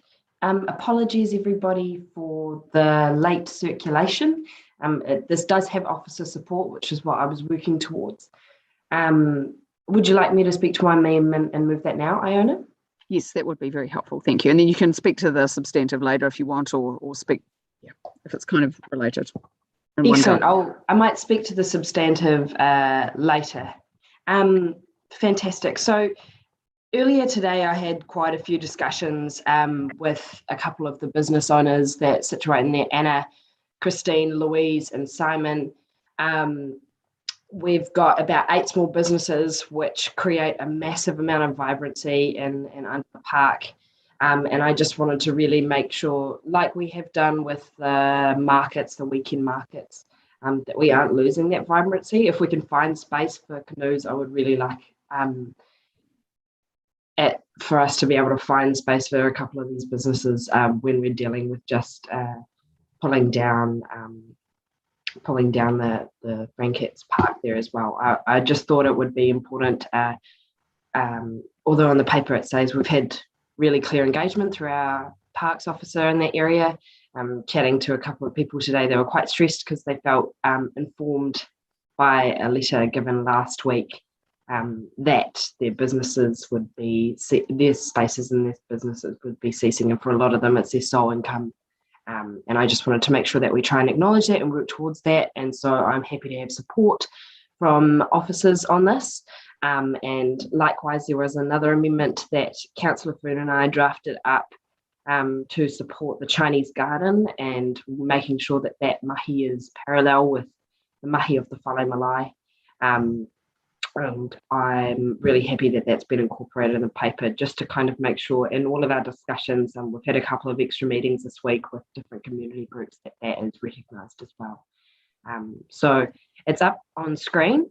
If councillors are happy, I would love it if we would be able to incorporate that into the substantive of the paper, and happy for you to also get officer advice on the implications of this. And if it's not incorporated, I believe Councillor Fone would like to support the amendment. Hey, councillors, are people happy to do that? Okay, that's great. Councillor Fone, do you wish to just speak to it? No. Sorry? Iona, can we just tidy the sentence structure up a little bit? The concept's absolutely fine. I'd like officer advice, actually. Oh, would you? Okay, you would like it. Yeah. Okay. So we'll just have some questions, and then Councillor Fern, you could speak to that. Okay. Councillor Rush, your question? Yeah, just wondering, so as I understand it, the leases roll over and are due to expire next year. Is that? And so no one's been kicked out, is what I'm saying, you know, midway through a term.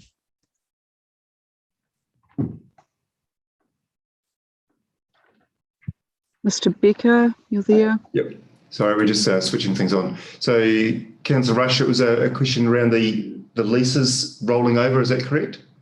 That's right. Just sort of wondering, just confirming that no one's lease is being terminated early, that the leases are expiring, and that this vote today will not mean anyone has to move on before the lease expires. Yes, that's correct. Yes, so February 22 is when most of them expire. There's a couple of others that around that time. Okay, so would we try and find new space for other people whose leases expire? Is it simply because this has been a multi-decadal thing, and there was a level of expectation that these things would continue rolling over? Why officers? Yeah, like so, we've got the waterfront management team. they've worked with the businesses, tried to do the best for them. If you're asking me, and asked me whether we would do the same for other businesses, I'm not sure if that was a question, but like we will do our best to try and find a new place for them, and whether that be on the container shops down in the port area or somewhere else. We'll have a crack at it. Not sure what the success will be. Okay, thanks. That's good enough. Thank you very much. Any other questions? All right, Councillor Foon. Kia ora. I will keep it very brief. I do just want to acknowledge the businesses and the vibrancy that they do bring to the waterfront and the experience that you have on the waterfront, and just really excited by what's going to come out of our, trading in public places policy as well. But so I'm happy to support this amendment, and I'm really glad the businesses have been able to raise their voice. But I hear you, Phil, too, Mr. Becker, saying that we'll be doing what we can. But at this point, I do really just feel like it's important to acknowledge the work of the underground markets and the work that they have done to really build the vibrancy in the city as well. It was very, very hard for them to lose their business model, but more gutting to see so many entrepreneurial businesses not be able to carry on their journey. My own business background came from starting in a market, and many of the businesses in Wellington on our Cuba Street came from that environment. And I think the city will really lack for not having this space. So while the underground market or the car park was never designed for that, Build Wellington has also said they'll happily support us to try and find space for a market for Wellington for the future. So just going to keep pushing on with that one. Thank you. Thanks, Councillor O'Neill, for bringing this amendment.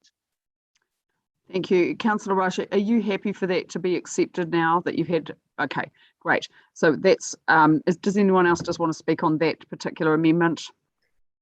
Right, okay. Just if you can make it look like a slightly more coherent sentence would be great, please.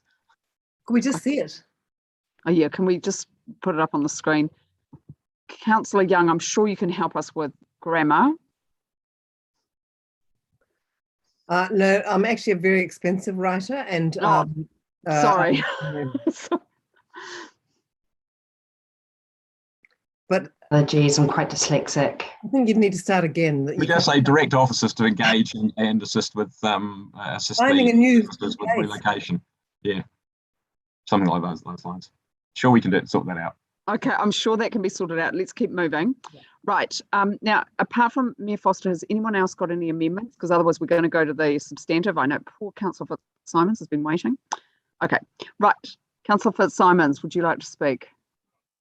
Yeah, and thank you, Chair, and thanks to councillors for those amendments. I guess I just want to speak very briefly, primarily to thank the Trust and talk about what an amazing opportunity I think this is for Wellington.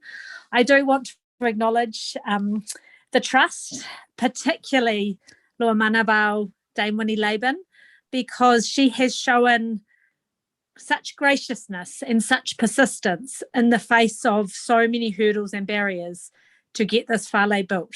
And it's still not absolutely guaranteed that it will be built here, but this does feel like a very concrete step in a very long journey. And I just really want to acknowledge her leadership and the incredible role she's played, not only with Pacific communities in Wellington, but also at the university, and also importantly with the government to make them a key partner in this work as well.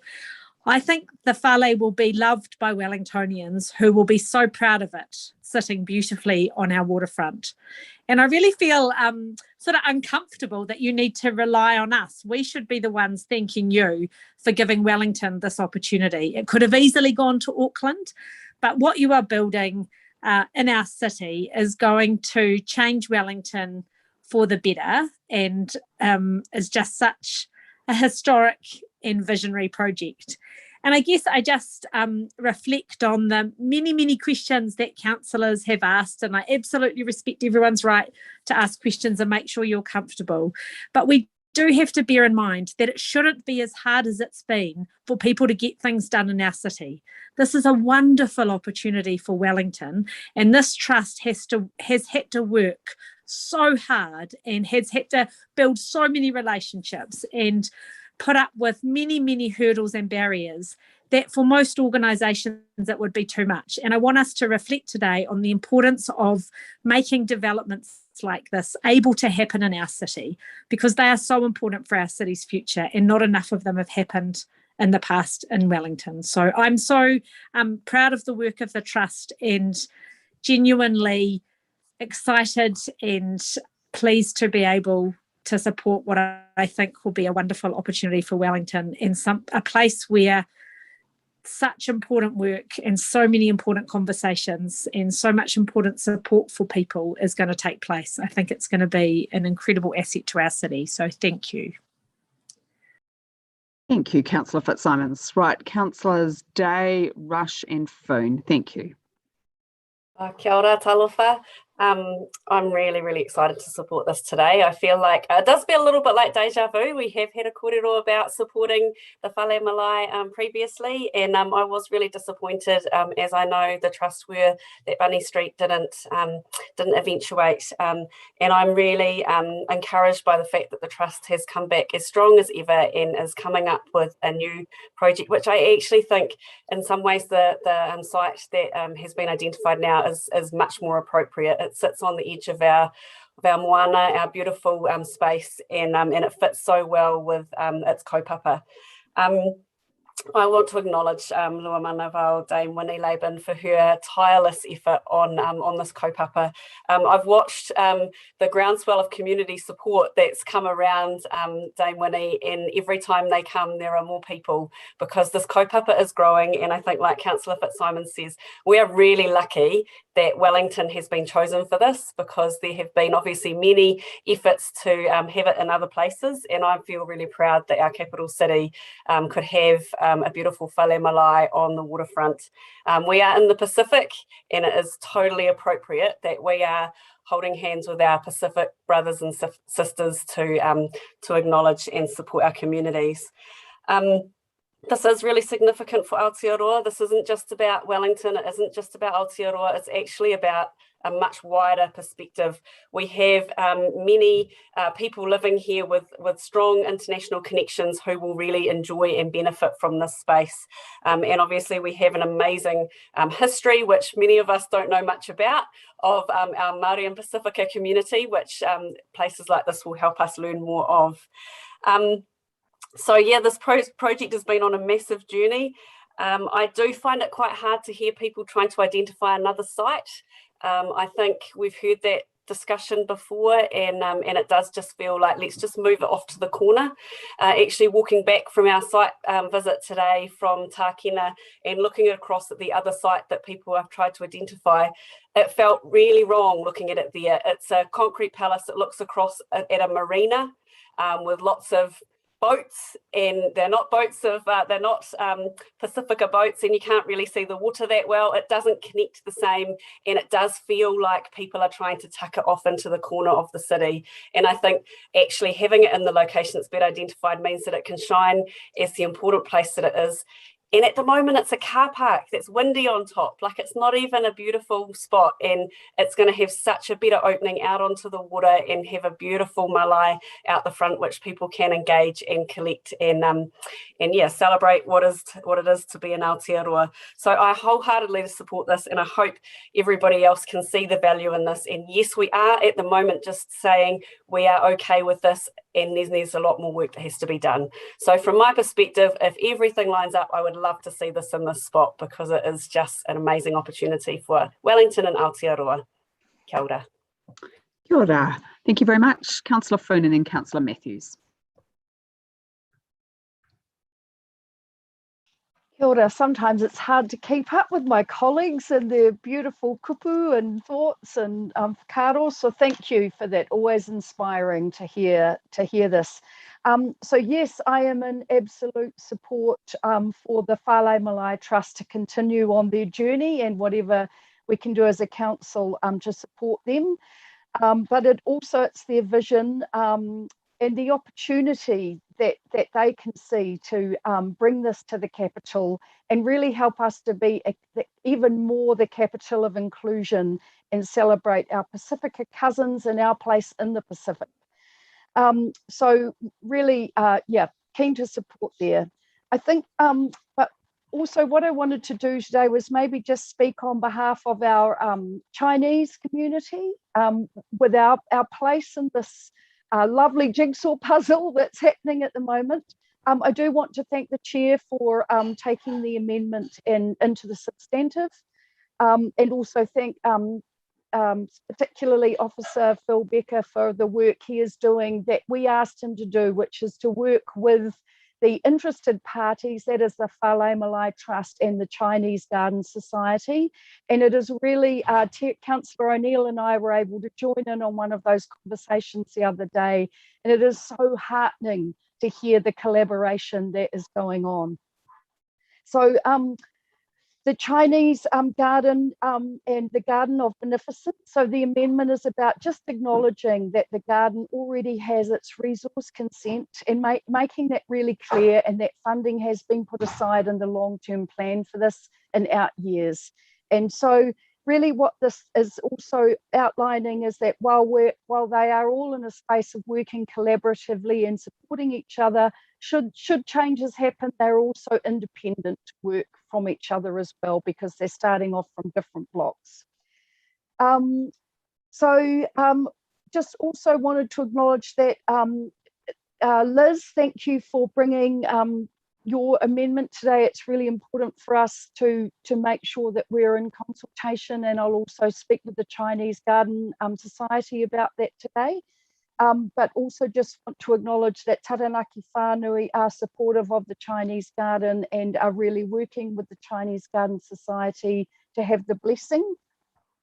And the Garden of Beneficence is also about acknowledging the ancestors of our Chinese community that have contributed to this place, and are in absolute support of the Fale and the vision of adding an international flavour to our waterfront. But actually also the Garden of Beneficence will be readily accessible to and for all people and all of the people visiting Wellington. So that's it from me, but actually just want to say I'm also happy to continue understanding more about the demolition process so that we can move into the next phase of this. Thank you. Kia ora. Kia ora. Councillor Matthews, thank you. Kia ora ana talofa, and warm Pacific greetings to the members of the Fale Malae Trust and supporters who I understand are watching this. I'm just so impressed by your work, and of course the grace and of your leader, and we all love Winnie. I'm excited about the Fale, particularly in the context we're in now of apologies for the dawn raids. A lot of us will have been following the stories about the Polynesian Panthers and kind of aware of the history of our country where we actually brought in Pacific workers and didn't treat them very well. And so to really be able to, as a council, acknowledge the contribution and the special place that our Pacific peoples have in our country is amazing. And it is interesting, when I moved here from Tamaki Makaurau, I did think about Wellington that it didn't feel like it was where it was compared to my experience of Auckland. And I think anything that we can do to give sort of prominence to some of these communities from our region of the world is really a great opportunity that we should take up. I also think we need to have an honest conversation about Frank Kitts Park, because it is not a beautiful, fabulous space currently. It really isn't. It feels more like you're in the road than you are by the sea. And I think this is a real opportunity to improve that space.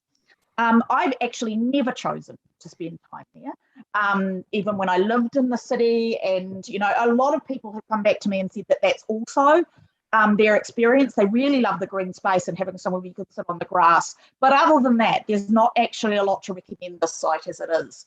And I note, as I mentioned in questions, the property group report that there is actually an opportunity for there to be a net gain of public space, which I think is really important, and that will be, this process will actually be dependent on being able to provide that green open space, not only in Frank Kitts Park, but also in parklets around the city, which are actually closer to where people live and work and will use.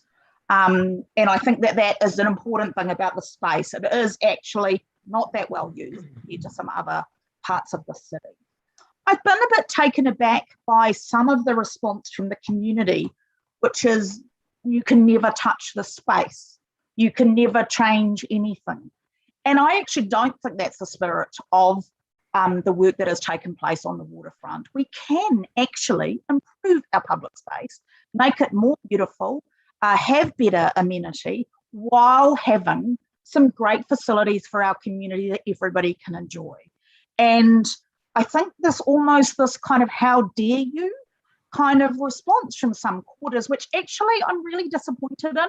And without even sort of, getting into the detail, there's this how dare you kind of thing. And I think actually we do need to sort of look at power dynamics of who is saying those things versus who this Fale is for. And I think, I'd like people to reflect on that, because I don't think our job as a council is to just keep everything the way it is currently. We can make public spaces better, more beautiful, more useful, more inclusive. And that is what I want to do. And I'm really grateful that we've got the opportunity to do this. I'm sorry that we're not there in person to have all the lovely vibe and have our photo taken and give everybody a kiss and a cuddle. So we have to do that another time. Thank you. Kia ora, thank you. Councillor Rush. Thanks, Madam Chair.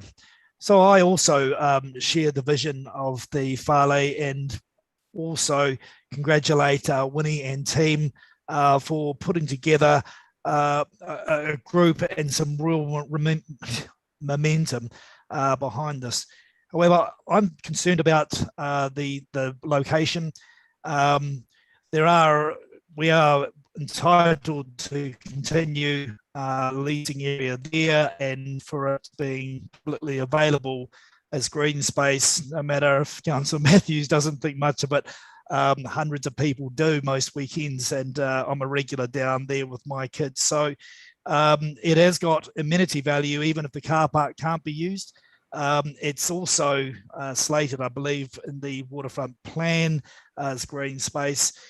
In my view, the officers should have politely told the Fale Trust that it was unavailable, and worked very hard to try and find more suitable premises. I must say, as I say, I do support a Fale. I do think, though, that going to government and securing feasibility funding, which is not an insignificant amount, will leave the council with very few options but to go ahead.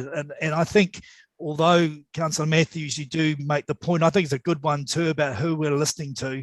The fact is, we just haven't really done the sort of consultation that I'd be comfortable with before making this sort of decision. I think if we make a decision to go forward today, then barring another technical hitch, which we saw in Bunny Street, then the project will go ahead, and I'm sure it'll be fabulous. Don't get me wrong, I'm sure it'll be fabulous. But I would have liked to have listened to what others. I'm really a newbie here in Wellington. Sure, I was at university here in the late 80s, but only arrived back here in 2013. So a lot of this history and legacy stuff is new to me, and I'm learning. So I would have liked to have actually had a little bit more discussion with those that know. Some of those groups may include those as well, Councillor. So I'm not going to support it, but I certainly wish the Trust well, and Godspeed. Kia ora, Councillor Young, thank you. Right. Well, as we all know, the inner city is desperately short of green spaces, and I think we're well under the international guidelines already. And it's an area of huge growth. I mean, the number of apartment buildings going up very close to this park is astounding, actually. And unlike Councillor Rush, I do know the history of this place. I remember when we would peer through the chicken wire to look at the waterfront. And then there was the reclamation in the 70s, and then it was a car park. And then I was a young journalist, and I did the arrivals and departures of the ships, and we had to sign a book to go onto the waterfront and see the ship girls going home early in the morning. Wellingtonians have really fought for the space to be a public space for all Wellingtonians. And in fact, that was a major factor in our successful fight against the mega ferries coming into the inner harbour, the fact that it was going to have such an effect on the waterfront and on the Frank Kitts Park area, which is such a popular playground. and also not just a playground, but a place to just literally to sit on the grass. It is an area, because it's not a beautiful park, but it is a good park to sit on because the grass is not flat. So that is a plus. Look, Frank Kitts Park is certainly not perfect, starting with the name. I mean, it's named after the most useless mayor in the history of Wellington, and he was here for decades. But I've kind of lost that fight to get rid of that name. I don't want it named after me, you'll be pleased to know. But the waterfront and Frank Kitts Park is probably Wellingtonians' most precious and most loved area. And it's where the city plays. It's where adults promenade. It's where children kick balls. It's where grandparents run after their children. I'm looking forward to doing that when the borders open. And I feel really strongly about this, because I accept that we could find another space, a green space. We could buy a building, knock it down. This is all quite an expensive proposition, but it's not by the water. It's by the water that's so magic about this area. And that's why it's so precious. And that's why I think we will be buying into a battle royal if this starts to proceed, because Wellingtonians will rise up about this. It is a tricky location. I mean, apart from the fact that it's placed in Wellingtonians' affections, it also has all these seismic issues. And I feel sorry for the Fale Malae, because I think, it's a great idea, but this is not the location. And I feel that we are leading them down if we pass this today, we're leading them down a path of expectation, which may not come to fruition. And they will have wasted an awful lot of time, money, and emotional energy on it. But actually, sorry, excuse me, this is really a very simple decision for me, because I have been very consistent about my not wanting any buildings on Frank Kitts Park. Yep, we could make it more attractive. I'm very pleased that we are sorting out the playground, but I do not want any buildings on Frank Kitts Park. So I think it would be kinder to let the Fale Malae Trust know that now, and let them try and find another place. So I will be voting against this.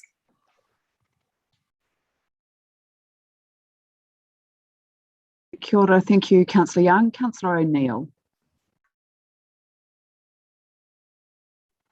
Kia ora, I'll just speak very briefly. Look, I wanted to reflect on Wellington City Council's privilege in having this space. As we've heard from other people today, we know that it is a very large amount of significance, particularly for mana whenua in this area. We don't hold land and space, I believe, just for the retention of it's mine now and no one else can have it. And I think with the amount of journeys that we've gone through, particularly as other councils will know on here, the journey to get to Papa, not a single person wanted that. They all said it would be a big eyesore and it caused a lot of trouble at the time. But now we have a beautiful world-class museum to be able to retain and pull people in there. We've got amazing centres in the area. We've got the Capital E building just down the road. We've got Wellington Museums Trust. All these different communities have a living room and a centre, and we don't at the moment have anything for Pacifica people and Te Whanganui Atara. And I just wanted to reflect, the Pacifica Advisory Group, which I sit on, has been a massive supporter of this. They are so keen to see it happen. This has been decades in the way. Councillor Foon and Free and I have had meetings this week with Sophie and Peter Doe and the Chinese Garden, and I just think that relationship is so important. We need a centre like this for our community in Wellington, particularly when we're seeing a lot of antisocial issues. The government's committed $10 million to this and recognises the Fale as national significance for Pacifica communities coming out of COVID-19 recovery. We've got, and I just wanted to briefly touch on, this is zoned as central area over water, not as open space. When I held that portfolio, most of my dealings were because of antisocial behaviour taking space inside the car park and responding to working with the businesses down there that were feeling really impacted by any sort of construction and things like that. So I just wanted to leave that, we can fully and realise and see the value. And I have been down there on many lunchtimes, just a spot to go. It's often quite muddy, plenty of seagulls, but also plenty of antisocial behaviour as well. And if we're giving one side of the park a bit of a facelift in terms of the playground, then maybe we might be able to make something that councillors here today will be happy to take their future moko or their moko to in the future. And so, yeah, just wanted to add my support and once again, and thank other councillors for keeping the debate respectful in terms of the relationship we've got going on here. Thank you. Councillor Wall. Kia ora and talofa lava. I was very hesitant about supporting this at this stage until number 6 appeared.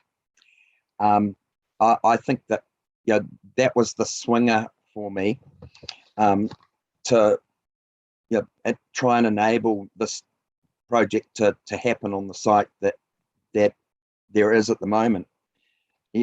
I actually don't believe that we're lacking in waterfront space. I think that Centreport and the Greater Wellington Regional Council have a lot of space north, and that deserves to have some recreational amenity and open space placed upon it. They should be the first port of call that we look to, as far as compensatory open space, and hopefully they'll sell some land to us for $1 or even give it to us. I didn't like the idea of being pushed by a timeline. I really didn't. It's such a good process, and Dame Winnie and Adrian and the rest of the Fale Malae team have done an absolutely remarkable job. I can't tell you how wonderful they have been in their engagement with so many different people. I believe that realistically, the expectations that we give if we vote for this, there's still a lot of hurdles, truckloads of hurdles, not just small hurdles, but reasonably large hurdles. But I'm willing to back the situation as we have it and with the information that we have at hand at the moment, and let's see if we can try and enable something really special, and try and work with our partners at Centreport and the Greater Wellington Regional Council to enable some more space further north. I think that would be space that would be an area that would be of equal worth, and potentially something that would be really quite superb. So I'm listening. There's still some more speakers to come, and I think that it's really important. But whoever devised 6, thank you very much. Thank you, Councillor. That was me. Of course it was me. Love amendments almost as much as the Mayor. Right, Deputy Mayor Free. Thank you. And I also want to pay tribute to not only Dame Winnie, but actually I know that there have been so many people who've wanted this. Because like Councillor O'Neill, I was on the Pacifica Advisory Group for 2 triennia, and it was number 1 on their wish list was a place. I think we all want a place. We all want a place where we have, where we can stand, the Tauranga Waiwai, but I'm sure the Pacifica people call it something else, but it's the same sentiment.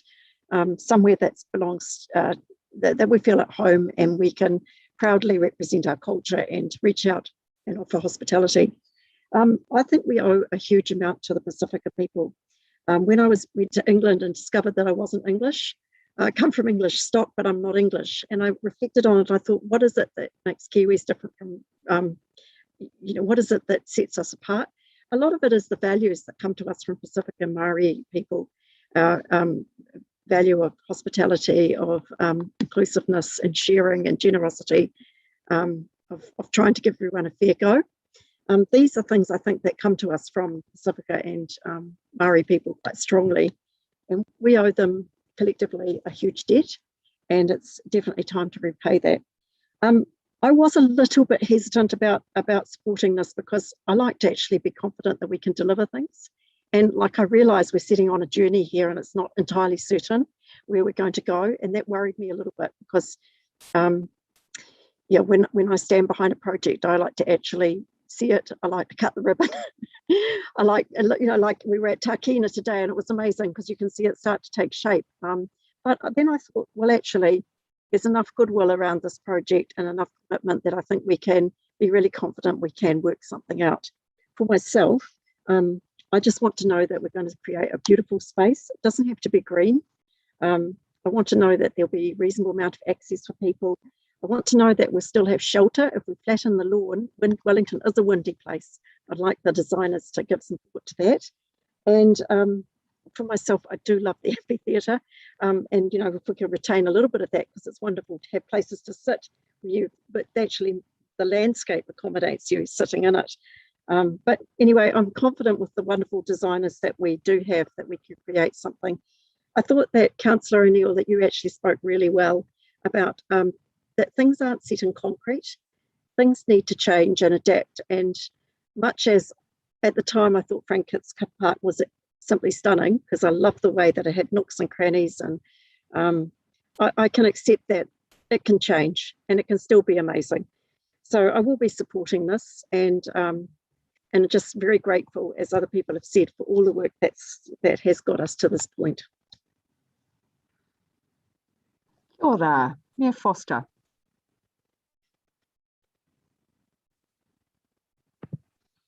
Thank you. I've finally now, a lot of toing and froing with officers, got to a relatively simple amendment, which is Amendment 2. So I'm going to read the amendment out to you. Phil Becker will be able to happily send it through to people. I was just concerned about that we were being a little premature with the demolition decision, and they've made quite clear that we're not actually making a decision now. It's a decision to be made in the future. So the wording that they have we've come up with is agreed to progress work on the demolition of the car parking building, noting that the final decision on demolition is subject to council approval by June 2022, noting the need to strengthen or demolish by 2034. So that's basically all that is saying. I'm just starting my conversation with that, but that's just saying that obviously we've got the request for officers to go away and do some work on both the development plan and the demolition plan, which they will bring back to us in June 2022. So it's just aligning this with that. If you're happy with that, I feel much more comfortable. I don't feel comfortable too as it is at the moment, because it just basically says go and demolish with no strings attached. For me, going to the substantive here, the Fale, I think it's a magical concept. I think it's absolutely fabulous. I think it's a really inclusive concept. A lot of you have said words along those lines. I think it brings a real feeling, and Deputy Mayor, you mentioned the word te rangawaiwai. I think that's a really important word, a real feeling of te rangawaiwai to our Pacifica community who've been aspiring to this this concept for quite a long time. I think it has the potential to be a really great meeting place, to support activity, potentially to be a market. That was an interesting bit of the what was in the letter that we received today from the Fale Malae Trust, which is something which I was very keen to see restored. I am I think it's brilliant. I think we should be in boots and all saying we support this. It's not often though that people often say that say it's a great idea, but maybe not here or maybe not there. I do think that this is a challenging proposition in the location. Excuse me. I am concerned about the level of information we've got, and I think the reason that we've got the level of information that we have is because officers probably brought this to us earlier than they would have done otherwise. Excuse me. We are there's obviously some engineering information that we've got, some of which has just arrived with us or we've been alerted to today. That's not ideal. So the timetable we've got is because the Fale Malae Trust's timetable in terms of the funding application. That's not their fault, that's ours. But it does mean that we are, we're receiving a whole lot of information, very late in the piece. I am concerned about the financial assessment that's been done. I'm concerned about the seismic assessment that's been done. And I think we need a lot more detail on those. So if we get that, between now and June next year, that's cool. We get that. I just hope we don't spend too much money in getting to that point. I'm also, I think a number of people have mentioned that, this is not going to be an easy process. I think we know that. I've gone through the framework again, and I think it's going to be challenging. So I think we need to go into this with eyes open. I think Fale Malae Trust needs to go in with eyes open. And I guess really what's there is the challenge to say, put in front of us, and we don't have a picture at the moment. We don't have any sort of design, but that design, if it comes up and it looks right, it could really win people over. If it doesn't, it won't. And that's the real challenge that I think we've got at the moment. Councillor Matthews, you said that I think you reflected on the property group's comment about, there could be a net gain in public space. I don't see how you can have a net gain in the quantity of public space, but I absolutely see how you can have a net gain in the quality of public space. And I think that that's probably what they were alluding to. So that's possible. And that I guess is the challenge. If you're going to walk down this path, how do we end up with something that is much better than there is today? And that people go, actually, that's awesome, we'll back that, as opposed to, we don't like it, we're going to oppose it. And that, I guess, is the challenge. And I don't know how that's going to land in time. So either we could end up with a fantastic result, or we could end up with a battle which ends up with success or not success at the end of that process. I think that's probably all I wanted to say, but I just did want to thank the Fale Malae Trust for the fantastic work that they've done. To Dame Winnie in particular, thank you for your beautiful work and the way that you express that. I really appreciate that. I do wish you all the very best in this. It's not going to be easy. I know that when we went to when we were looking at the site for Bunny Street, I probably took the slightly unpopular view of expressing that I thought that the advice we were getting is it was going to be difficult and it might not succeed. And I think a lot of people didn't want to listen to that. That was exactly the advice you ended up getting. So this will be challenging. I hope it succeeds, but I don't think there's any guarantees of that.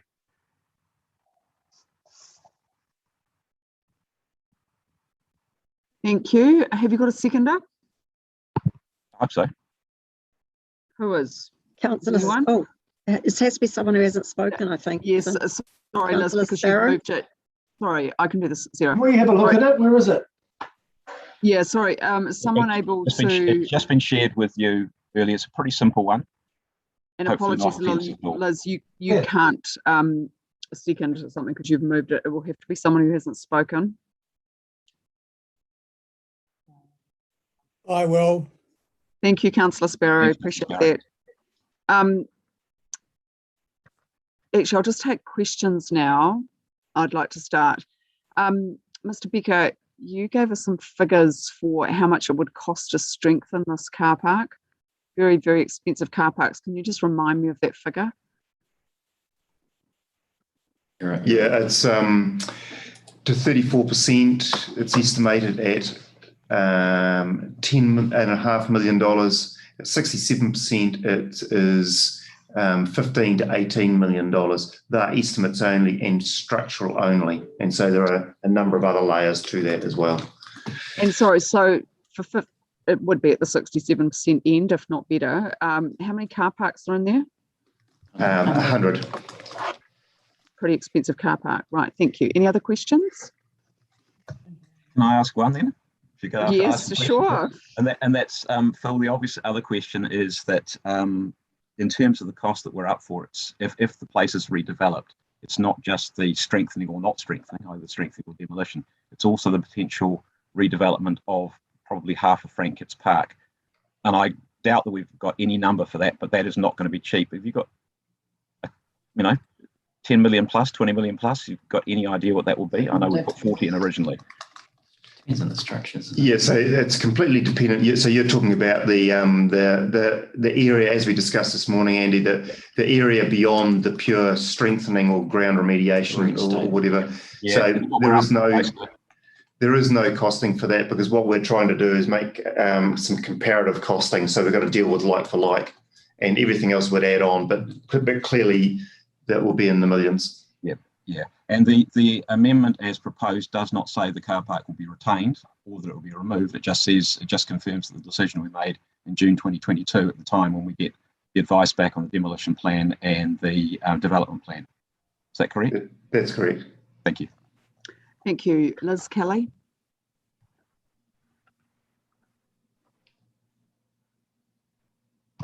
Thank you, Madam Chair. Kia ora, talofa lava, and welcome to the... Oh, sorry. We're just going to take questions. Have you got a question of officers? No, but I'll put you on the list. Councillor Condi, you've got a question? I do, thank you. Just asking staff, when we were looking at the kind of book value of the current building, were we considering the kind of the revenue stream that might come from those car parks going forward, as well as kind of the capital value of that building? So when we're comparing these costs in terms of the value of the building when it's done and the cost, are we kind of including that as well? We only went, the comparison that we did was based on a strengthening or a new build at a high level. We did do some analysis around the revenue, but if, for example, there was an approach where you thought about strengthening the building to a level that you would operate a car park from, so you're talking $20 million minimum. If we're running around 300,000 a year as a revenue stream, you'll be looking at about a 50-year pay down period. That doesn't deal with interest or anything like that, and you start to get into some areas that I'm not able to talk to specifically tonight, but that gives you a macro view on it. Thanks, Phil. Thank you very much. Right, any other questions? I'm going to have to ask another one now, given the numbers that Phil's just given. All right, I think we are getting very much into the detail. Yes. Well, it's about an economic issue.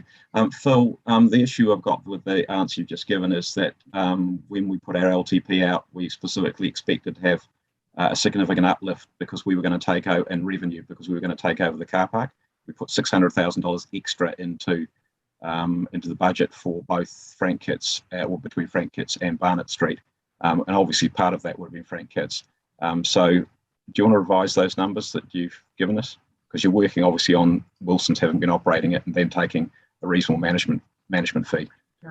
Mayor Foster, I really think this is getting well away from, you're just basically just clearly trying doesn't matter to you, so fine. No, it's just, you're just wanting to make it clear that there is an open process on this. I don't think we need to get into all the detail. We are nowhere near making a decision. So this is correct. All I want to do is make sure that people are keeping an open, that it is an open process, not a closed process, because the way the recommendations are structured at the moment is it's a closed process today. Yep, we understand. Right, now, Councillor Sparrow, do you wish to speak as seconder?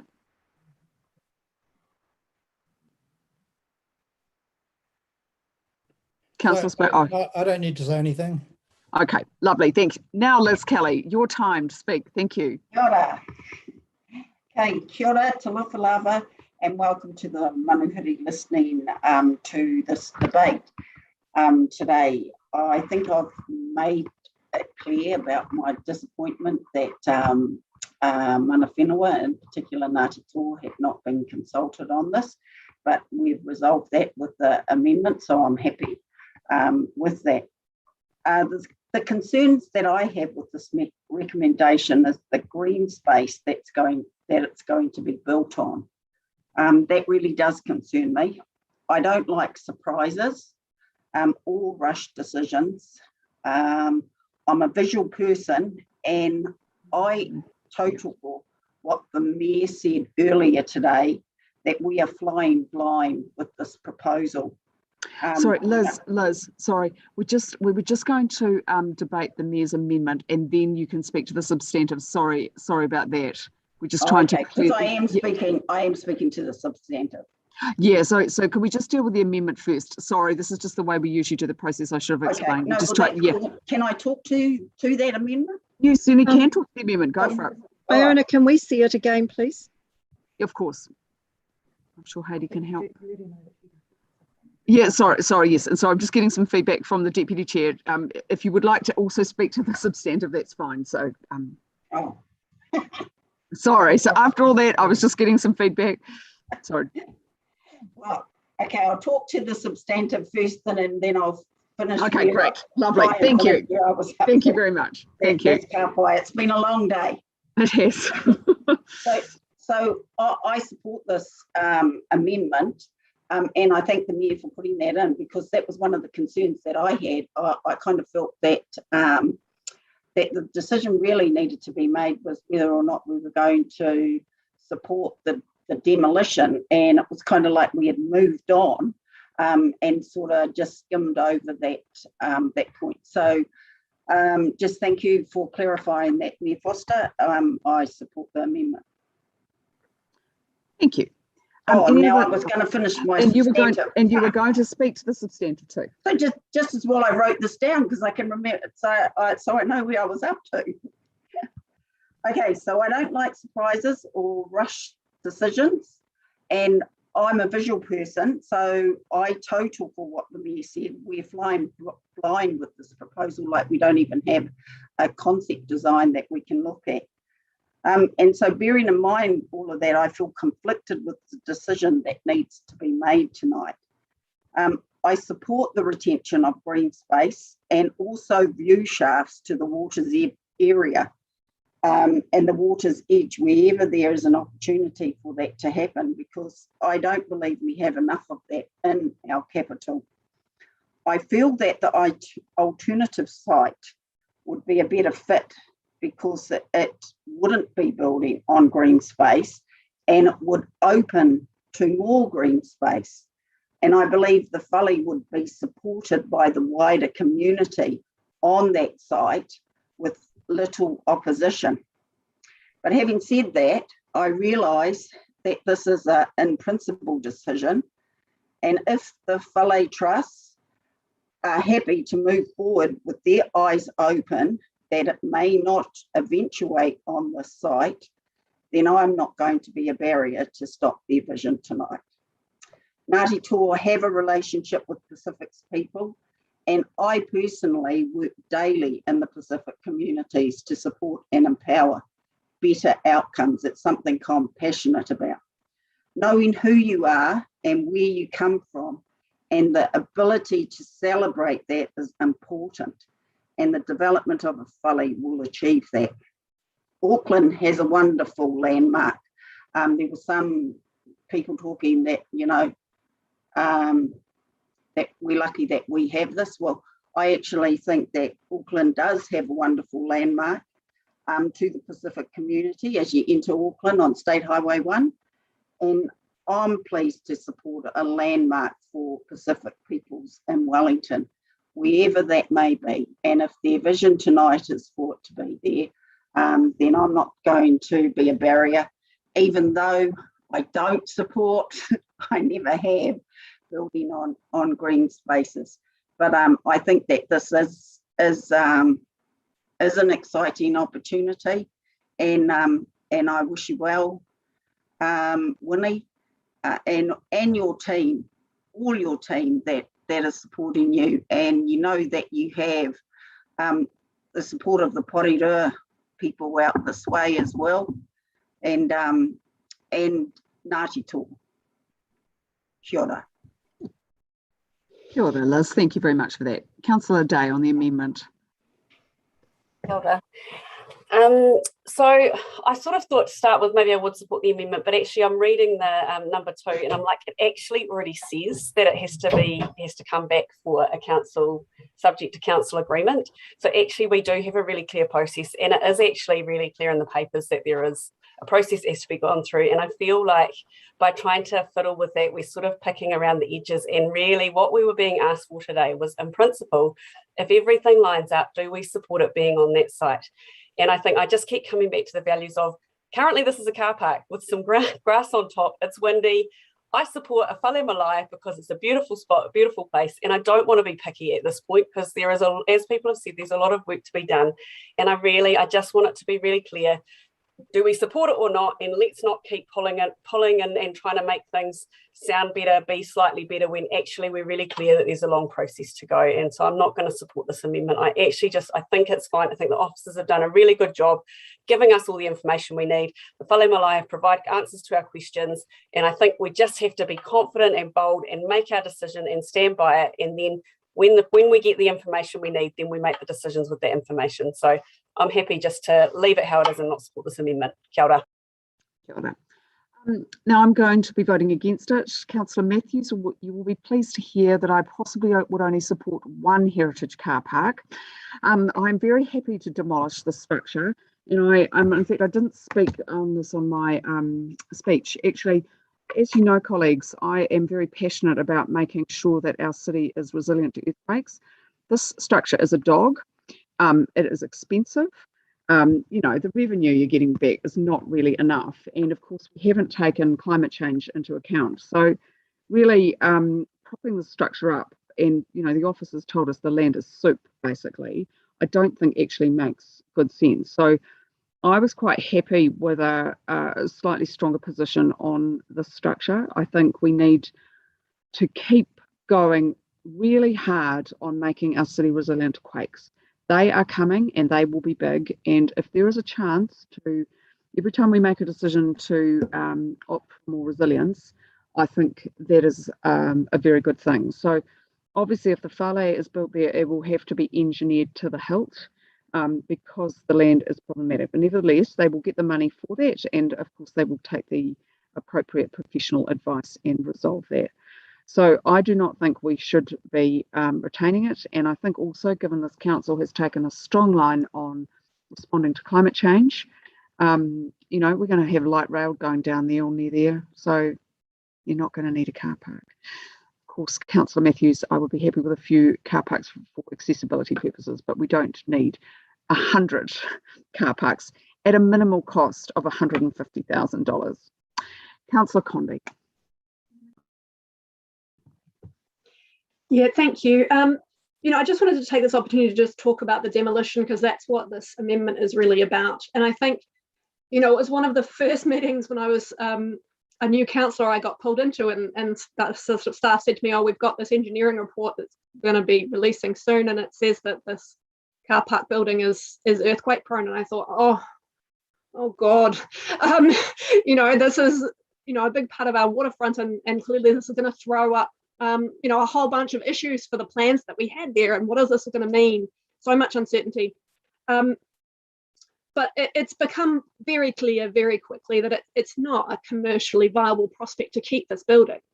I think the work we have from staff is very clear. The analysis we have in paragraphs 41 and 42 is very clear.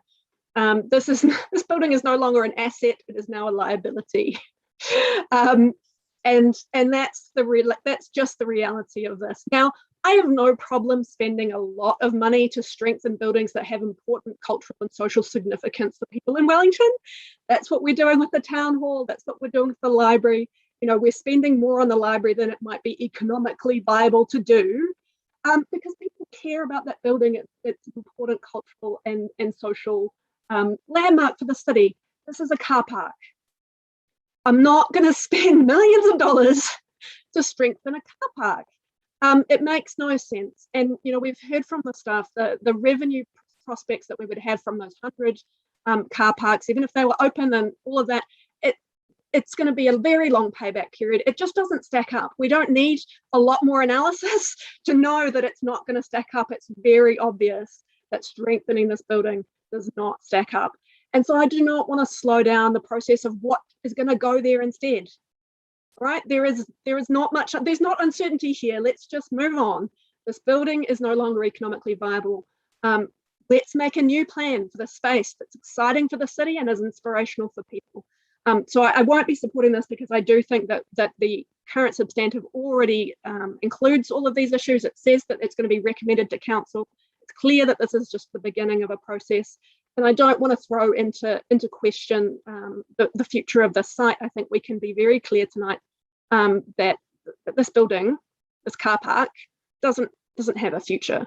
And now we have to figure out what's going to go there instead. And that's exciting. Instead of it being this terrible thing, when it first happened, I thought, oh, here's this terrible uncertainty, but now it's turned into an opportunity. The Fale Malae thought they were going to fit in Bunny Street and it didn't work out. This car park building that we had plans for already, turns out it's earthquake prone, is no longer economically viable. It's, this crisis has turned into an opportunity. So let's just accept that the building has done its dash, thank it very much for its service, and get excited about what's next in that space. Thank you, Councillor Condie. Right, any other speakers on the amendment? Councillor Calvert, thank you. And sorry, Councillor Young, do you have your hand up to speak on the amendment? Okay, Councillor Calvert.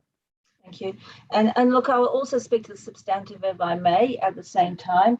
I'm not going to support the Mayor's amendment on this. I mean, I think it was Councillor Day who said it was pretty much there in recommendation 2. And I think most decisions on this council, when you read your papers, you know which way you're going to go. You listen to people's advice, but you sort of are clear which way to go. I think in terms of the Fale Malae, and this comes back to the original decision, or when they first came to us about Bunny Street, it was a really tough call. It was one of the toughest calls I remember having to make, because whilst I really supported the concept, the ideas and the vision of having a Fale Malae in our capital city, I just, listening to the advice was that Bunny Street was not the right place because of the challenges that it brought. Seeing this next proposal on Frankettes Park, again, I believe it's being met with challenges already, and that's because this area is already deemed as a significant open green space. I would have been more than happy to support them equally on the waterfront, on the one part of the waterfront that we haven't developed as yet, and that's next to Te Papa. And Te Papa is a major cultural institution for not just for the city, but it's actually Te Papa is the nation's museum and cultural place. There's been a lot of talk about, well, there's a car park, but that car park actually had green space on top.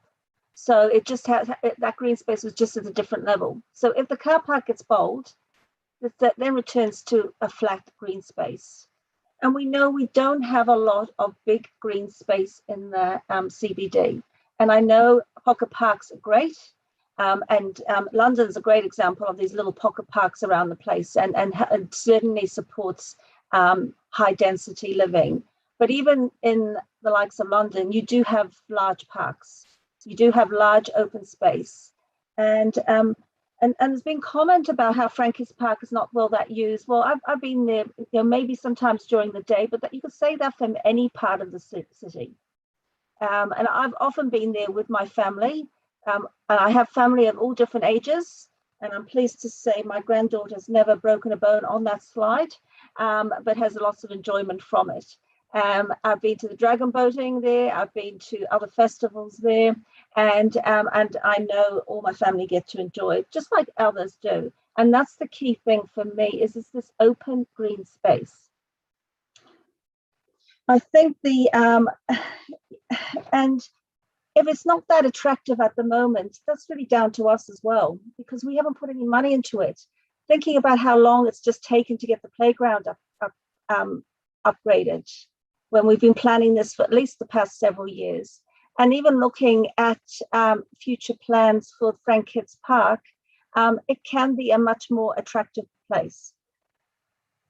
And if we want to start changing it, we want to start changing this significant open green space to other things, well, that's fine, but we've got to do it in the context of the whole waterfront. That was the success of the waterfront framework. It looked at a large piece of land that circled the harbour, and it said, how do we want to see this developed? And yes, if we want to see that change, let's do it. but let's do it in a cohesive way. Let's think about how Tanaka Civic Square connects into it. And let's see how we can improve it as a whole. And I remember even, I think it was a couple of years ago, saying to the mayor, do we need to relook at our waterfront framework? And Mayor, you said no, it was fine. So, so as much as I'd like to support the Fale Malae on their request, I believe that actually if we did now, there's going to be so much opposition, and that's not just around this table, but that it may well be better for them to look at an alternative site. And given that we have a prime spot on our waterfront potentially available, my suggestion is that they look at that site. Another thing, I just want to thank everyone for, and I think it's been commented about respectful conversations about this.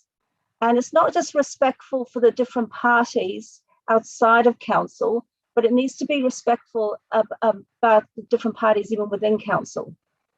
And that we all have different views, but they should be respected, just like we're respecting many people that the city represents. So I won't be supporting either the amendment or recommendation number 2. And really, I just want to, I think Councillor Young probably articulated things in a much better way than I have, and I endorse her comments completely. Thank you. Thank you. Any more speakers on the amendment? Right, Mayor Foster, do you need a right of reply?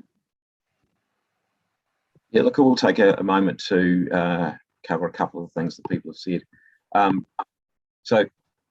Councillor Day mentioned that we, the amendment already says that, but to me, the substantive already says that, but to me, basically, the substantive merely says that at some point in time, the car park's on death row, but it could be as late as 2034.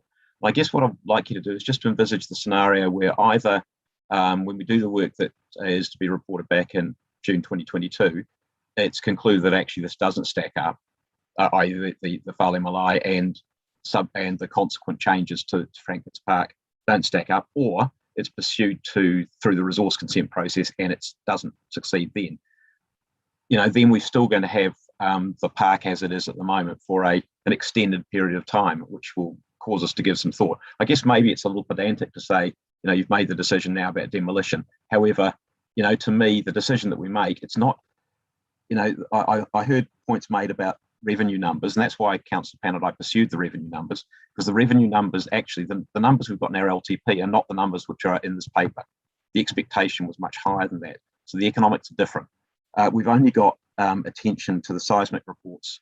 That actually there are those seismic reports and actually them forwarded to us today, even though some of them have been around for a while. And the other bit which is not being factored into those economics is the cost of redeveloping the park itself. Now, at least we will have to redevelop at least half the park. We know that. If you take the car parking building out, obviously the ramp where the Chinese garden is supposed to sit will go. By the time you've done that, you've basically half the park. That's going to be an 8-figure number. We're just not quite sure what that 8-figure number is going to be. So you put those together, I don't think we've done the financial analysis as coherently as we should have done. And that, I guess, is the heart of my concern. And just one final thing to mention, because Councillor Calvert mentioned it. When I said to you, Councillor Calvert, that we didn't need to review the waterfront framework, that's because we'd already recently done it. We actually looked at the waterfront framework, and maybe many councillors aren't aware of that. We looked at it again, I think it was 2015 or 2016, decided it was still fit for purpose, and that's why we didn't completely go and rewrite it. So, councillors, up to you. If it stays as is, I will vote against 2. If it's amended, then I'll be happy to vote for it. Thank you. And we will take a division on this one. So if people could please vote. Thank you. Oh, I'm sorry, could you put just see the amendment on the screen again, just for people who find that helpful? Just to clarify, we are just voting on the amendment. Just on the amendment, yes. Thank you. Thank you so much, Heidi.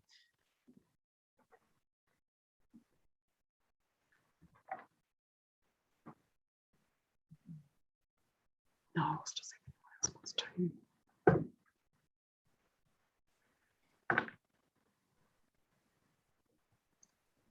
just waiting on votes from, well, that looks like nearly everyone, actually. Sorry, that has failed. Thank you very much. Now, is there just anyone that has to make one last comment? Otherwise, Councillor Paul will do the right of reply. Excellent, Councillor Paul. And it will be short, I'm sure. No, I haven't spoken to the substantive. Who hasn't? Oh, Councillor Conde. Yes. Sorry, right, sorry, I was just waiting to see if anyone wanted to. Of course, I thought you had kind of in your other speech, but of course, speak now, please. Thank you. No, I spoke to the demolition, but not to all of the substantive. I actually just wanted to pick up on a comment from Deputy Mayor Free's speech. She said, we're setting out on a journey and we're not entirely sure where we're going to go. And I think she was saying that in a sense of that this is uncertain and that's a bit scary, which I understand. But I also thought, when I was thinking about it, I thought it was very apt because that's what the Pacific Navigators used to do.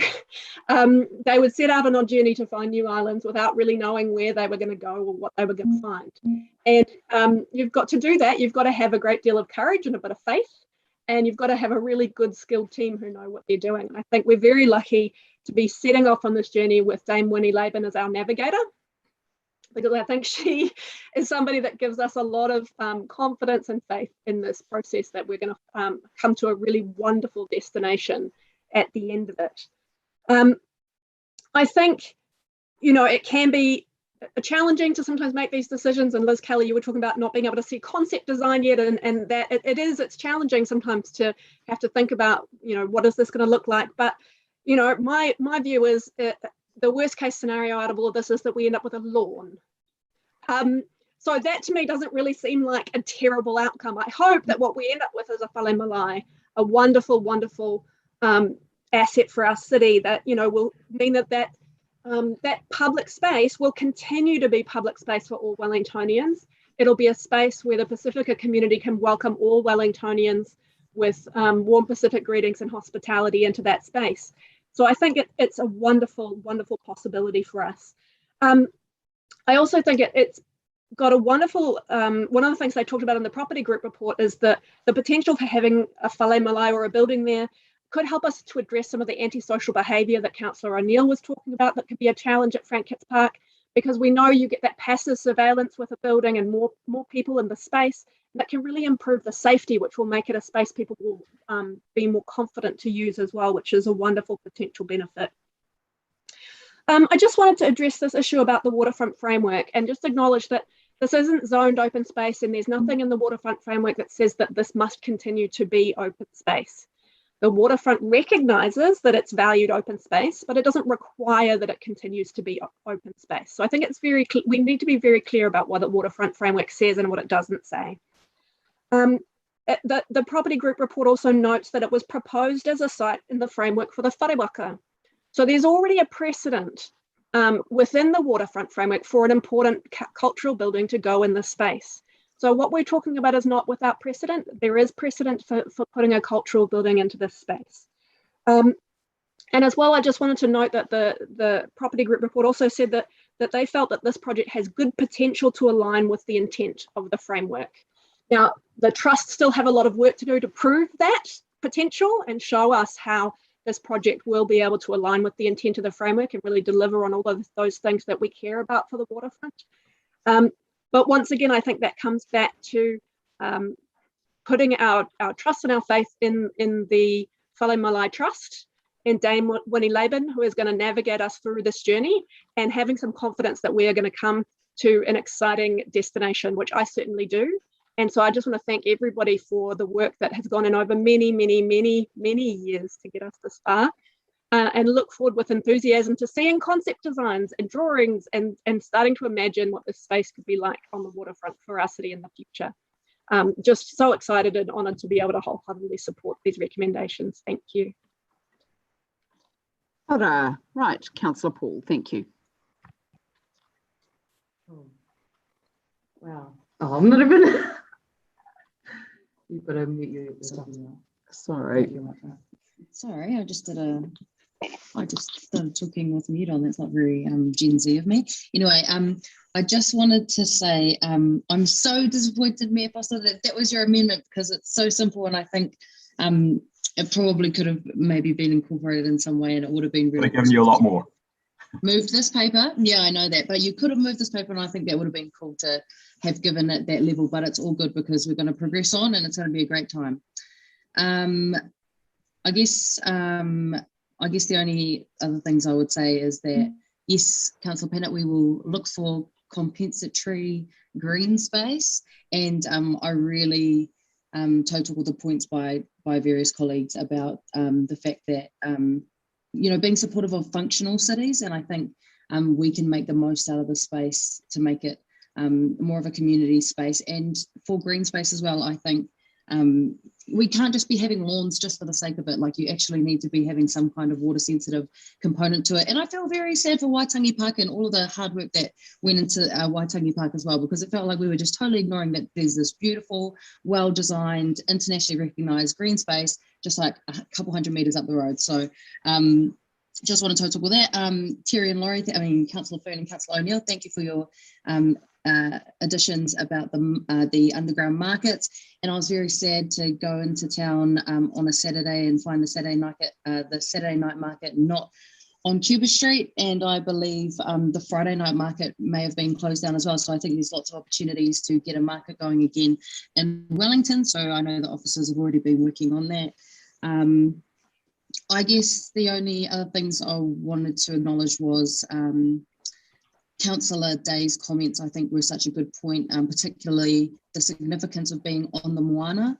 It is the moana, it is the ocean that binds us together as Polynesian nations, and as Māori we refer to our whanaunga, our relations in the rest of Polynesia, as our tuakana, which means our older siblings, because they have been around a lot longer than us, and we take their direction. I think this is a really cool example of that.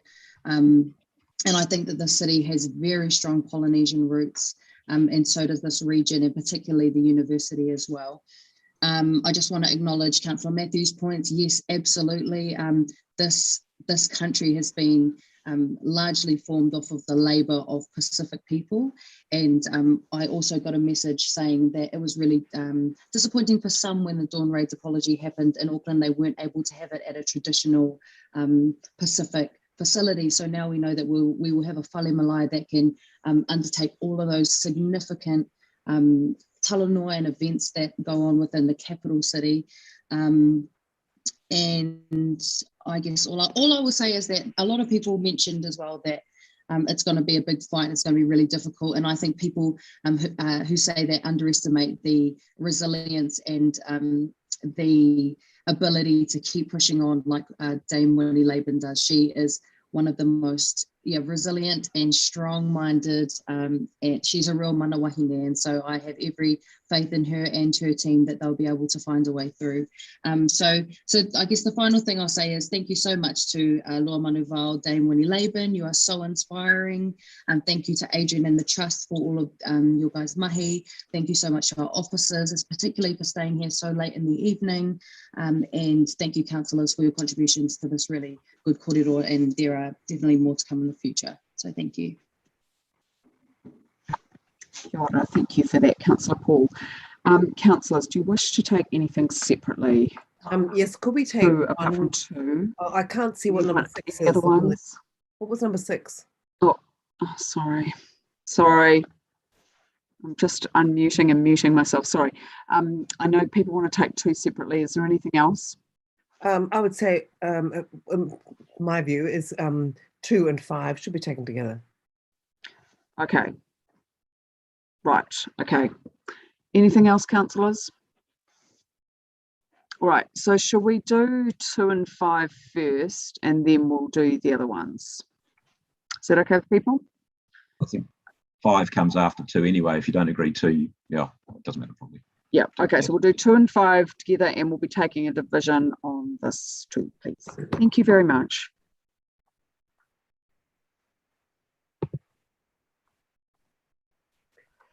Sorry, we're doing 2 now, or 2 and 5 together, yeah.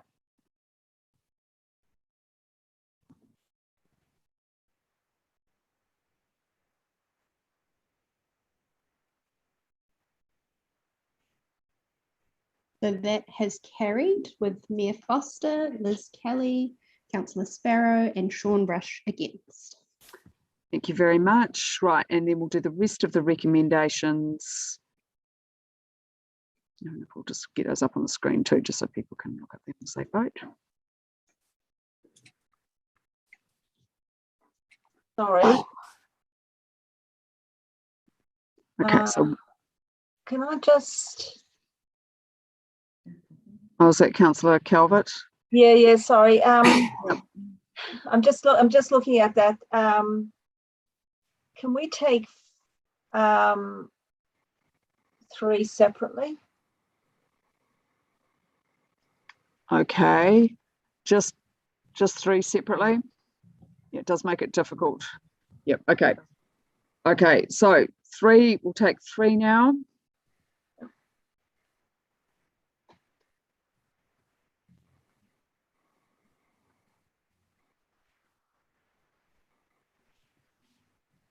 You've got a division on that one, haven't you? Yes, we have. Yes, that's right. So that has carried with Councillor Calvert, Councillor Sparrow, Councillor Young, and Councillor Rush against. Thank you. And now the rest of the recommendations. Again with a division. Could we just have them up in front of us, please? Yes, sure.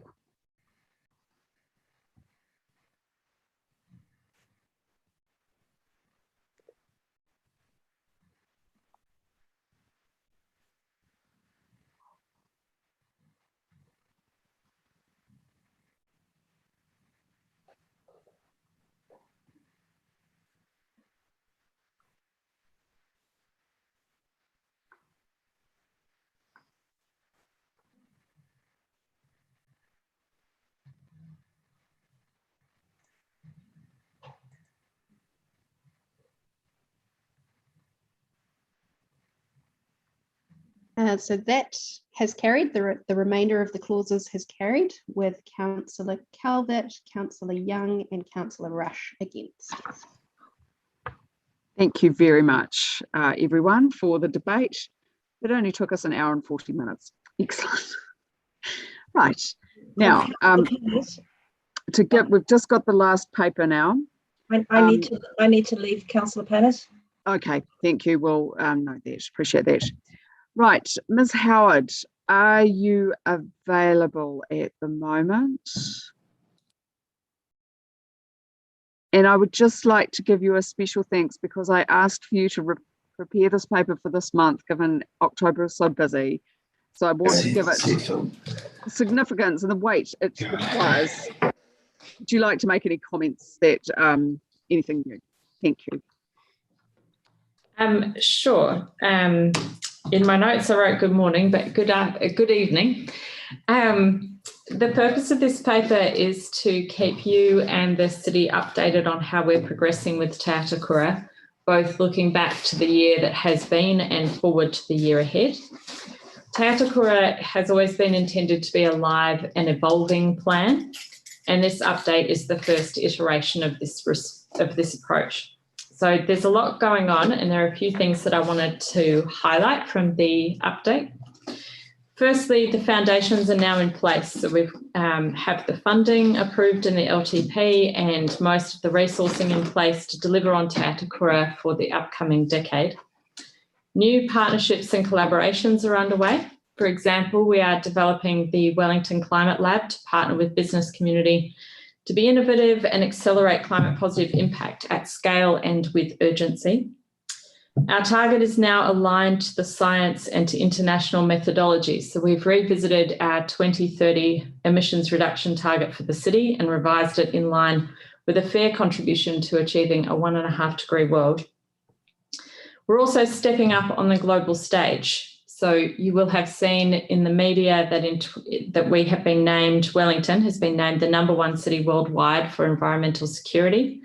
Wellington City Council has also been selected by the Bloomberg Mayor's Challenge for this round, and we're in the top 50 cities, hoping to be one of the top 15. And we will be the first New Zealand city to join the Race to Zero pledge, which is an important initiative ahead of COP26, which is going ahead in Glasgow. I think Minister Shaw left today or leaves tomorrow. We have also pushed for central government to be much more ambitious. So I'm referring here to the submission we made to the Climate Change Commission's draft advice to the government to be bold and to drive transformative change over the next 15 years. We've also started the process to deliver a compact city while delivering immediate opportunities to move around the city differently. So our spatial plan is key to enhancing our low carbon urban form. There are encouraging signs of active public and shared transport usage increasing, with cycling numbers on the rise, shared car service memberships increasing, and Wellington has the highest level of public transport use across New Zealand.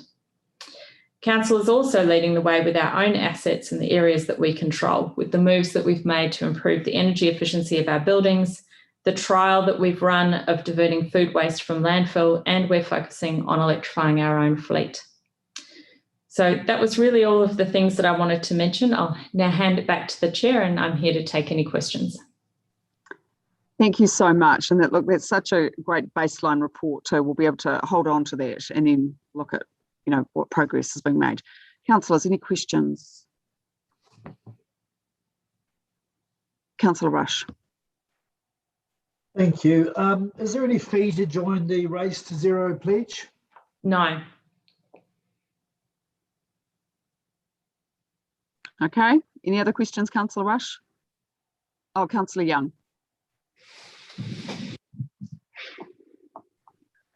My question is, are the officers aware that in 2009, a US research paper estimated that a medium-sized dog has the same carbon footprint as a middle-sized SUV?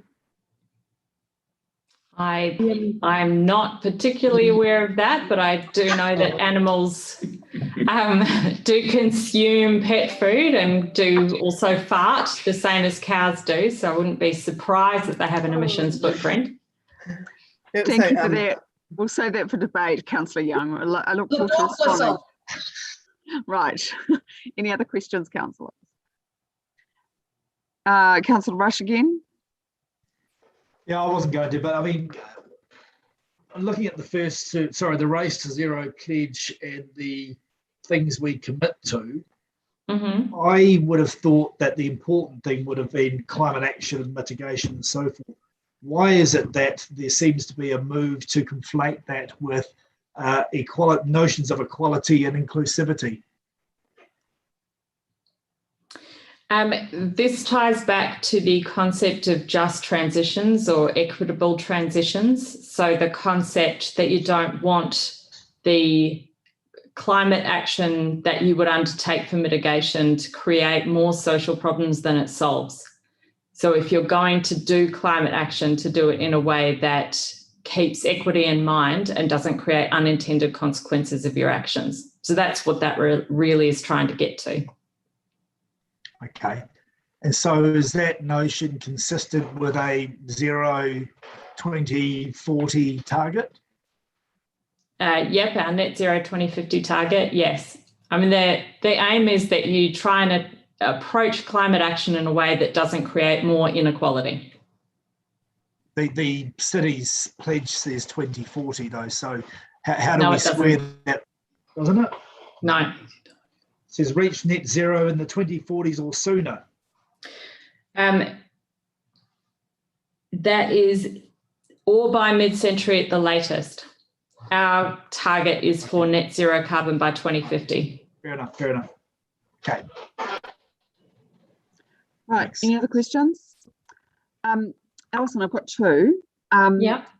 First thing is, what do you need elected members to do to help you with your work?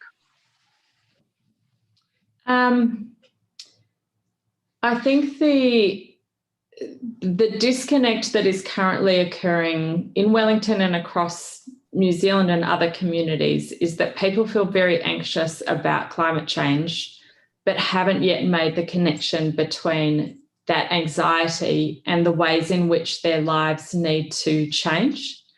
So I think you are doing exactly what you need to do, and that is advocating for the city shaping projects that are super important to us being able to support Wellingtonians to make that shift. So the projects like Let's Get Wellington Moving, the Bike Network Plan, the Draft District Plan with its emphasis on the spatial plan outcomes of compactness and urban density, those things, that way in which a council can shape a city, that's the most fundamental way that we are going to support Wellingtonians to take climate action. So I think just keep doing what you're doing and supporting in those projects. Thanks. And my second question is about the intersection between climate change and earthquakes. And there is, Councillor Paul.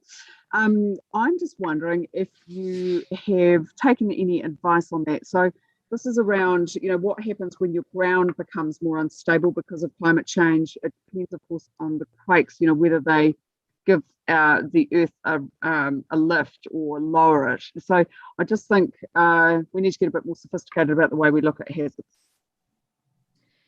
That hasn't particularly come up from the earthquake scientific community that I have heard of, but I will get our new Principal Advisor of Adaptation to look into that for you. Wonderful, thank you. Right, Councillor Paul, you've had a busy day. Would you like to introduce the paper? Move the motion, and I'm going to mute myself now. Hi everyone, I'm sorry that you have to hear my voice again, but how great is it that Alison actually gave us everything that we need to know about this paper? And oh, there we go, cool, awesome. So yep, I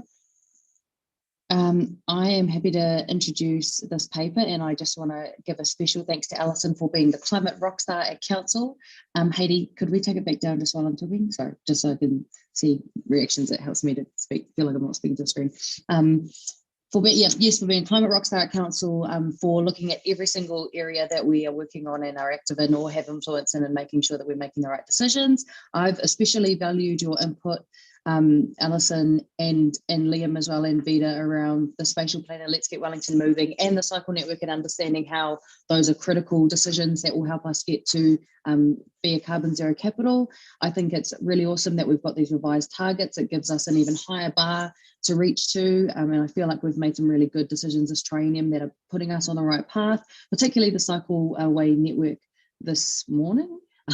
So hopefully we can get that through as strong as possible, and we know that the next few months are going to be absolutely critical for the way that we deal with climate change in the city. We've got the district plan, consultation, first round. We've got Let's Get Wellington Moving. We've got the cycleway networks as well. And obviously next year we've got a local body election where we have to make sure to elect climate staunch candidates. So anyway, I just want to thank you, Alison, for your work. As usual, thank you for bringing this paper forward, even though it was meant to be in October. It's awesome to see it all working. Welcome to all the awesome new staff that have come to council to help us to get to our targets. Apologies for any of the things that councillors do to get in the way, but we're all well-meaning and we do all want the same thing, which is a livable future on this planet. So yeah, happy to move, and I'm not sure who will be seconding, and looking forward to the debate. Right, I'm going to second. Thank you for that great shout out. So again, Ms. Howard, thank you very much you sweated probably all night to get this report done, and as I said, really good baseline. So Councillor Paul and I can tape it to our walls and figure out where we need to go next in particular. So thank you very much. Look, I think, it's a little bit sobering. Really good start. We've been working on this line of work since 2007. Mayor Foster, you will remember the first time that the climate action plan was passed. But clearly a long way to go. I guess, it is going to take a lot of political will and a lot of work from staff to get to those good, ambitious carbon goals that we've set ourselves for 2030. I can't resist this. There was a very useful article in the paper today talking about the carbon footprint of houses. And it was quite good because it showed, at the moment at least, that some apartments can have a higher carbon footprint than some small well insulated houses, energy efficient houses. Quite interesting. So I think there's some interesting work to do to think about, what exactly, once we need to get into more of the detail about exactly what good green housing looks like. Councillor Young, I will respond because you were being provocative. Our canine friends, yes, they do have a carbon footprint, but that's why we have an overall carbon budget, and then you can adjust your consumption accordingly. Dogs are also quite fond of vegetables as well. But of course, it is a useful reminder for all of us to be good global citizens and to watch our carbon footprint. But anyway, look, even though I get impatient and want to do 10 times more of the work, we have made great strides. At least we've now got the consensus that climate change and the ecological emergency need urgent action, and I can only see great things coming for the city. Thank you. Right, councillors, anyone wish to speak?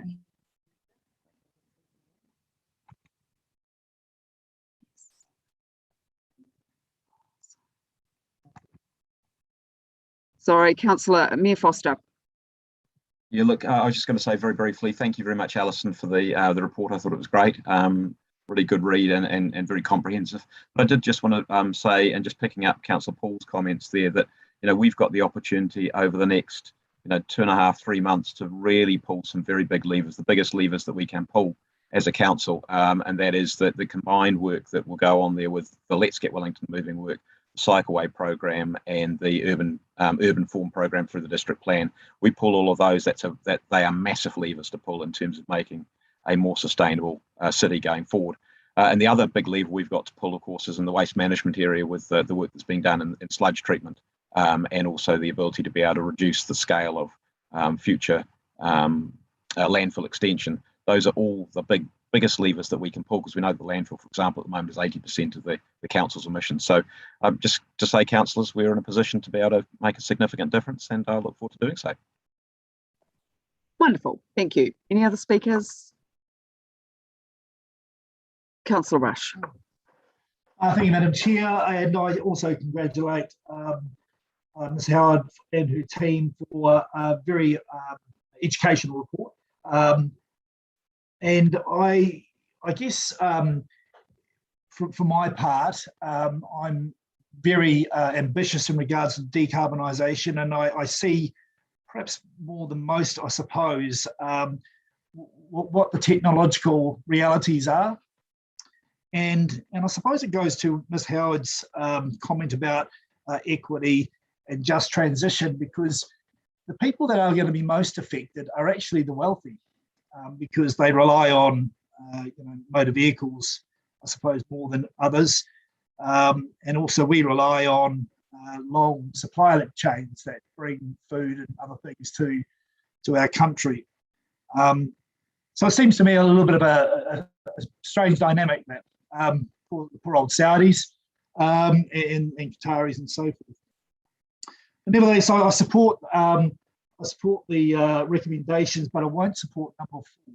I did have a look at the the Race to Zero website, and started going through it to have a look and see if there was anything practical and meaningful out of it. And actually what I saw a lot of was a lot of conflation between climate action and the type of equity, inclusivity, transform the world sort of stuff that made me think this is just social engineering. So I think there's actually quite a big barrier that's been put up by those that want to champion anti-capitalism and all those sorts of things as part of a climate initiative. I think we need to stick to climate mitigation. That's what we need to solve. And there are technological things in play at the moment that we can use as levers, as the Mayor mentioned. And there's more that's under development that's quite exciting. So I'd like 4 to be taken separately. Thank you. Comrade O'Neill, do you wish to speak now? Thank you. Thank you. I would actually like to move a procedural motion to take it to the vote, if someone will be able to second me in that. I'll second. Councillor Day, because Sean, you've already spoken. You've spoken. Okay. Right. That's been moved and seconded. Could people please vote? Well done, Terry. Didn't realise my microphone was on. Iona, are you voting the right way? Councillor, I I just didn't happen to agree with you on that one. So that has carried with Councillor Panna against. Okay, all good. Okay, right. A comrade, my other comrade Paul, right, reply. Yep. All right. Thanks everyone for those interesting contributions.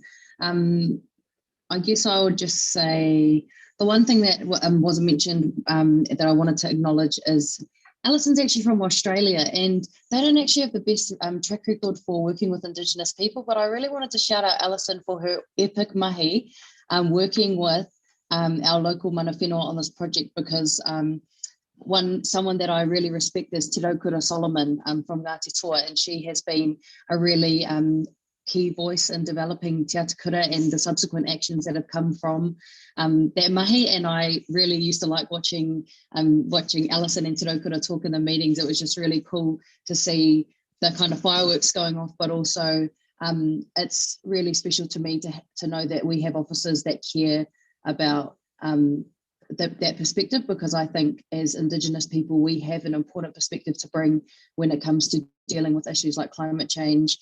So I do want to just put in there that it's actually not all about technology. Sometimes it is actually about simplifying and going back to more simple and local ways of doing things and living. So just for Laurie, because she's not here, just wanted to put a shout out there for local food systems, food sovereignty, looking at the way that we deal with water and all of those local solutions that indirectly help us with climate change. And the other thing I just wanted to shout out too was how much of an Indigenous city we have in terms of our biodiversity, and how much our thriving native forests and native species contribute to our the reduction of emissions across the city. I think that's a really important and special part, and I'm so glad that our plans were acknowledged, as Alison was talking about in the introduction, internationally as one of the best climate safe and ecologically safe city plans in the world. So it's really cool, and every time I get the opportunity to go on TV and talk about climate change, I always say we're doing so good and the government needs to do just as good as we're doing. So it's very helpful to have that on our side, to be able to push the government to go as hard as we are. So I just want to say thanks everyone for the awesome contributions. Let's keep doing a good job. Let's keep being country leading in this space. I would say we have the strongest climate plan, and we will continue to be the biggest climate leaders in this country and hopefully in the world. So yep, awesome kōrero, and a nice kaupapa to end the evening on such a very long day. So anyway, happy to put it to the vote. Kia ora. Thank you, Councillor Paul. So now Councillor Rush has asked for number 4 to be taken separately. Is there anything else that people want to take separately? If we could just have the recommendations put back on the screen, that would be super helpful. Shouldn't 4 be approved first before they actually sign it? Hang on, let's just have a look. No, it's too late. It's very operational, Councillor. Right, Well, there's okay. some strong commitments, actually. Right, is there anything else that people want to take separately? Okay, so we're going to do 1 to 3. We'll take a division. Thank you.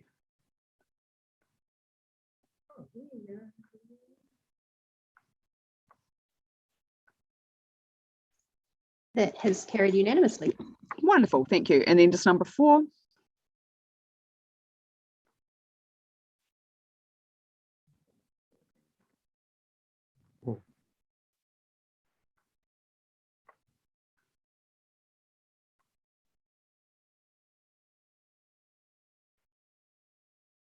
I think Sean voted very early and it got wiped, so he needs to vote again. Who wiped it? Come on, Iona. All the last vote was just wiped. So that has Paranoia. That's carried with Councillor Young and Councillor Rush against. Thank you. Right, well, colleagues, we are nearly at the end of our meeting. That only took us an extra 2 hours. Thank you very much. Look, it's been a good day and we've got some stuff done. So Councillor Paul and I will read the karakia now to finish off our meeting, and if you would like to say it at home, of course, please do.